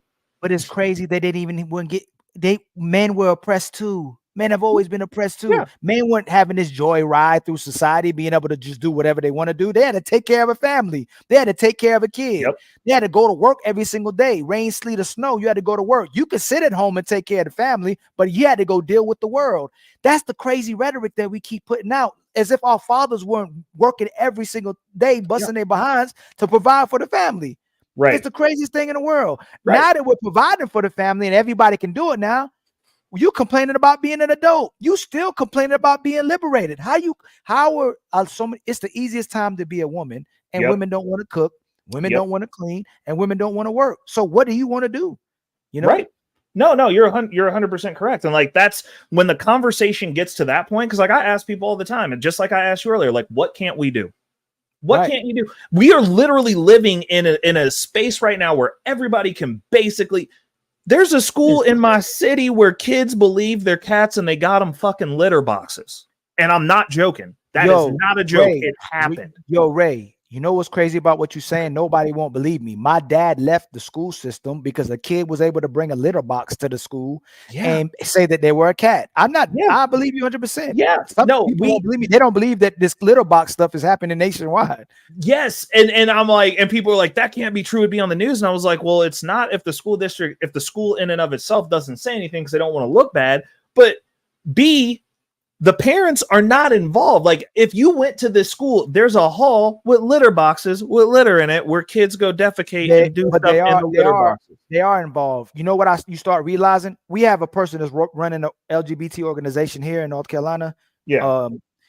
The mother has 2. How do you have 2 trans kids? 2. I get if you got 1. I get it because of if that's what's because statistics don't matter. Statistics don't matter when you're making stuff. We were watching something the other day. The lady was saying now a kid has to give permission to the parents to change their diapers. I'm like, well, how would you know if your kid wants you to change their diapers? The baby will give off an energy. If the baby isn't giving the right energy, you can't change the baby. I'm serious. I gotta find a video. You can't change a child's diaper. Because I can't wait. When I go visit my mom on Sunday, I'm telling her that like she abused me because I was giving off "don't beat me" energy, and she hit me anyway. Right? It's crazy. Ain't it crazy? But what I'm what I gotta prevent myself from doing, I'm telling you, what's imperative is that I keep myself from disliking completely the people that are doing it because it's pushed on them too. Yeah, you get what I'm saying?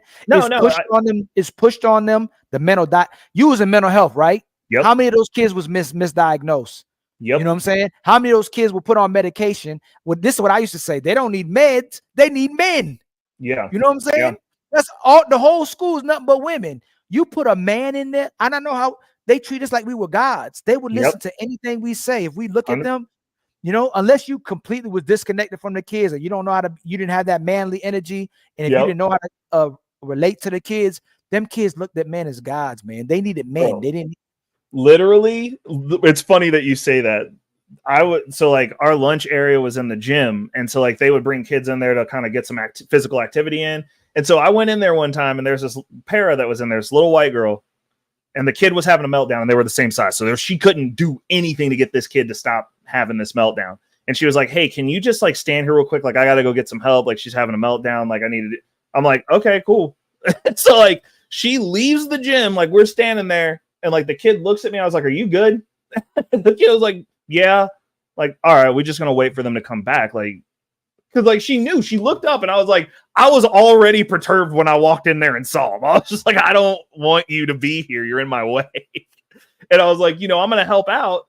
But that male presence actually means a lot, especially when it's a legit, you're not the same size as the child that you're trying to talk to. Like, right. It's funny. Look, you were talking about Hollywood. Look what this guy said is happening. Look at this. Okay, guys, we're going to get started. You're going to be reading for George today. I'm George. Awesome. Right on. There's our Georgie. Okay, guys, we're going to pick it up on page 13. George, you're going to start us off. Okay. Go ahead and read the action two. You want me to read the action two? Yes, sir. All right. George walks into the dinner party and sees the table set for 12 and has a seat. Corey then follows him and sits right next to him. George puts his hand over Corey's hand. It's the best seat in town. George then leans over and kisses Corey on the corner of the lips. You're finally wearing that cologne I bought you, I see. Y'all didn't want to get one of these young ladies to read for Corey. Corey's the guy. And so is George. Oh, okay. Oh, it's like a popcorn reading thing. Oh, I get it. It's my turn to pick who read the next character. I bet. Actually, we're actually reading for the parts we audition for. Your audition for George, so you're going to be George. Okay, so you're on to us. So, how's your game? Terrible. I don't even know what you mean by that. Well, we have to have one black person in the movie. and also one gay person. So we wanted to kill a couple birds and make it a hybrid. Like, yeah, you're gay and black. Gay and you're black. Combined. Can you show us? Hell no. Okay, guys. But that's the reality, man. That's the reality, though. Yeah. You're not wrong, but it's but when it goes back to like when I talk about the roots of the problem, it's because we don't own any of our representation. We don't. Right. But And like look, but Ray, you make it like this is where we had the little disconnect. Is it almost like we just don't want it? It's if you try to implement all the people that's trying to establish certain type of positions of power is being pushed to the side. Even when you're saying Tyler Perry, if Tyler Perry makes the movies that he really can make, no one's gonna go support it. And I don't mean us, they're not gonna support it. They're not gonna give the budget for it. So the reason why his studio is so big is he's making a type of movie that, you know, when I went to a movie when I was dating a girl, was I dating a girl at the time? I don't know if I was dating somebody at the time, but I went to a Tyler Perry movie. Hold on real quick, man. Where's this? But I went to the Halloween Tyler Perry movie, and nothing but white people was in there watching. Do you hear that? No, hold on.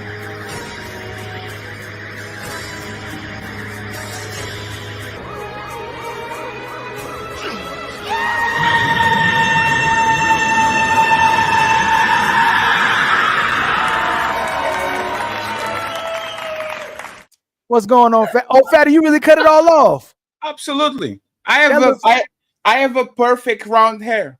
It's hot. He does have a head for being bald, bro. You got a head for being bald. You got a war. Anton Daniels from AntonDaniels.com. Damn, you about to kill the game, man.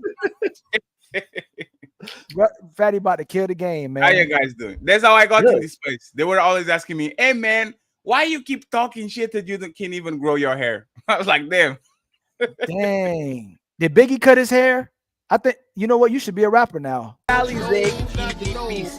used to diss me. Now they write letters because they miss me. I never thought that could happen. These rapping stuff, I was too used to packing gets and stuff. Now Annie's play me close like Butler played toast. Butter, brother. That's actually is embarrassing. Why? That actually is very embarrassing. But I'll take my L and go home. I usually don't get embarrassed when people actually mock me, but this one actually hurt my soul. The Butler. It's the Butler, man. That's the one that got it. What's going on, little king? Hey, what's going on, man? Salute, man. Hey, is that a filter, Fatty? Nah, that's real life. There's a what do you call it? A white So he kept telling. I was like, why does Fatty keep telling me he's gonna shave his head? My barber is not like my barber. Literally, is not picking up the phone. Oh, so you? Like, okay. Motherfucker got married and did the baby shower like 1 month ago.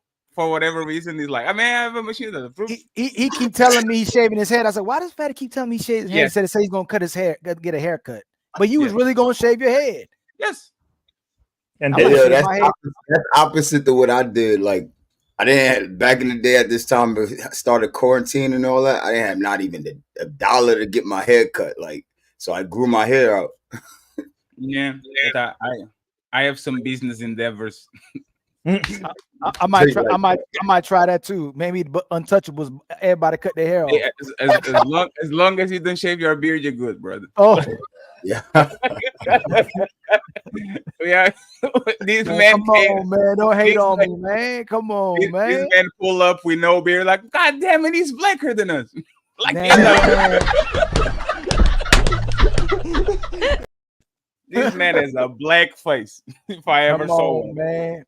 I'm gonna do it one more time. That was funny. What's going on, little king? How you been, man? I've been cooling, man. Maintaining outside a lot, getting a lot of air. I actually wanted to come up and just say, yo, I see you, man, putting in a lot of work, especially a lot of things you've been talking about happening IRL. Happy to see you back, on the lives, man, holding the panels down. Man, hey, Fatty been like in the back, like, hey, man, you gonna go live? I mean, he had took a little hit with the computer. So, you gonna go live, man. It's the way he be like, you going live today, right? And you'll be like, hey, you going live today, Riley? No, you going live today, right? No, you going live, right? Yeah, I'm gonna go You live. can see it for the message. Hey, Lil King, are you a member of our Discord already or no? Oh yeah, definitely. Yo, everybody that's out there, if you haven't tapped in already, make sure you hit the link. I know Fatty's gonna drop it soon. If it's not down there already, tap into the Discord, the fastest growing Discord right now in the whole universe. You feel me? Untouchable Squad, get with us. We gained 60 subscribers in one day, so we might go for That's what I'm 1,000 in talking like about. 3 weeks. Yep. But we were going to see what's going on. Have y'all seen? Did y'all see the new pandemic that's going on? Of what? STD? No. That's old. No. Change the meet and greet. Everybody usually like you get your pictures back in the day. Artists like like 150 people a night. It might be a small, intimate group of people that actually spent that money that they might not even have to come and meet me. I don't want to make their moment just some, hey, what's up? Let me sign this. Get out. That's weak to me. But some of these girls, man, that's their bucket list. They like, look, all I want to do is just be able to be on him. Cool. Long as you ain't got COVID, we good. But you can't do no mother pictures with your shirt off. Might lick your stomach or something. You gonna be like, hold on, you change. Chris Brown is either taking your girl or making you break up with your girl. Like we got to stop him, man. Like what we gonna do about it? That's not Chris's fault. He got to be stopped, man. No, he's doing them a favor. Hey, thank you very much.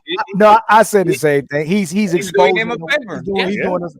I said that in the beginning. He's doing us a favor. Let know who he's exposing what we always said anyway. You know what I'm saying? Don't we say that we have to simulate your downfall or put the favorite like a celebrity crush in the same room to veter? Yep. Yeah, man. And it only costs $1,000. You don't have to literally go bankrupt. You don't have to sell your house. You just have to say, hey baby, it's $1,000. You got this. It's insane. It's insane though what the women are saying with them after the relationships break up. Like they double down on what's happening. They don't even go, you know what? My man wouldn't want me to be in that position. I mean, I wouldn't want my man to be in that position, so I won't put him in that position. I messed up. They'd be like, man, that's what I should have did. That's what I'm going to keep doing. Right. It's like common sense. Common sense is not common anymore.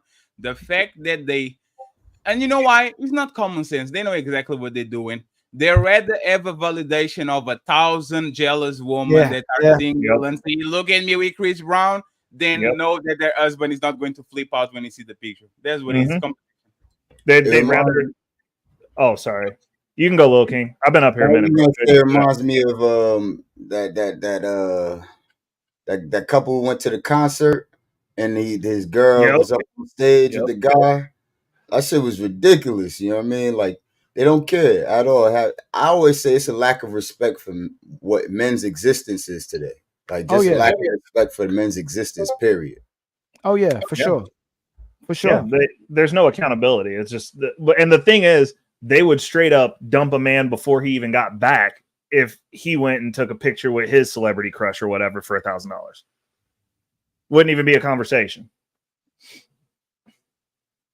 True, but you know what? I think me and Fatty was talking a few shows ago too. What if would your girl take you to go see your favorite female artist and pay for the concert? You know what I'm saying? And you wear her t-shirt. It's something that men have conformed to support your girl, to prove that you're not insecure and go, man, I ain't insecure. I'll take her to go see Trey Songz. He ain't gonna take my girl. He was talking to me and I couldn't even register. What the hell are you talking about? What the hell are you talking about? Then he said, what if you had a girlfriend and you wear like a Beyonce t-shirt or a Nicki Minaj with their titties showing? Like, would she be upset? I'm like, oh, God damn. She was right. Like it's so normalized that I didn't even register that shit. I was like, what's the problem with her having a picture with Chris Brown? Like, hey man, that's life. That's what it is. But hey, man, he's really Mr. Steal Your Girl. No, he ain't even Mr. Steal Your Girl. He said in his lyrics, I just got rich. I took a broke man, but I don't with broke. Like he's saying, hey, I ain't about to mess with him anyway. Like I don't want him anyway. But he's proving our point. You know what I'm saying? There's your response. I think nobody thinks that they are not like anybody think they're not going to get God if the favorite celebrity crush starts working like on the set with like I think everybody's going to get God. Do you think it's going to happen? It's inevitable. You think every woman, or you like most women? You think every woman? I think 95. So let me correct that, right? And I think somebody has Discord on the back. We are hearing notifications. So Yeah, somebody got a Discord. So this is what I think it happened, right? I think 70% are going with the "Hey baby, I'm Chris Brown, pull up," right?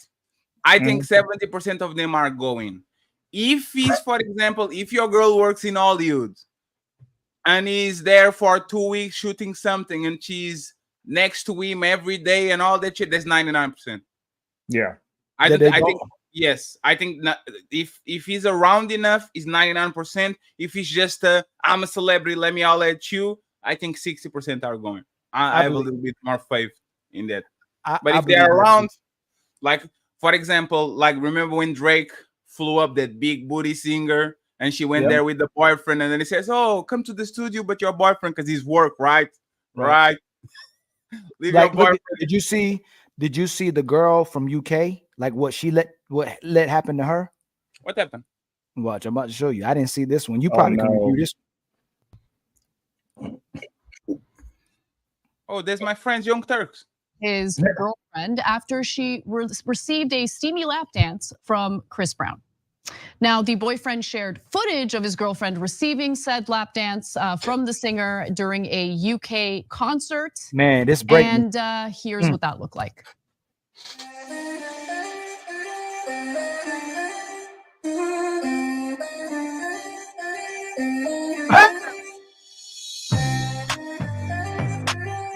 Now watch. Be careful with the song. Be careful with the music. Just yeah. Oh yeah. Just take the sound off. Look at that, man. So, but that's Ali. This is the conversation that we were having yesterday, right? Three guys. That guy dumped her, and tomorrow she's going to get a new boyfriend because you said, "Oh, yeah. I'm him." She didn't respect him, but she will respect. She didn't respect and love him.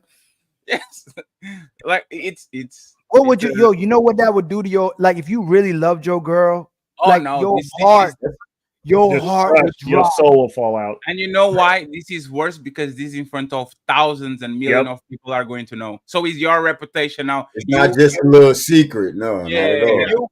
you the See, girl that literally was putting hands on Chris Brown instead of saying "Get off me, I have a boyfriend." That shit is just. That's I was about to say the same. I was raised a certain way. But culturally, when we was growing up in high school, everybody would dance with each other, right? I didn't see it like that. So I went to my first girlfriend, my biggest fight, was it was dancing class. I said, "Why are you dancing with the man? Didn't the teacher tell you that let you dance with the woman?" She says, "Yes." So next time I get an information that you dance with the man, and she sneaked and danced again with the man, I was like, okay, there's nothing we can do. She came to my neighborhood. She put like a big flag. Sorry, I apologize. Like some movie shit. Mine cried. We went to a party, and it was a dance party. I'd never been to it. I was from a different side of the city. I wouldn't go to house parties like that. But I thought it was just a regular house. I go to the house party. I go in there with my girl. I forgot something outside. I go to get something outside. I come back and she's dead. Yo, boy, listen, man. I was about to kill everybody. I walked outside, boom, hitting everything because I wanted to go hit everybody. But there was other dudes, girls dancing with too, but it wasn't normal to me. Like what I was seeing. You know what I'm saying? Like that. I broke up. Next day she crying. That's normal. I took her back. It didn't feel right in my heart. Broke up with her again the next day. It wouldn't sit right. Yeah, you can't go back. You can't go back. Nope. No. And look at this one. Watch this one. Literally after my picture went viral, my boyfriend broke up with me about a week later after arguing because he felt like Chris was too close on me. I'm just like, it's one of the most respectable pictures. It wasn't like I was bending over grabbing my ankles. But I would trade my ex for meeting Chris Brown 100 more times. 100 more times. 100 more times. But I would trade my ex for meeting Chris Brown 100 more times. So definitely really, really right there.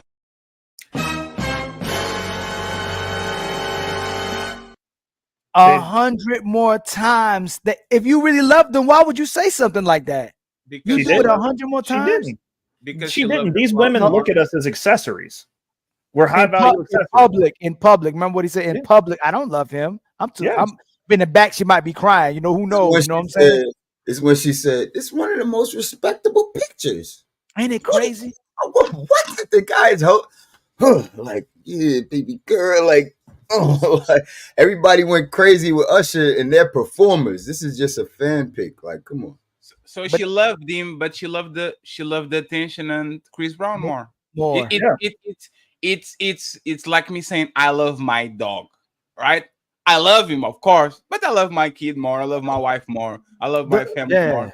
But you know, there's levels. Hey, Fatty, the moment she loves the moment more. The fact she gets all that attention more. Right, I was just about to say that one moment, just like what me and Ray were just watching, where the woman was saying she wanted a certain ring, she wanted $100,000 wedding, and the woman and the judge, I forgot her name, but judge was like, "Why wouldn't you want 40 years with this guy? Why are you worrying about $100,000 ring versus forever with this man?" Because it's the emotional rush. They rather, like, this is the difference between men and women, right? I think men are risk takers, but men can appreciate the tranquility, like peace. I have no problems. This is awesome. Woman is the opposite. Woman will put on a pedestal a moment of extreme happiness, then actually 7 months of peace and calmness with nothing going on. Just real life. They're like the wedding, they're showing the ring to everybody. That's crazy. It's the excitement. They are addicted to it. Ain't that crazy? You care more about the ring. You care more about the wedding. You care more about having a husband. You care more about the fact that you had kids and the whole outward appearance instead of the actual responsibility of being a wife and a mother. Hey, fellas, if it was just you guys, how many times will you switch the furniture in your house? Never. Like they were clouding me for having the same fucking disposition like in 7 years, and I was like, wait, you guys changed it? And then I remember, when I had a girlfriend, the motherfucking shit on the wall, they might be there 6 months. We know there's things that make them special. My mother, man, would change our whole house around 50 billion. I was like, Ma, like, do you lift weights? Like, she moves stuff around that ain't supposed to be. Like, someone had a video, like they would show a woman act like she can't move when there's men around her. When you're not around her, man, she can move the refrigerator, move everything. But my mom, she had an amazing capability of making the house look like a new house all the time. We never touch it. The same thing with my mom. It's the same thing, and that's the thing, right? Ain't that crazy that our mothers are like? It's a natural thing. It's woman. There's like they love decorated shit, but the problem is when you're done, now what? Now that you like, they start curating the next thing. I was helping. Remember, Ali, I said like went to the electrodomestic store, like the oven and the fridge and all that shit, to make, man, if I remember my old house with like full top of the line shit, this is what you get. I don't value the motherfucking building and screwing and putting shit in the place. I want somebody to do that shit, and I will value the shit for 10 years. Look at how nice my house is. Woman is the opposite. They like to put shit together, put it in place, do this and do that, and change to the side. But then when it's done, now what? You already have it. But you know what? But you know what? I think I'm starting to think if it's a selfish way or if it's just a purpose way. I think it just we go out in society to do things for our family. So I guess for her, it feel like our mother is changing the scenery. She's cooking us good food. She's taking care of washing the clothes. She's taking care of the house. She wants to spice it up for everybody and make the house look different all the time. You know what I'm saying? I think it's crazy how they're like that by nature, though, that most women want to change the whole house around. It's literally what you were saying. You and Fatty were talking about with the women's superpower. They think short term. They just don't think long term. Like a man goes, cool. Like if you're peaceful and you can be around and we can have sex and like it's great, there's no reason for us to go anywhere. There really isn't. Like if you're getting everything that you need, like we're simple. Like Fatty was saying, I got the same couch when I bought this place. Same fucking couch, man. Love it because it's there. It's a couch. It sits there. I can watch TV. I can put my feet up. Like it's great. I don't need to change it. Only time I need to change stuff is if it's causing a problem. See, women get expressive, so they'll change things with the seasons. Yep. With their mood. You know what?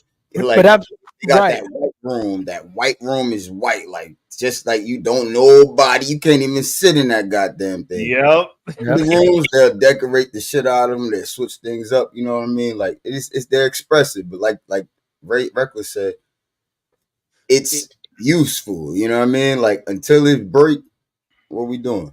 Yeah. Well, hold on, man. I'm about to lose track of time, man. What Yeah, I y'all was about to final say, you words? gotta Man? get out of I here in gotta about go. 30, I gotta right? go get my right now. Yeah, I gotta go get my son, man. Anybody got any final words, man? No, it was good rocking with y'all. This was a great It was a conversation. great, Ali, it I was a great really do conversation, enjoy man. going back and forth with you. You are I do smart, too. and I like Thank you. your thought process. You too, my brother. I Me and watched Fatty never liked echo chambers. I We watched love the talking. show and it was a great back and forth. It Yeah, just definitely. I again I wish that it was a little bit more LGBT friendly. No, I'm kidding. I just fucking with you. I saw you guys. Good conversation, man. I saw you guys talking about Dwayne Wade, and I wanted to to annoy you. I know. I told him me and Fatty going back and forth about that too. I don't We see have no problem. had a Ali, I crazy- don't see no I know- problem with that shit. I I know see you about to. you are He leaving don't have no problem with America. King, what you got no problem with? Women, right? You ain't got no problem with women. That's what. So that's what I'm talking about, right, man. man. That's all we do, man. I love y'all, man. Anybody got any final words at all? Go ahead and follow us on Discord, please. The Discord is rolling. I'm building this shit today. I'm going to make this awesome Discord with different pages. It's okay, and man. all You that. did a lot of good things, man. All those Everybody- emojis you took the time to put on there. That's Oh yeah, great. if you don't have your emoji, just let me know. If you are part of the Discord and you are a regular, I'll hook you up. Every Untouchable is going to have like those live notifications instead of me doing the community posts all the time. Now you get notification if Lil King goes live. He's going to make a post. Lil King goes live, such and such and such and such. Last thing, somebody alerted me. Happy birthday, Jamaica 187. Oh, Happy birthday, 187. Yeah, it's very. If you go ahead, happy birthday, Jamaica. DJ Rich Talk, I don't know who's going to have a show today, but we're probably going to I celebrate. think my boy Nino might be going live tonight. Yes, but Nino you is going guys live. make sure y'all tap into the whole Untouchable Network. Like brother said, the fastest growing Discord in the whole universe. Make sure y'all hit that link straight up. Let's go. Fatty, are you going live Saturday? No, Saturday is today? today Discord, tomorrow OBS. I need to come up with my new shows that I am being wanted to do it. So we're going to have a Wednesday debate. So like this conversation that you had with Ray should actually be a great conversation. Like I'm going to start to make like my Wednesday is going to be a debate show. So you see how we came together? That's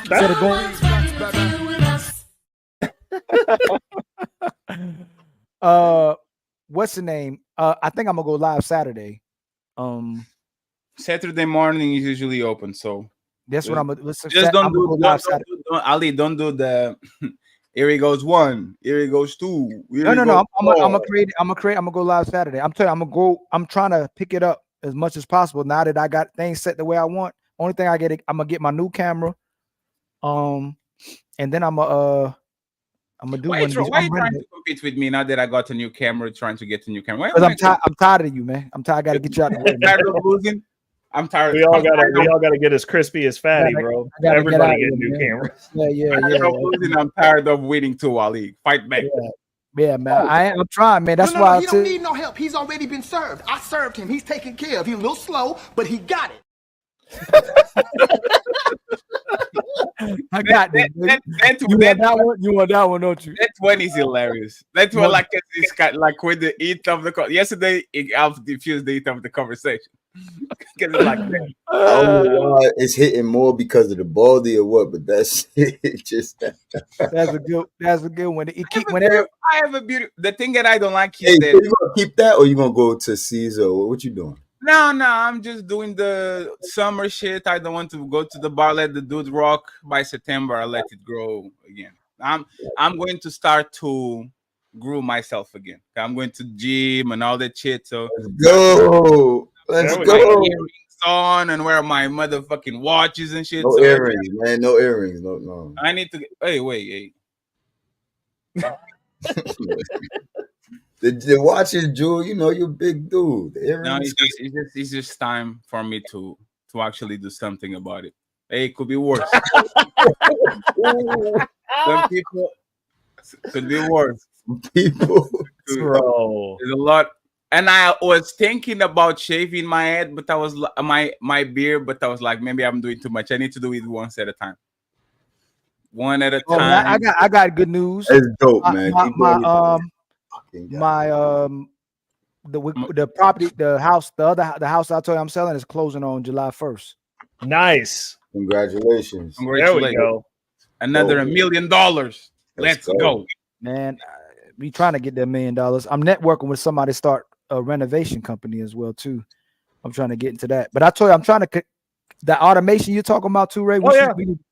Tap need to in get- with me, bro. Like I've been doing that for 11 years, my guy. I'm really good at it. Let's go. And Ray, if you have any ideas too, let me know. We are going to be. I don't know if you're already rich, but I'm planning to become a crypto millionaire too. So I'm just Bet. I'm just- Well, I'm not. I'm definitely not already rich, but we getting there. I'm documenting the journey. I give receipts though. I don't sit up here and lie. Like I'm stacking, bro, since 2021, 22. Nice. So I'm just saying. Nice.